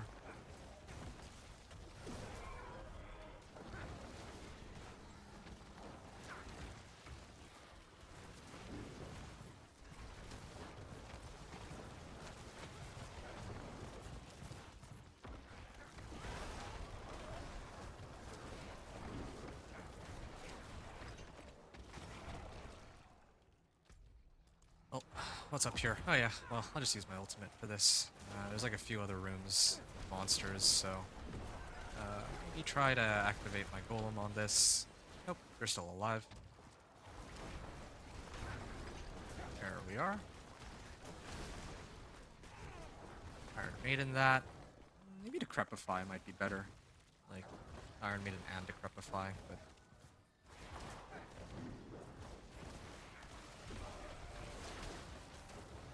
yeah, double curses could work. Not really running out of essence, despite not having my hemorrhage, so... I actually think I could afford to use another skill on my left click, or, well, I can like put Iron Maiden on left click and then replace Iron Maiden with Decrepify. Then I can have two curses active at once. There we are. Okay, definitely sped up the run a little bit. Yeah, sped up the run a little bit here. Because I have more damage and a bit more cooldown reduction now with all the master working. And switching up my rings. But next thing I need to adjust are my boots. Replace them with ones that have like plus intelligence. Until I get flicker step. Okay. Just need more packs here. This one's taking so long to go down. Really wanted this run to go under 5 minutes, but I'm just a little bit short from that. I think the boots should send me over though.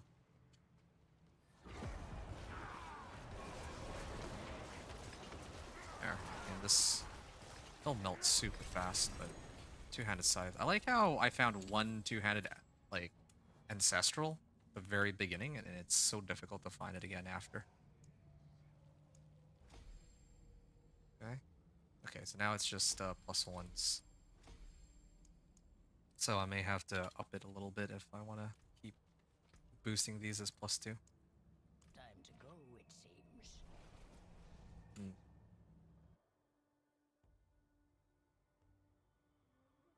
I have like way too much attack speed, I think. Well, I mean, I got rid of attack speed from my rings, so it's not a problem.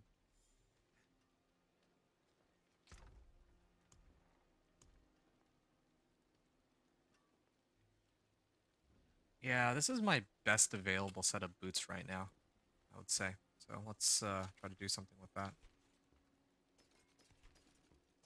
And what is this? Amulet with attack speed? I forge more than horseshoes and nails. What do you need? Necromancer motion. Movement speed during blood mist. Nope. This is much better. Well, actually, technically Necromancer motion's better because move speed's the one thing I want, but so it would have been a 1 in 3 chance, but we got it right on the first try anyway, so. Oh, finally, 1 in 2 to spiked armor. And we're hoping for a +2 roll on the spiked armor, but or even spiked armor at all, but yeah, there we go. Okay, +2.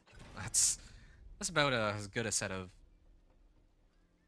boots as we can get, but I'm a little concerned about the I'm not gonna have like 4 evade shards anymore, but that's fine.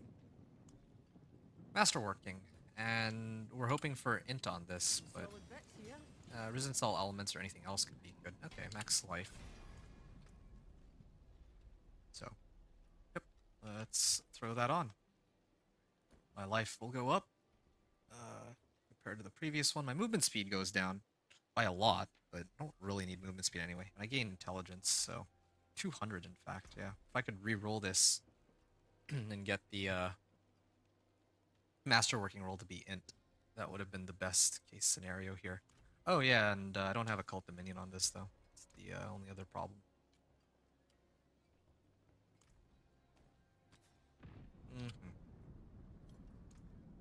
Sublime.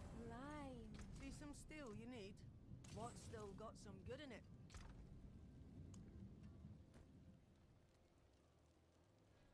Okay, these are my old. Yeah. Right. Another 200 intelligence. Let's see how much quicker this one will go. I have one more glyph to level up, so this works out perfectly. And I can up it to pit 50, and I can use that as my baseline from now on.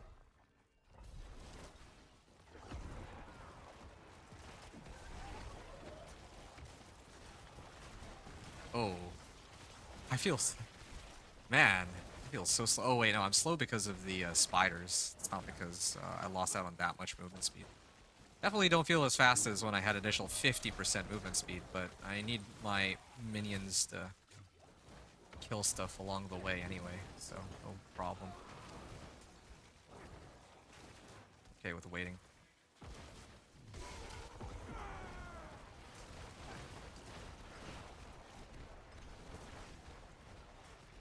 Some damage.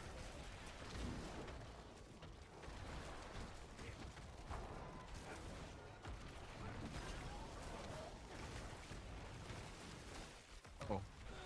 Ow. Yeah. Kind of makes me want to run Blood Mist as a panic button. Ouch. I also have Corpse Tendrils, but I'm not really using Corpse Tendrils either.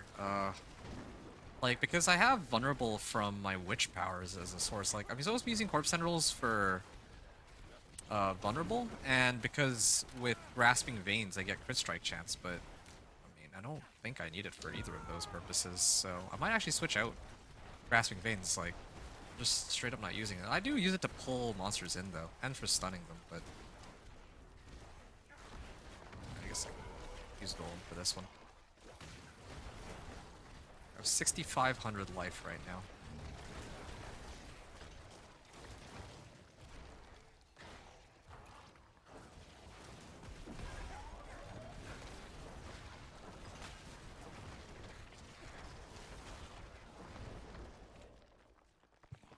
Alright. Artillery Shrine, yeah.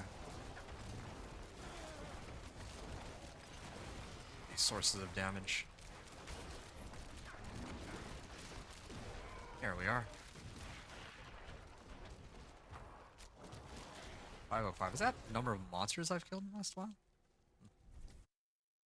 508 monsters. Yeah.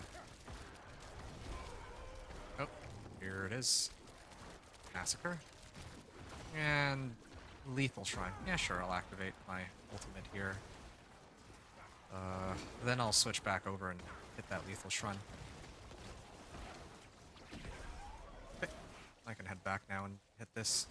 Ooh, I feel really slow without the, Oh no, it's spiders. Spiders are slowing me down. No, I'm fine.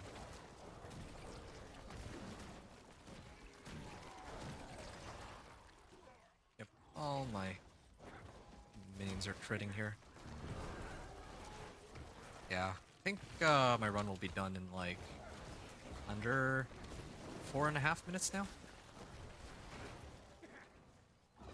Let's activate my ultimate. Yeah, only making some pretty big upgrades, so these runs should be a lot quicker.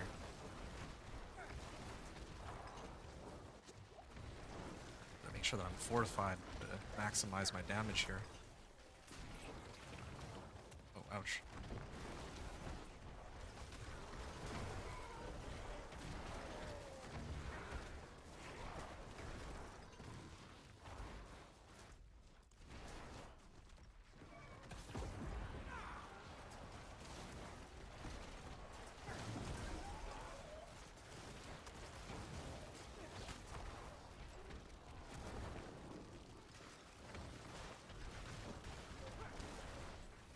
Alright.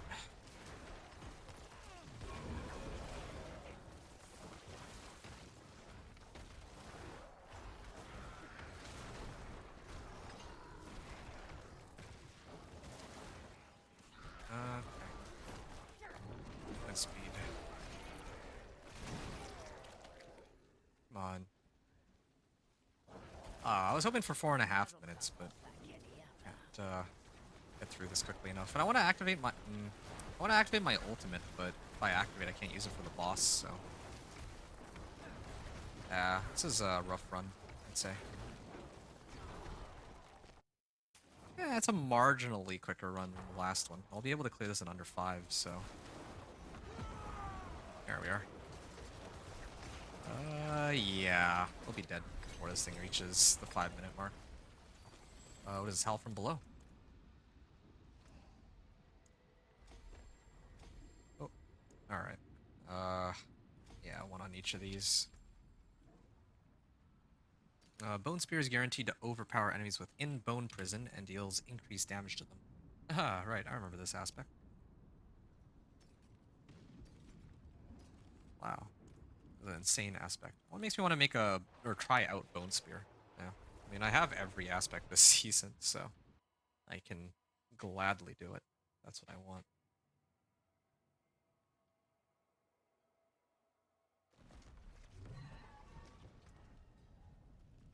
Fists of Fate. Ooh, this is 1 to 300% normal damage. Now that could be something I could use.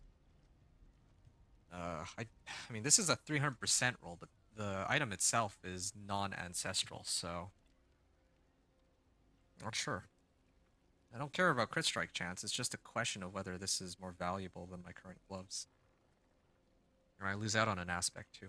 So I can leave it in my stash for now.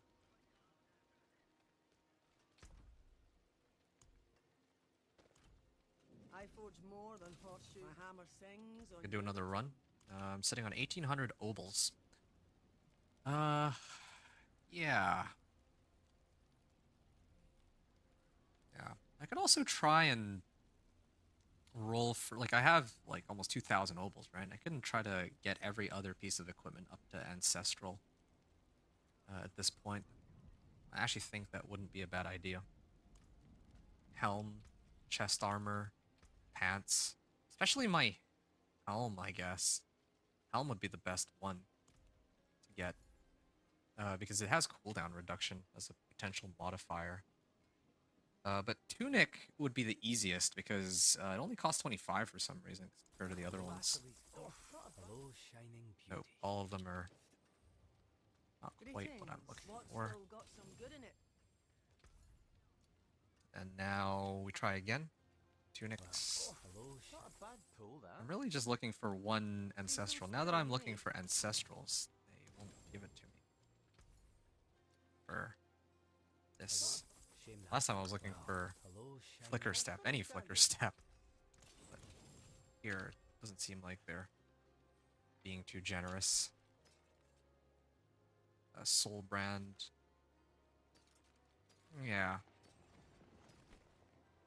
Essence per second. Resistance to all elements. I don't need that. I'll salvage everything else. Who knows? Maybe I can upgrade some of my aspects here. Yep. I should actually start selling some of them for gold, though, rather than for aspects. The ones that aren't upgrading anything. Because I have more materials than I'll ever be able to use. Let's see, how many do I have now? Yeah, 13.3k. No, I should be selling them. Gold is something I can definitely use. But everything else they give me will not be useful. Is there anything else I was able to upgrade this run? Not really. The runs are still not going as fast as I want. So I'm trying to figure out in my head what I want to do here. Maybe it's time to sub out Frenzied Dead on this.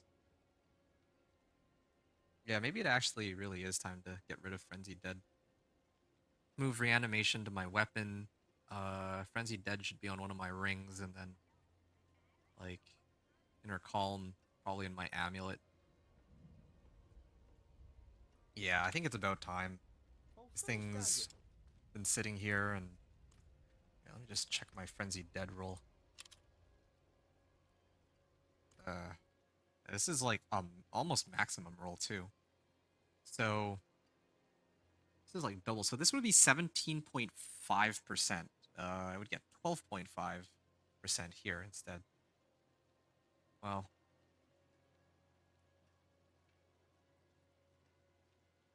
Ah.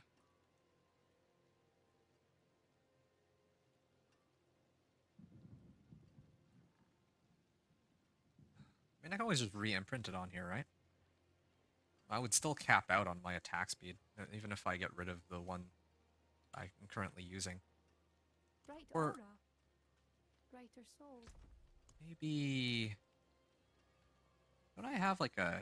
Yeah, I have this thing right here. Two-handed scythe, 3 essence on kill, resource cost reduction. I can roll off... Oh yeah, but then I lose out on...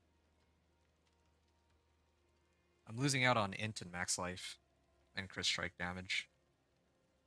Yeah, I'm being greedy here. I think I just roll this off and we try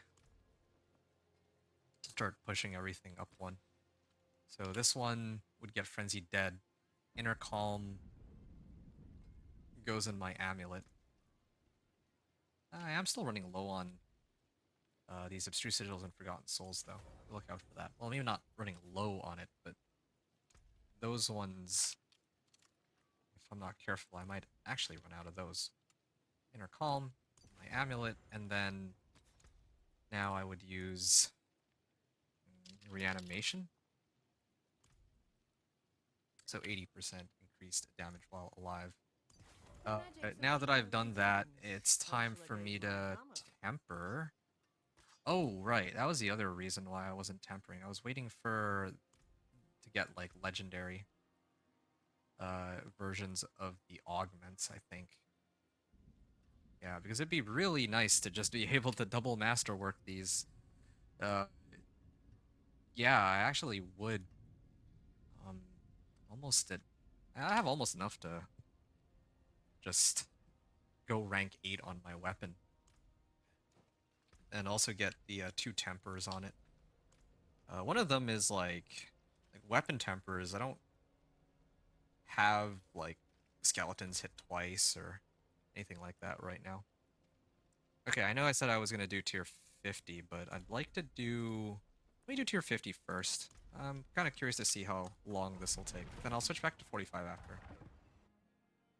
Like, tier 50 will allow me to level my glyphs like twice. One time. I don't like this place. Oh. Yeah, this is scary. They do hurt. What's my resistances at? Okay, I'm capped on everything right now, so that part is okay. Yeah, I don't think I've been here since I upgraded my equipment, actually. So... I don't know. I haven't needed to be. It's not like I need to do Pit 50, but meanwhile for like Nightmare Dungeons, I kinda have to do those. Because me leveling my glyphs is really dependent on, like how many ranks I get is dependent on what level of pit I clear, but I can also just do it like rank 1, rank 1, rank 1. And I can still level my my Paragon level as I do it. But when it comes to farming Obdicite, it's much, much slower. Farming Obdicite is much slower on like Torment 1 and 2, so I usually just skip those. Okay, I'd like to activate my ult now, please. Oh, I am permanently CC'd. Yeah, I might actually switch off of Grasping Veins or just add a point into Blood Mist. I just need 1 point Blood Mist to avoid situations like that, really. Ow, ow, ow, ow. Ah, I'm activating my ult, forget it. I was gonna save it for the next pack, but this is such a waste of time.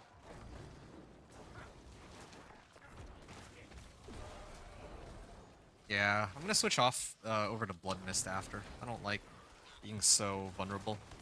And Corpse Tendrils too. I don't...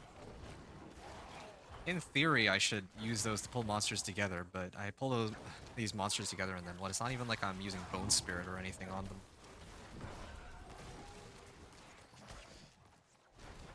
Army of the Dead hits everything on the screen. My skeletons hit pretty much everything on the screen, for better or for worse.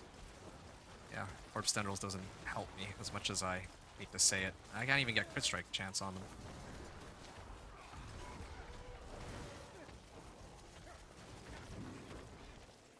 Are there any other nodes that give me attack speed on those Paragon boards? I hope there are. I'm gonna try to look for those. Because right now I have 37% from this. Varjanic, I think, gives me 10%. Well, maybe not base, but... here, let me take a look. Well, actually, I'll do it after the run. I should actually calculate how much attack speed I'm actually sitting on right now. When I have it on my weapon, it's guaranteed, like, that I'm capped out, but I'm gonna need to do a little better than that.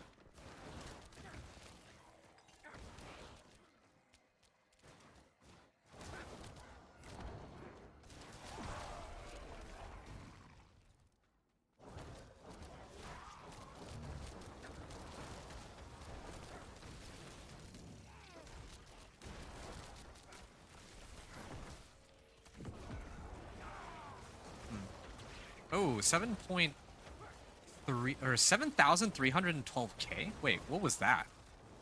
7312, that's like... Oh yeah, no, that's just 7.3 million. Okay, yeah, that's fine. I was misreading that for a second. Yeah, 7.3 million. Not bad. I think after 10 million mark, the numbers start to show up as like 10M, 20M. I bugged out for a second that I got like a billion damage. Oh, yeah, there's like nothing here anymore. Yeah, I'm like using my skills at like the wrong times. But whatever. I think last time I was here, I was hitting these, clearing this in like, what? With 3 minutes remaining? Or no, wait. Okay, the first time I did it, it was 2.5 minutes. Now I'm here, it's like 7 minutes. Ooh, nope. The last time I was here, it took, like, the timer was at 7.5. And then, now this time, I'm aiming for, well, I guess 8.5 minutes left on the timer. But we'll see. I kind of mistimed my ultimate, but still.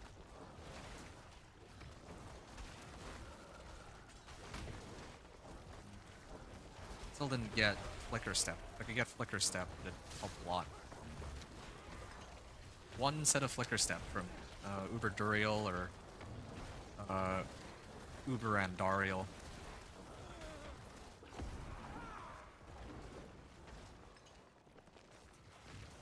There.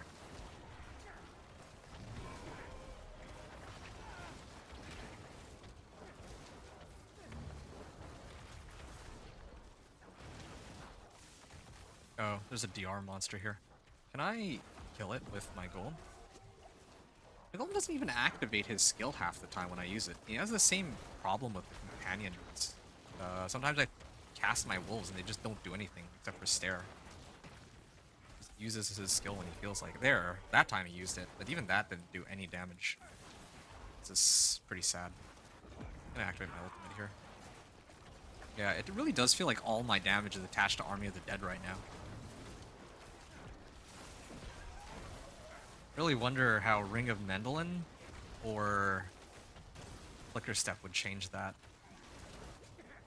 Well, I mean, Flicker Step wouldn't really change it. It'd just make me more reliant on Army of the Dead, but Ring of Mendelin maybe might be a much better source of damage for my minions or something. Okay, let's activate my ultimate again. I feel like my damage might have gone down if it's taking me this long to run this 7.5 minutes earlier, right? I have to take a look, but yeah, I actually feel like maybe me rotating my aspects was not a great idea.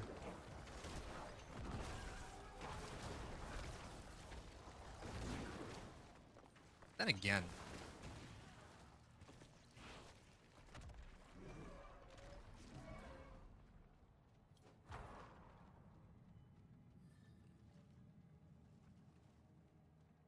this way?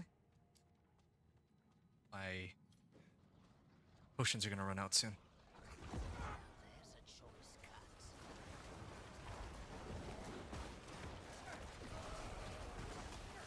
are these guys taking so long to go down? Oh, there. 2.6 million on that.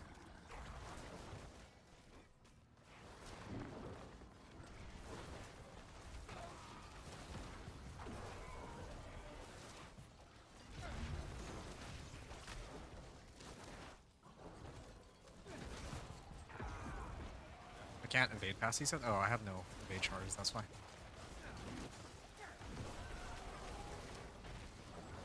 Yeah, Juggernaut is slow. Like, having Juggernaut makes me feel so slow, since I can't just evade without any consequences. Man, this is slow. Yeah, it's not, like, that much worse than the other runs, I guess, but still. Here we are. Massacre. Ow. Shouldn't have walked into that. 4 GA roll Staff of Endless Rage. And it actually has a high roll on the unique effect too. Wow. It's a nice one. Hello. 10 Well million. done. Thanks. Farewell. 40 seconds. Now we're ready.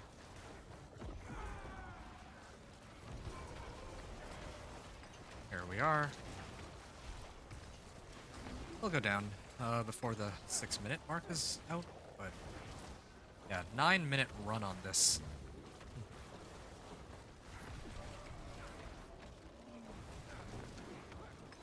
Okay.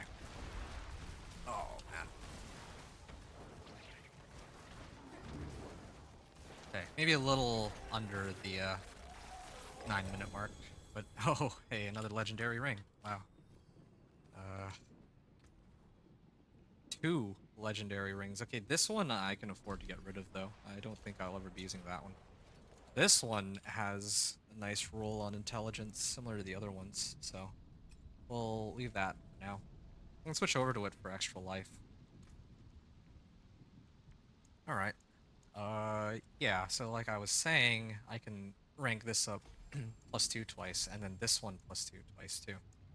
So that's why I chose to do tier 50 first. But on the next run, I'm going to switch it back down to tier 45.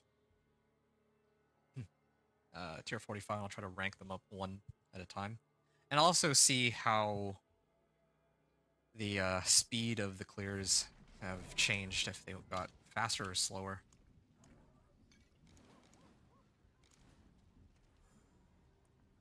Tier 45. Yeah, we're actually closing in on having all of our glyphs at rank 46 or above, so that's kind of exciting. I still don't have Ring of Mendelin though, so that's something that is a bit of a problem. Ooh, yeah. Okay, things just exploding.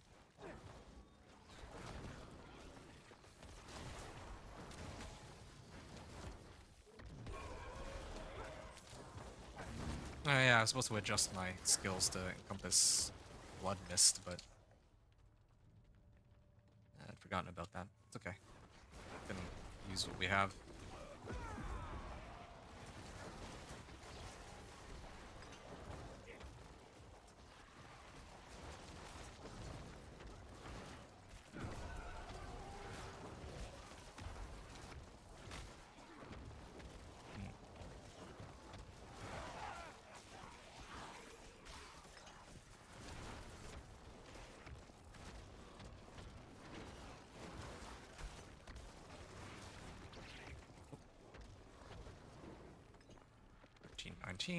Go down this way, activate my ultimate.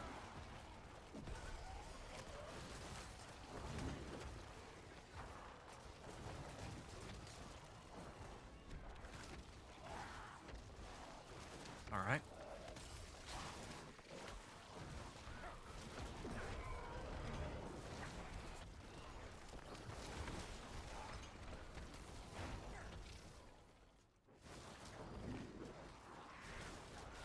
Maybe I can put some of these in too. Yeah, Army of the Dead at 30-second cooldown here. Almost under 30-second cooldown. Almost.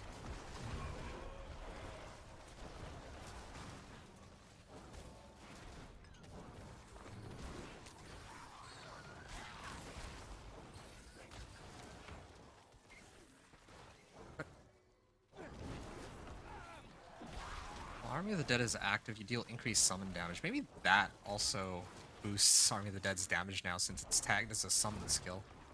I think that also might have something to do with the ridiculous amount of damage that Army of the Dead seems to be doing. Yeah, I mean, Golem when it crit overpowers too, of course, but...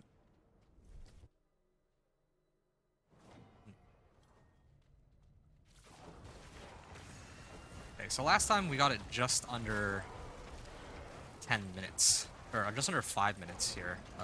Like, the run took a little under 5 minutes. I think now we'll see how much better it goes. No Blast Wave Shrine, but... Let's... Okay. Alright, here, let's go this way. Activate my ultimate. There. There we are. Artillery Shrine still up. Yeah, even spamming Iron Maiden does so much damage with that. Increased movement speed from killing stuff alongside Variana. I mean, she does help with the movement speed, even if I don't get, like, more raw damage from Rahir. She's not bad, actually. Her extra movement speed is good. I think it's like 20% movement speed.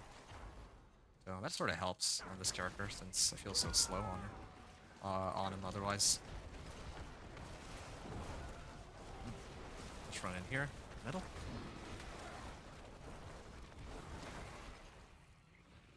I think there's some more monster packs here. Bow is my specialty. Let's get our golem. I think a lot of crit overpowers.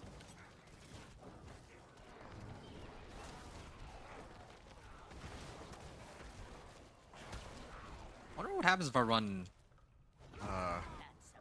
that other aspect. What is it? There's the blood boiling aspect, right? Guarantees that after 20 seconds my next skill will overpower. And all of my skills that I'm using are like cooldown oriented anyway. Or just don't use overpower, like obviously Raised Skeleton, Iron Maiden don't, Corpse Tendrils. So does that mean I can always guarantee that a Golem would overpower for my Army of the Dead? I kind of wonder about that. Okay, that was under 5 minutes. Cool. Good progress on this. And we finally have it. I did all this trouble, or I went through all this trouble to get like an ancestral chest armor. And it finally showed up, except this ancestral chest armor blows goats. I'd have to roll on... I do wish that it had rolled GA on armor or max life. It would have solved a lot of my problems, but it rolled on healing received. So this is my only available ancestral. I can, I guess, just roll off the healing received for intelligence and try to put like spiked armor and like total armor on it. Then that way I can get rid of Juggernaut aspect. That means that I lose out on essence per second, but there's a chance that I might still have enough essence regeneration that it might not matter, since I go in and I just spam Iron Maiden anyway. So, you can try it.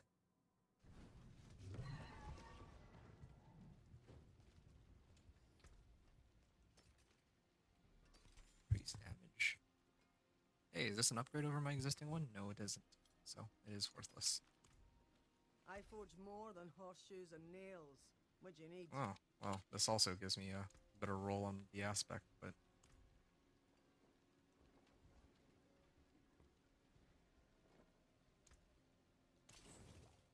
Okay. All I got left is this one. Let's try to temper it.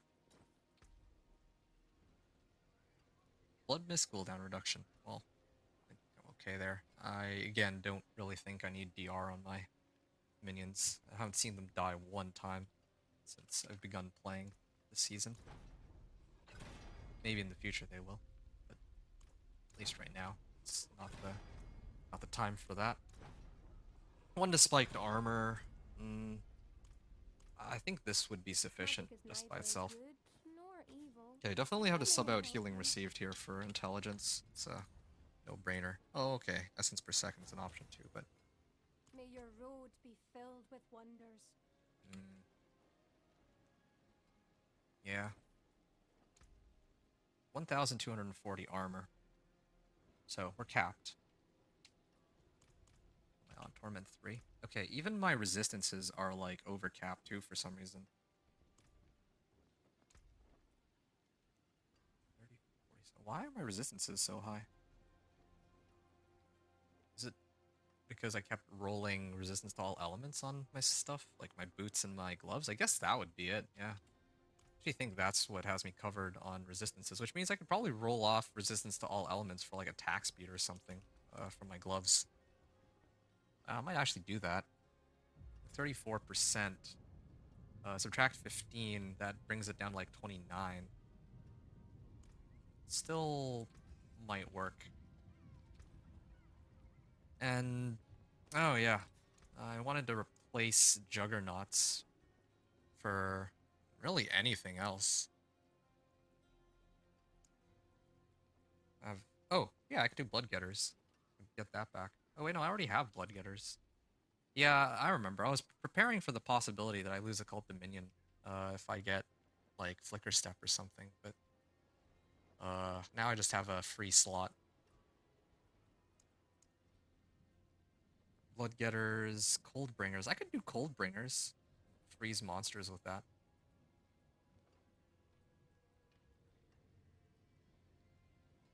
Chance to reduce its active cooldown each time it damages an enemy. By 2 seconds. No, I don't think that's worth it. It doesn't attack that quickly. A dark aura surrounds you?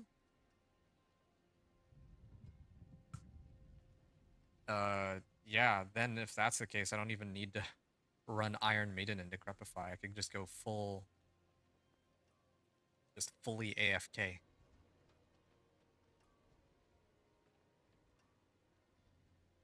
Then what will I cast? Actually, then I'll have nothing to cast. Sounds great, actually. Sure. Well, let's try it. I don't think I've ever used this one. Aspect of Curse Aura. Does it also apply Iron Maiden? If so, I can get rid of the Iron Maiden from here, then place it with something else, too. Or movement speed or something. Who knows? Okay. Well. Yeah. Wear the stars around your neck. Let's see. Topazes. Let's do 2 topazes. Why not? And then we'll toss these in.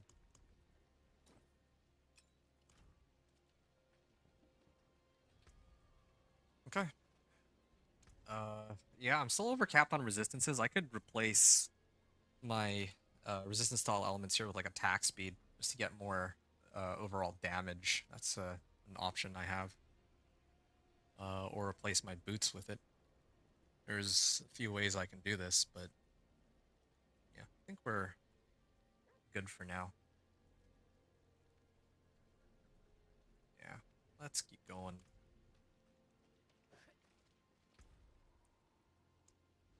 Another attempt at fort. Wait, did I ever bother to up my glyphs? I might actually have not even bothered to up my glyphs. Whoops. Yeah, that was a mistake. I'm gonna run it again and see if we can do better. Now that we have this Decrepify thing going.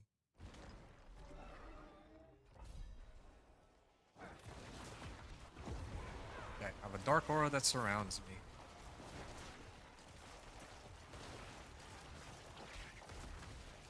Ow.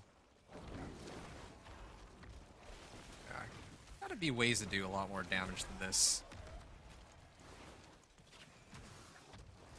This feels like super slow. Actually feels really slow. Oh, okay. I see it. So this is the, this little circle that's following me is the aura. they were talking about that applies Iron Maiden. Okay, it's not bad. I like it. Does it apply both even if Decrepify isn't in my curses section? Looks like it. Well, let's see how quickly they're running first.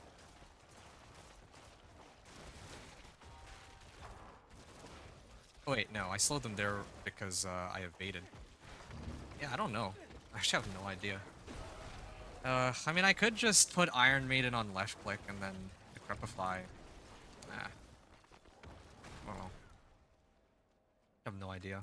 Oh, Variana gave me, I think, completed cache. But I don't know if it really is useful for me right now anymore. My gear is already pretty kitted out. Yeah. Like right now, I think my #1 priority is getting my glyphs up, but yeah, I really do want to know if, like, how good Ring of Mendelin is. If suddenly having one unique Ring of Mendelin could just breeze me through the game. Same thing with Flicker Step. I actually think that if I got, like, Flicker Step, that would trivialize the game. That is kind of what I'm suspecting. Just because the vast majority of my damage comes from Army of the Dead. And if Army of the Dead suddenly is, like, maybe not permanently up, but it's up a lot more often from all the bonuses that it gives, I actually think my damage would go way up. I think it has other stats too, right? Yeah. I need to figure out a way to get it from... Like, I need Mucus Slicked Eggs, and I need Living Steel. I think I get Living Steel from Helltides. I'd actually have to run a bunch of Helltides. Or maybe one of the Reputation caches might give it to me. Oh, a Channeling Shrine? Oh, wow. Alright, let's just activate this. And it's on a 12-second cooldown with all of my cooldown reduction right now. Yeah, but it's still active, so...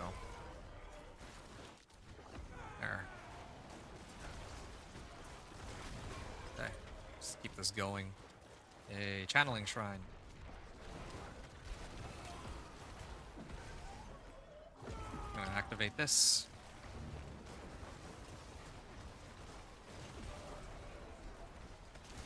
Okay, and then it's coming back up again in a second. Wow, that was a quick and clean run.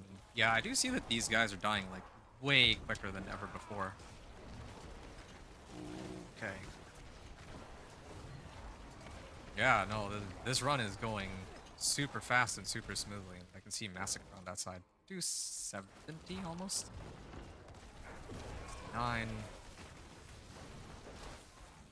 Oh, let's just stay away from that.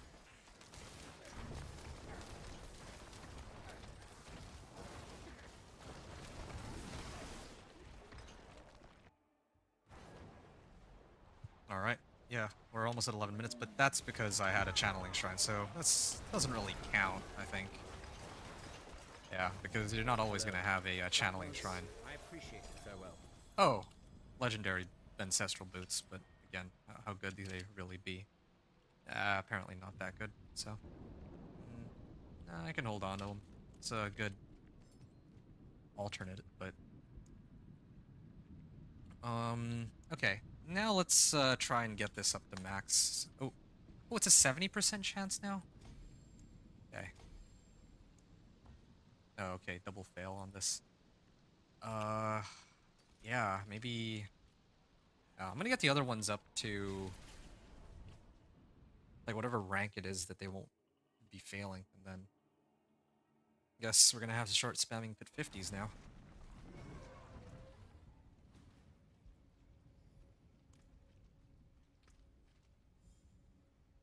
Speed.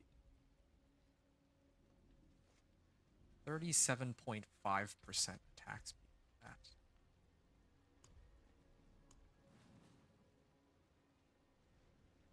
Yeah, this isn't even really active all the time, though. You gain 1% attack speed for 5 seconds whenever she damages an enemy. So I actually do get 10% attack speed from her. It's actually quite useful for me. And when she gives Bloodthirst, you gain additional 15. So, not counting on Bloodlust, I get 10% for 5 seconds. I think it would stack, right? Up to 10%. Yeah. 10% there. 37.5% here. Oh, and I need to look at my Paragon board. See if there's any other things that give me attack speed. I think that was the main issue. Summon attack speed. Had to get all of them. This is a lot of skeleton mage damage. Just install elements for just summons. Skeleton warrior damage. Summon attack speed. I don't really have that many more options for attack speed then. This is a total of 15% summon attack speed. So 15%, 37%, so that's 52, and then I get an additional 10 from Varyana for a grand total of 160%. Maybe okay. I think that's where my damage is starting to kind of suffer. My resistance to all elements, I'm going to have to swap this out. Yeah, resistance to all elements is good, but I actually need to get attack speed, I think. Otherwise, ooh, this is going to cost quite a bit if I keep doing this, though. Plus life. This is pretty rough. No, I can't get attack speed on this. I actually need to find another set of gloves to roll attack speed onto. Because right now it's not looking too good for me. Plus summon damage. Yeah, let's switch that. I mean, I think it's okay. Let's leave that one then. Oh, have I not bothered to... oh yeah, I'm still being greedy with the temper on this. Crit strike chance on my amulet. Now that one I could switch out for attack speed. Or attempt to, but there's like so many different rolls that I could get that I don't think I'm going to be getting attack speed on it. Yeah, I actually do need attack speed rolls on my rings now. It's sad to say. I think I'm actually gonna try for it on this one. At least, wait, no. It was this one. Yeah, I'm gonna try for attack speed roll on this. I don't have a choice. Otherwise, I'm just not. Okay, crit strike chance too. Sure. Oh man. 2 more attempts. I'm running low on gold.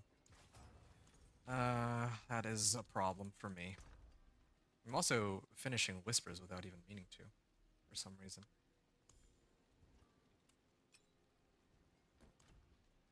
I could turn in some Whispers. Why not? Let's see if we can get something useful out of the Whispers.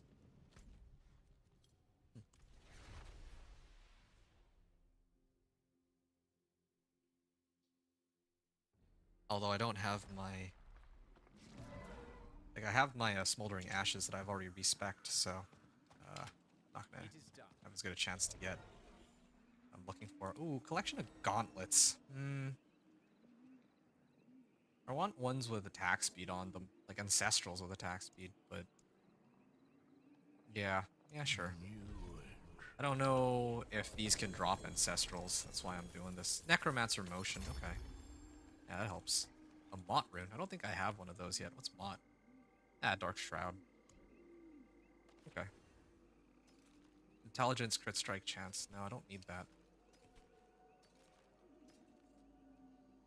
Okay, these ones have attack speed, but they have nothing else that are useful. Intelligence, crit strike, chance, and damage over time. This is probably my best bet.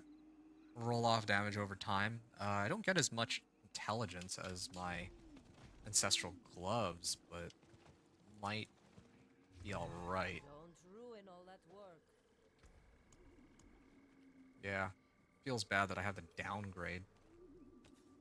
But if it means to get more attack speed, then, well... I also got like quite a bit of gold from that. Maybe I just run more whispers later.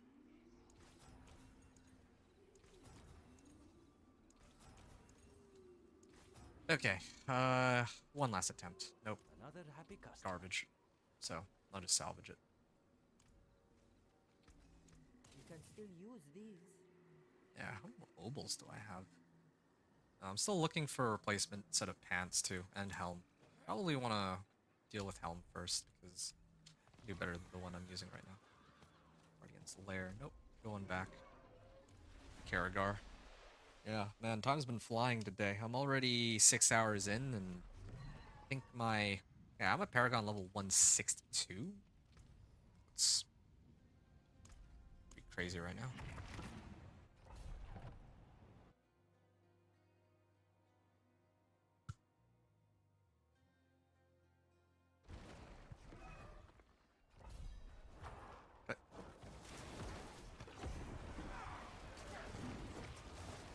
Yeah, I love how I actually have my evade up more often, like way more often now. And trigger whatever effect I want. I have an Ohm Rune. Maybe I should use Ohm Rune actually. Get myself Warcry. Yeah, rather than Horrid Decrepify, because I already have this thing, right? Afflicting Decrepify and Iron Maiden. But it's not I don't know if it carries over, like, if I were to go and put points into Decrepify, I wonder if it would actually carry those points over into the Iron Maiden that casts. Like, whatever passive abilities I use. So, like, Horrid Decrepify. If I have Horrid Decrepify, would it use Horrid Decrepify? I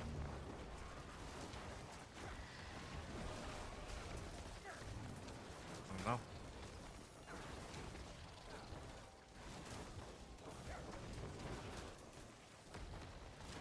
Yeah.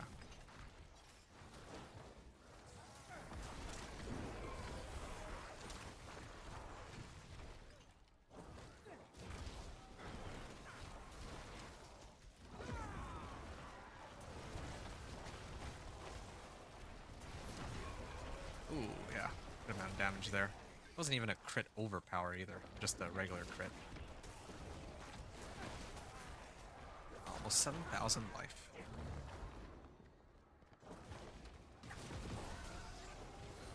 That is a problem. Blood Mist would be pretty good here.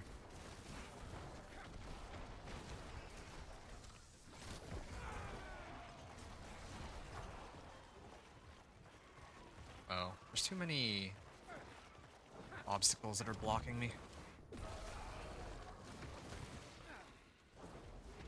Oh, dodge that. Yeah, let's go back and get reputation caches, actually. I'd forgotten to go take a look. But come to think of it, I haven't been in those zones since I got here. I don't even think I can unlock anything from them. Yeah, I should run them to try to get uniques. Be a valid option. Or to buff my powers.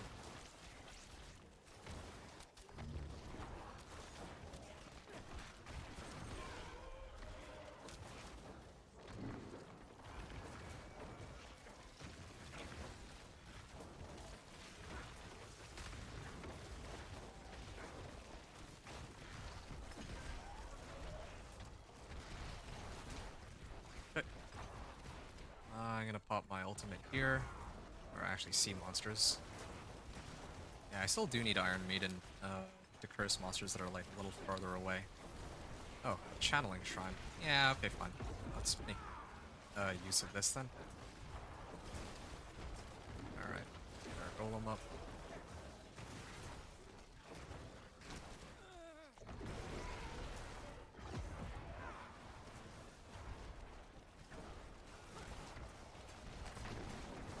Makes two of them. Ooh, explosion.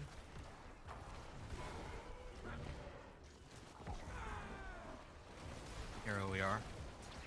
So yeah, we got like 3 Army of the Deads off on that. Yeah, it gives me hope that eventually when I get Flicker Step that I'll actually make use of it like this. Is this still Petir 45? I'm just looking like 5 minutes.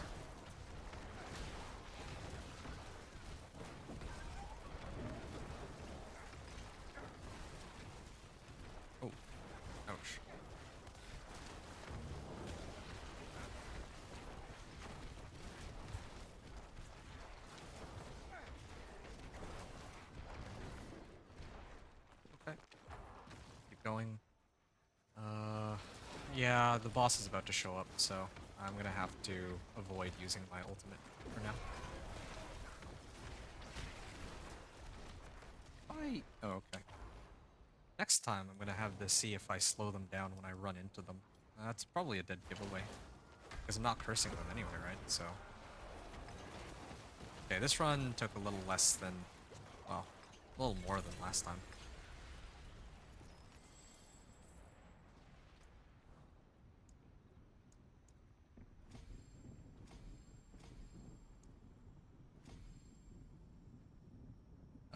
Okay. I think I'll clear pit tier 46, and then I can upgrade this once, and then this thing 3 times. Yeah.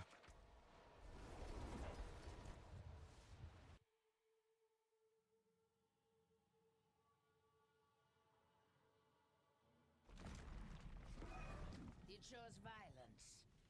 Me too. Oh. I'm almost out here. On my potion length. Elixir. 46. And I have 3 glyphs that I'm gonna move simultaneously into rank 46 pretty much. It's too bad really. It takes so long to level each of these right now.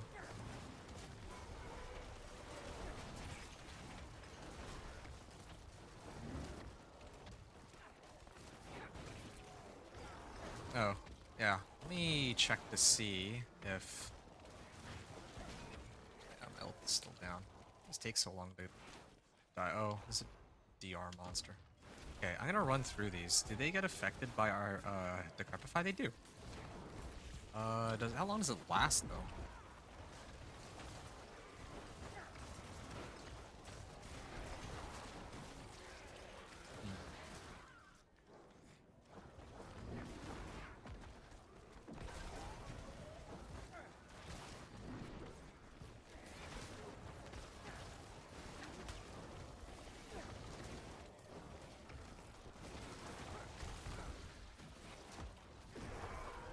Blood Mist.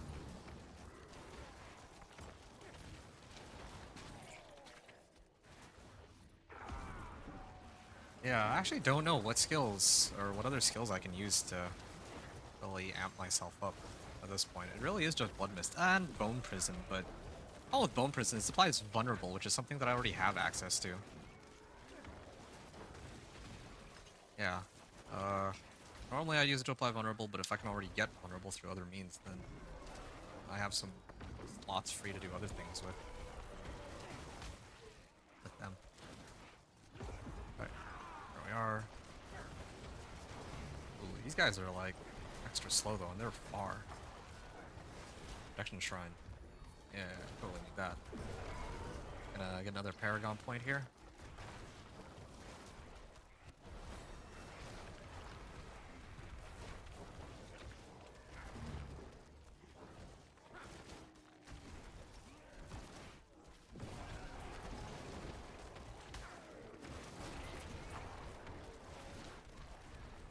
Okay. We are going to the next area. I haven't burned my ult yet, since it came back up just now, so I can use it here. I should only be using my Iron Maiden on monsters that are farther out that I can't reach, I guess. But I wonder if there's a way to get unstoppable on all my minions or something. Yeah, because they get CC'd too. If I get CC'd, that's one problem, but if they get CC'd, that's also quite an issue.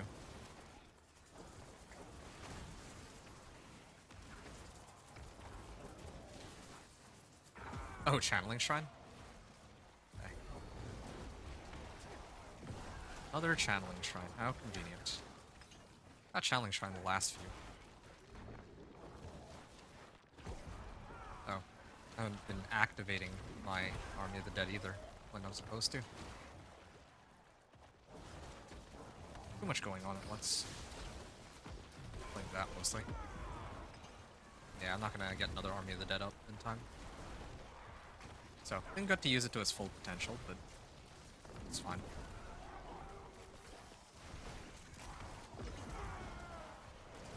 Yeah. It's good.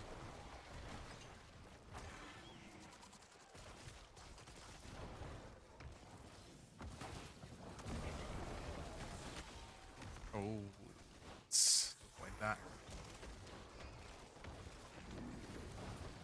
I'm gonna dash this way.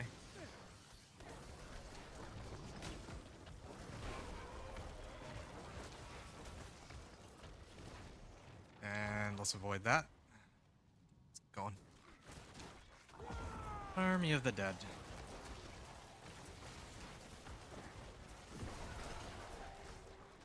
I'm gonna head down here. Moving.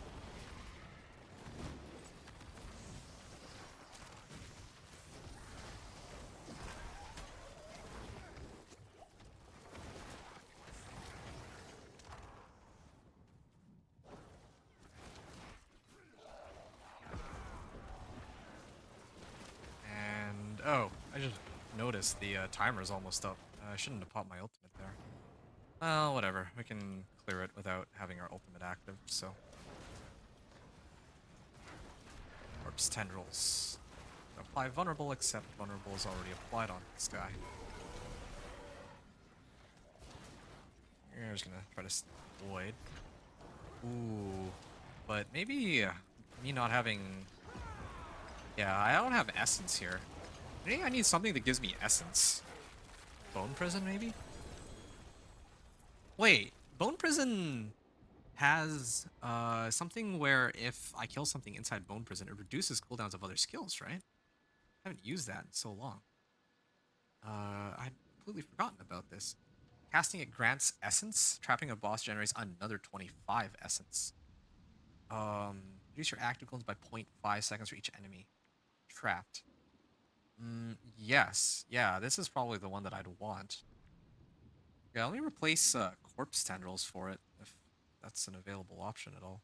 It should be. Not really doing much with Corpse Tendrils anyway. Reduce your active cooldowns. Yeah, that should help with Army of the Dead.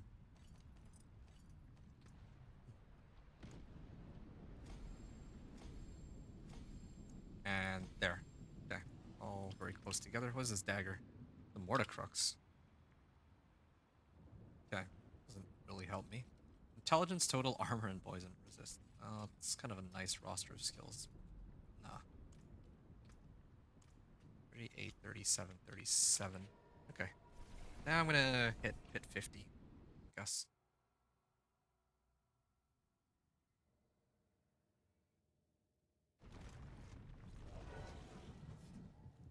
And then I'll try to push from pit 50. Better than starting from nothing.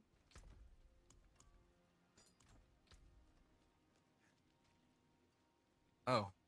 Yeah, right. I guess I should probably try and temper this. Or masterwork it, rather. Some solid bits here. Intelligence would have been my preferred one, but... well, whatever.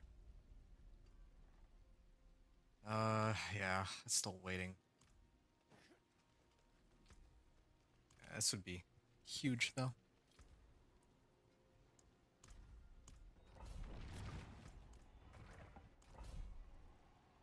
Yeah, I should have gone for the headhunts first, actually. I think about it, if I had gone for the headhunts and would have gotten like a massive amount of loot, then maybe some of those would have been recipes, or whispers even. Okay, now I'm gonna use my Bone Prison. That reduces my cooldown on Army of the Dead by like 5 seconds. Actually, this thing also, I can keep recasting it, right? My cooldown reduction is pretty low right now, but yeah, I can cast it like twice before it comes back down. Oh, right. Hit tier 50, the monsters are a little tougher here. I forgot. Yeah, let me just Bone Prison that.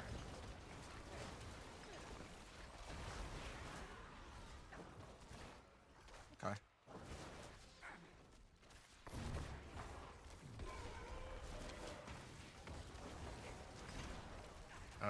Yeah, there we go. Oh, I only got like 2 monsters in that cast. Yeah, Bone Prison. Totally forgot all about it. The other modifiers. Get on it. There, here's a big pack.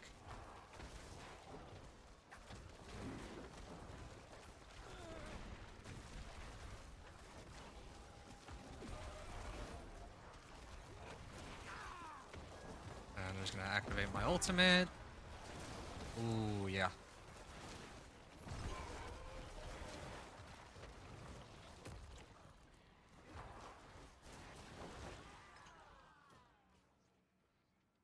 Cool.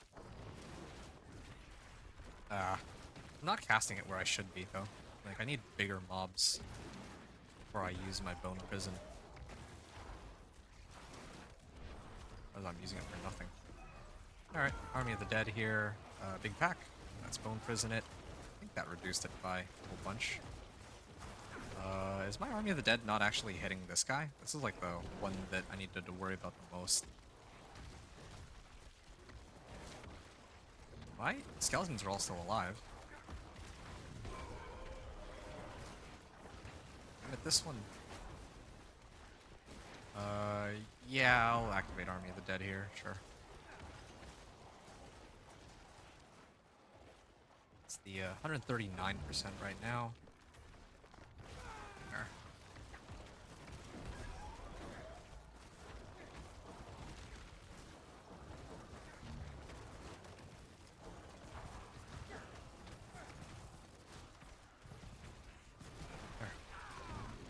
Army of the Dead again. Oh wow, yeah, no, this is a huge improvement from before. Yeah, I mean, I never really needed those grasping, or the corpse tendrils anyway, at least not in this case.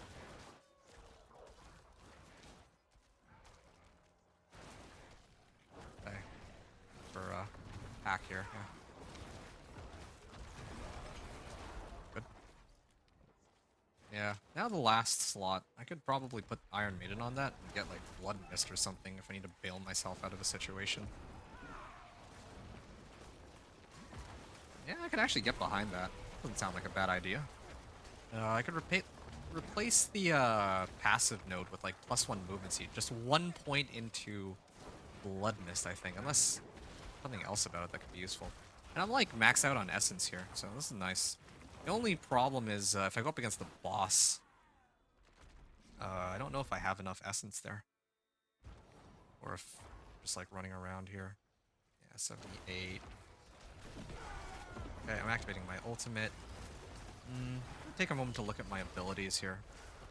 I think I'm okay. So, casting a skill that overpowers. I don't need that. You gain crit strike chance for 5 seconds after it ends. Now mobility that grants 50 or 30% movement speed. I don't care about that. I need crit strike chance actually. And here's a pack, so I'll use my Bone Prison on them. And now suddenly, way easier to do all this.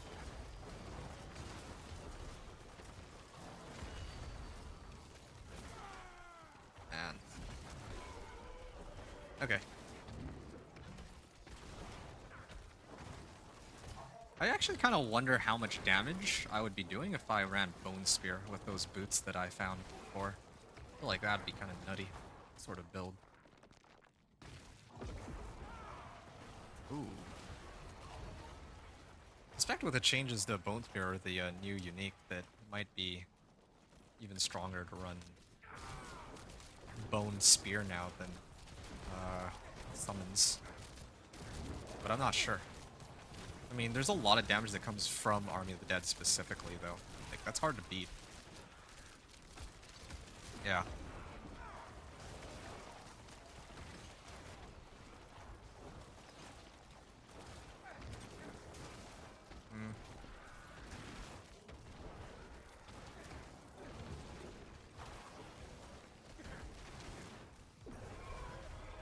How many Distilled Fears do I have again? I have like 6. Oh no. I need like 12 of them too. I think it's just because I go through Nightmare Dungeons really slowly. If I went through it in like Torment 1 or Torment 2, it'd probably be easier. Yeah. Kind of turned off my brain some time ago because, yeah, I'm not activating Army of the Dead like I'm supposed to. There. There. Probably have to go all the way around. There are other things that reset my cooldowns?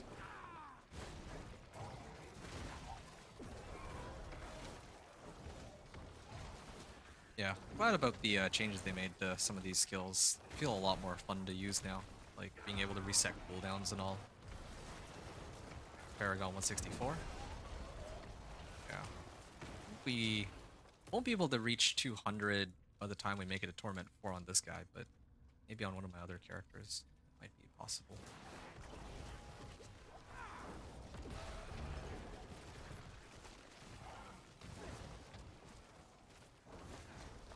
I think I'm gonna get rid of this, and I'm gonna replace it with the skeletal mages use like Blizzard. I feel like that might be more useful, keeping the monsters frozen and all.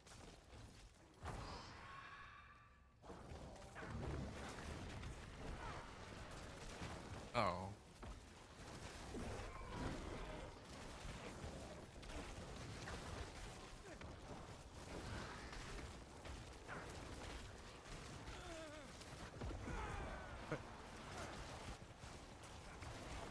There we are. Oh, I didn't realize that the Guardian is up. This is Pit 50. Yeah, like, I remember when I did Pit 50, like, a while back, like a few hours ago, I was actually doing it in 7.5 minutes. So I don't know why, despite the fact that I've improved in my build, when I, like, my skill build, and I've masterworked on my items, like, I'm actually doing this run more slowly than before. Strange. Necromancer efficiency, finally. I know what that is. That's ultimate cooldown reduction. Looking for that for ages. Oh, this is a nice 750. Well. Now that I'm at 50 on this, I'm gonna have to up it to 55 to try to get this up to rank 46, I think. Yeah, I think 55 should be fine. It'll just take me a little bit longer. I'm gonna do one more of these runs, but I'm gonna switch out the aspect where I have like everything cursed. I'm gonna fill it in with my skeletal mages can cast Blizzard. Utility. Cursed Aura is, yeah, Cursed Aura is kind of cool, but doesn't really help me. Oh no, that was the wrong one. Oldbringers.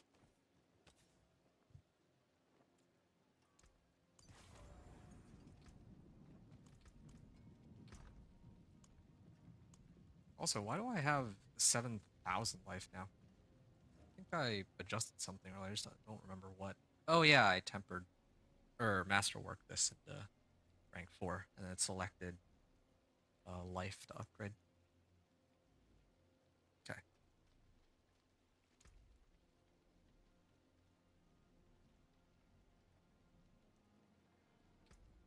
Do I have a glyph that's supposed to give summon damage? I know I have one for skeletal mages, and one's for golems, and one for just regular skeleton warriors, but I don't think I have one for all summons. Yeah, I'll try one more run. Pit 50. Want to see if it'll be any better. Oh yeah.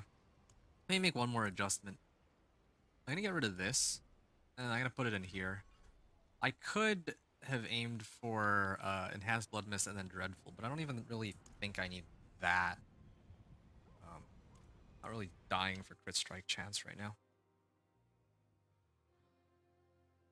Okay. At least he's gonna be a panic button.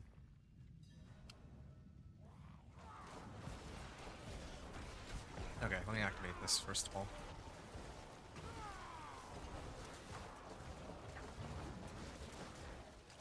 Wait, Why am I running so low on essence? Is this really... Might actually have an essence problem. I may have to sub out, like... I may have to sub something out for essence per second because I'm actually perpetually on like 0 essence here for some reason. This is... Yeah, is that why I'm losing out on so much damage? Oh, oops, I used my blood mist there, but... It might take me some time to adjust to this build too, because I'm not used to having blood mist on 2 key. Yeah, I don't like this. I actually don't really like this at all. I'm running out of essence. I shouldn't be running out of essence. 12 essence per second. Yeah, let's do with my chest piece, I think. Or is it my boots?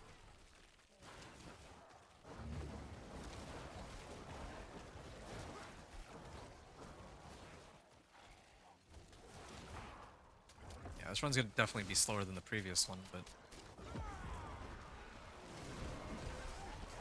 Ooh, I am not used to this at all. I'm not used to having Iron Maiden left click and then Blood Mist on 2.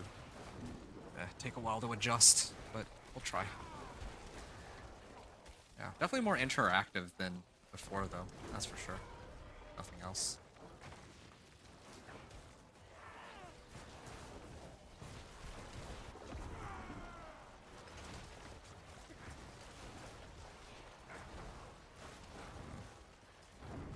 Ah, that's not what I was trying to do. Also, when I go into Blood Mist form, I can't cast anything, so it's also troublesome.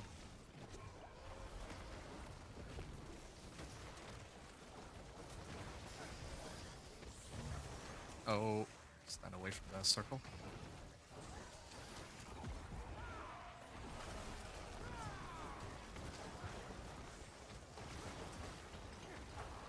Trying to eat as many corpses as I can, but yeah, this essence problem is I actually might be better off replacing this aspect with something else, or just getting Rendlin would probably be the easiest way to solve this issue.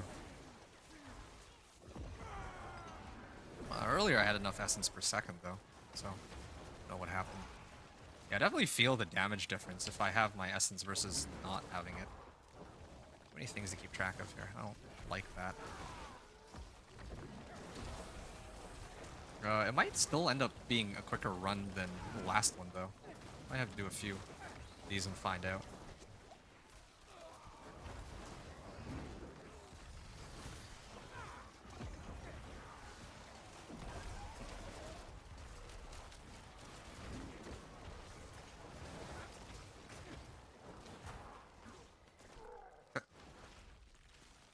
Go to the top right. And we'll head up there.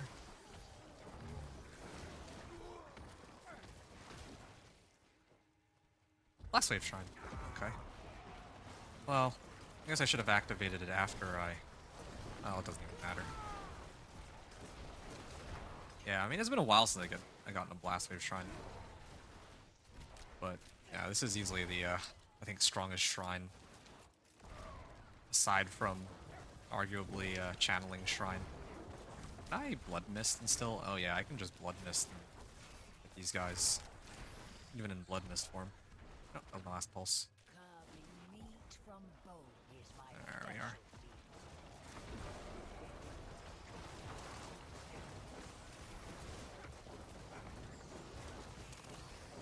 Too many different things to keep track of, but it's working out. I'm actually, I think, improving the runtime as compared to last time. Like, I remember it took me 9 minutes a couple runs ago, and now it's closer to... I think I might be able to clear this in 8, or in 7 minutes. I'm gonna say cleared it at 9 minutes, or cleared it at 8 minutes. Rather than it took me 8 minutes. Otherwise I have to do such annoying math here. So Yeah, in this run, definitely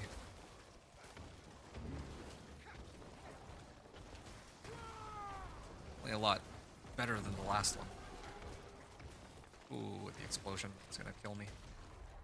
Ow, never mind. Just walk right back into it. There we are. Yeah, I think this run will finish at like the 8-minute mark, is my guess. Didn't really use my skills very well here. Still need a bit of time to adjust to it, but this is way better than what I had before. Like, just everything is much more useful. Like, having Blood Mist to peel myself out of Unstoppable, or to put myself in Unstoppable so I can get away from these monsters is big. Makes a big difference. That's ultimate. I'm gonna use Bone Prison here. And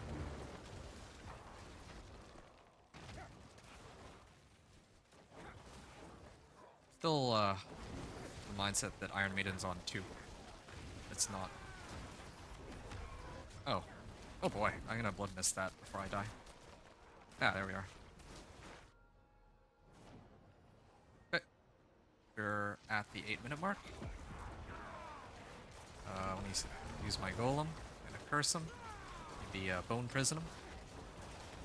And hopefully he dies before 8 minutes. No, I don't think I'm gonna make it 8 minutes, but at least we'll be able to clear it much more quickly than the last time we ran this, so I'm not too upset.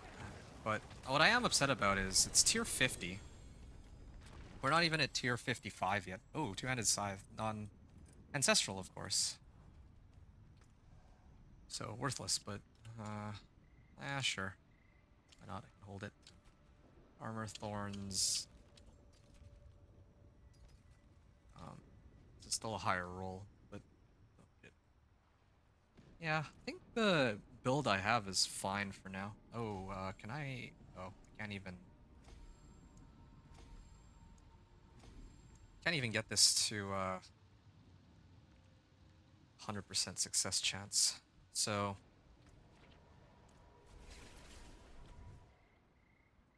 yeah, this run was a little quicker.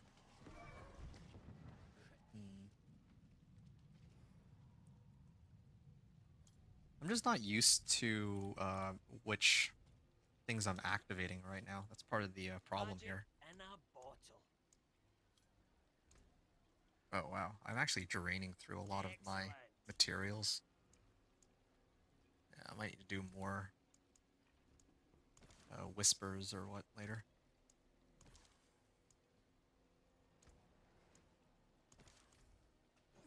Yeah, definitely feels like it's taking a lot longer than with my druid. But we'll see how well the build runs once I have all my glyphs maxed out. I'm gonna do tier 55 here. Just, like, I don't want to do it on 55 until I get used to this, but I just want to max out that one glyph that's, like, on rank 43 right now. I want to get to 46, be done with it. So, let's see. I'm gonna activate my bolts. This much should still be doing a lot of damage.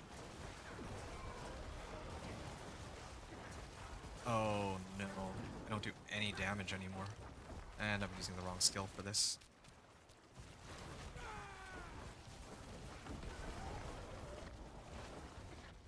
I'm not using the right... Oh, I don't have any mana, or not mana, but essence.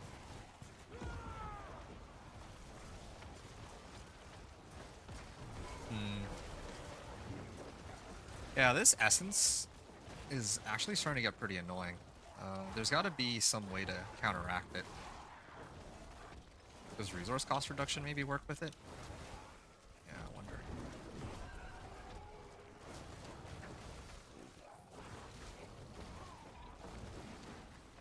Yeah, might have too much survivability.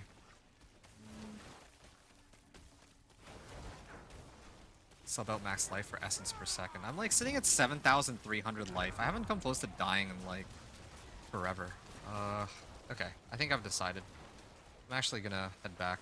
I'm gonna skip this run. I think this is not working out. I don't have enough damage here.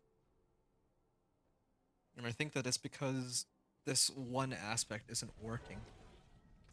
Alternatively, I could just replace this with a different aspect, but that's like 40% extra damage. That's pretty crazy. Unyielding commanders, reanimation, inner calm, frenzy dead. 1, 2, 3, 4, 5. Fine. Well, this is for intelligence, though. Where are my boots at? I have resistance to all elements on my boots. Shoot. That's a pretty good roll.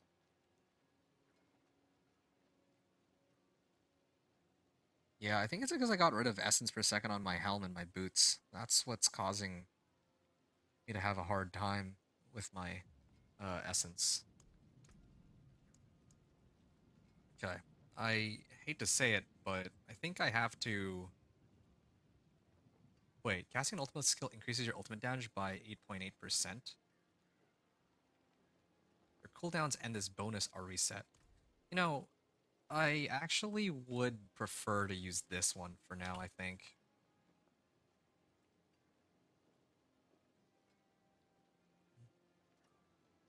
Or anything else, really. Because right now I'm not... It's just not working out. This aspect really isn't working out for me. Like, it just keeps draining out my mana. Or my essence. Let's see how much damage we're doing with this setup then. I'm just going to skip Pit 55 for now. I was using Pit 50 as the baseline. It took me 9 minutes last time, so... Let's see if this is any better. We'll need sharp knives in here. Okay, and we'll activate Army of the Dead first. Alright. Okay, they're not draining out my mana anymore, so... it'll be easier.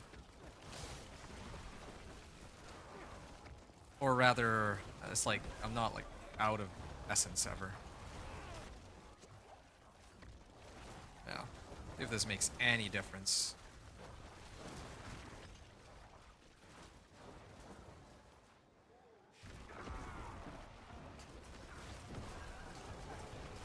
I don't really like this setup though, just because I'm relying a lot more on Army of the Dead with this rather than on minions themselves. Like, I'm relying on the ultimate rather than minions, but it would be even fine if Army of the Dead is just like a huge steroid for minions. But it's not like that. Like, Army of the Dead is doing ridiculous amounts of damage in comparison. Oh, shoot. Okay, let's activate all this.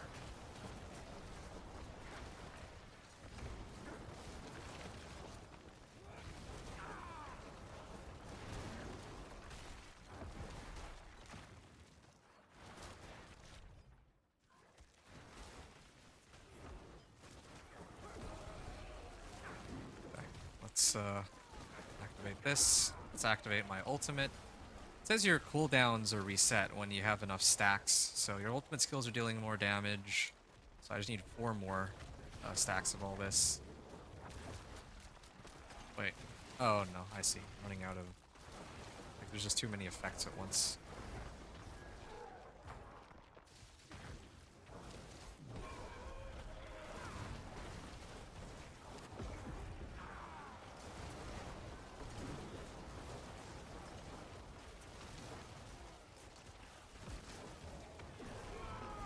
Oops. Didn't cast that on the right one, but whatever.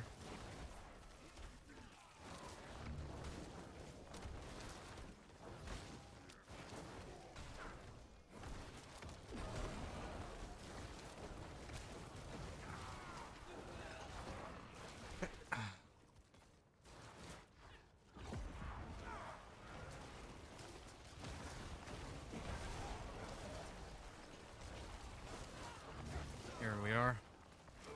That is still 30-second cooldown. despite the fact that I have masterworked this helm for it.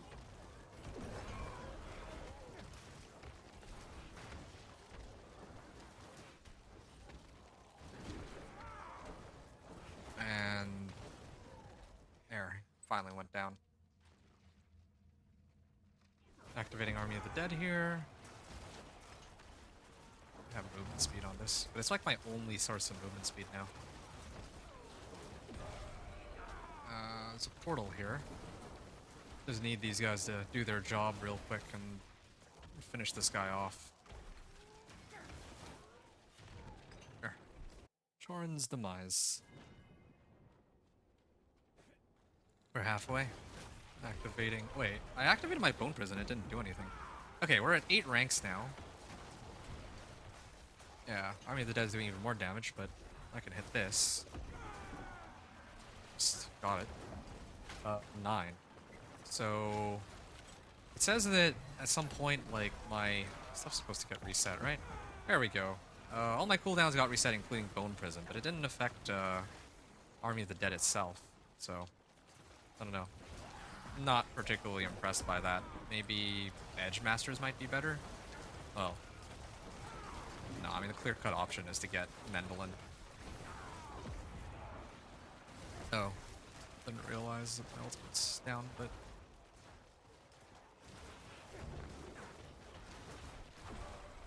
yeah, I'm starting to get the hang of this. I'm actually starting to get the hang of it. Iron Maiden, spam on everything I see. I can evade. I'm not really summoning as much as I should be, though.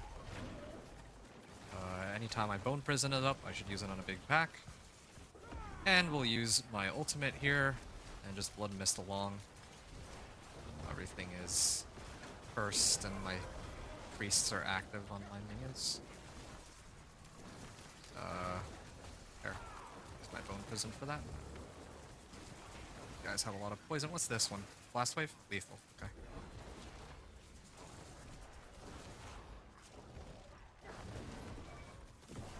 There we are. Oh, Army of the Dead is up.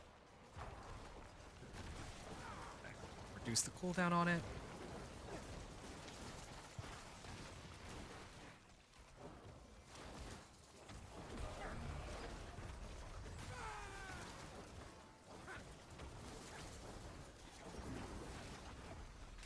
Yeah, hate to say it, but I still prefer my that other aspect. I really do feel like it was doing a lot more damage overall. Even if it wasn't always active. This ultimate thing, I can barely feel the effect of it because usually if I have my ultimate up, everything's dying outright anyway. Except for cases like this, I guess, where you just have these DR monsters messing everything up. I'm just gonna go Blood Mist form for a second. There. And activate this. I'm at rank 8 on this.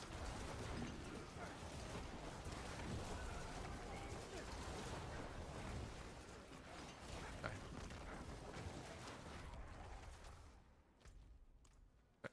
And oh no, those explosions.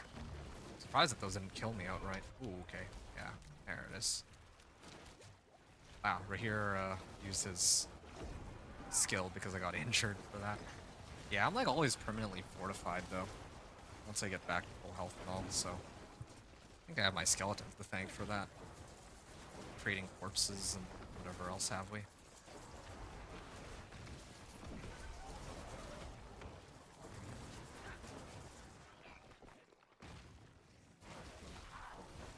Oh, Blood Mist. Carving meat from bone is my specialty. Okay, this is looking like a 6-minute run, or like it's gonna end at 6 minutes? Maybe 7 minutes actually. Might be able to get this done within the next. Well, it'll be 6.5, I think. Yeah, it'll be 6.5 that we finish this. Oh no, it sent me into the boss. I wasn't expecting that one. Spirit Color Frost, one of the weaker ones, so might be okay. Yeah, we finished it at the 7-minute mark. That makes... Ooh, let's step away from that. I'd rather avoid. Yeah, I need to get that other aspect back. Like, I am actually losing a lot of damage. Like, my essence is permanently full, but...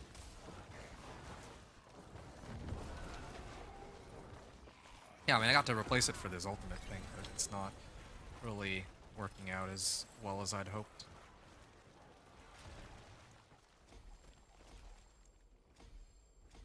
Okay. That's good to know. That is actually pretty good to find out. But that also begs the question, how else can we get essence?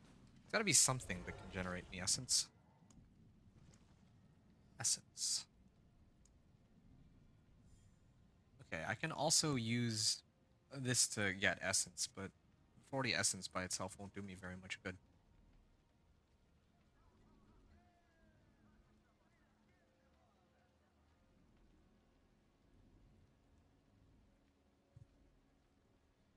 Hmm.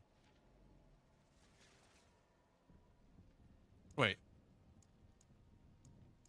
Oh, right, because Iron Maiden, Decrepify has an essence cost, so that's why that's tagged.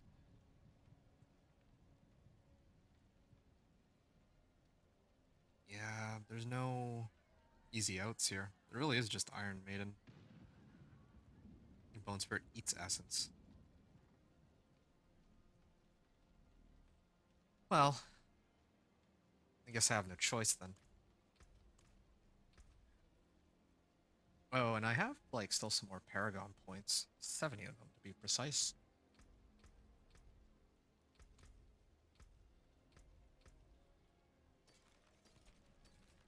I may have to go run some Whispers. I mean, I'm actually focusing on trying to get everything up to rank 46 first, but might do the Whispers in a sec. No, actually. I'm gonna start farming gold like this. I'm at 34 million, right? Finest cuts and an equitable transaction. Okay, I got 505k on that. I can salvage the other two. There, now I actually have more ways of getting some gold to fund some of my other activities. Okay, let's go back to basics here. A Pojoic Führer? Is that how you say that? Anyway, we're gonna switch that out for Aspect of the Great Feast.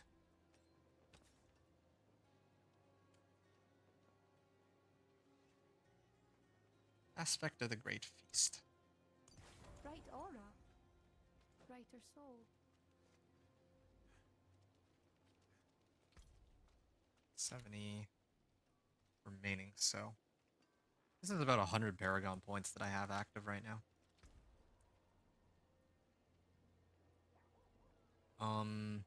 Yeah, I need to run... I want to run this one more time, just so that I can see the difference in timing here, now that I have the additional 40% damage, assuming that I can keep my essence up. So the previous run was about... it finished at 7-minute mark, so we're aiming to beat it the 7-minute mark, and trying to make sure that use the okay, I'm gonna try to using skills here. There. It really is the DR monster that's messing all my stuff up, I think, too. Yeah, I like having Iron Maiden for generating essence, but at some point, that by itself isn't enough. Yeah, I'm struggling a bit here.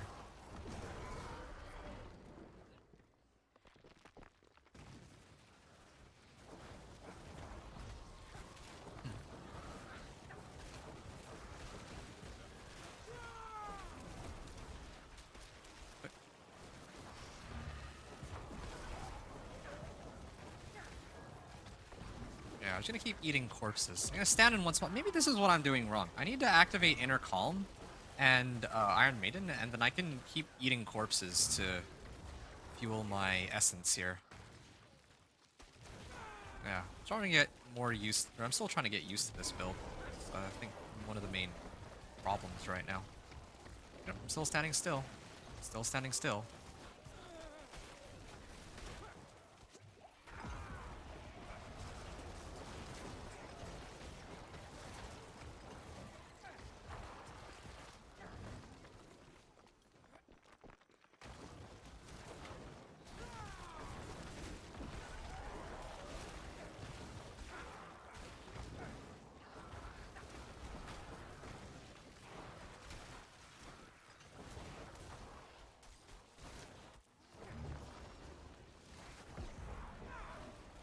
Oh, I can actually end my blood mist prematurely.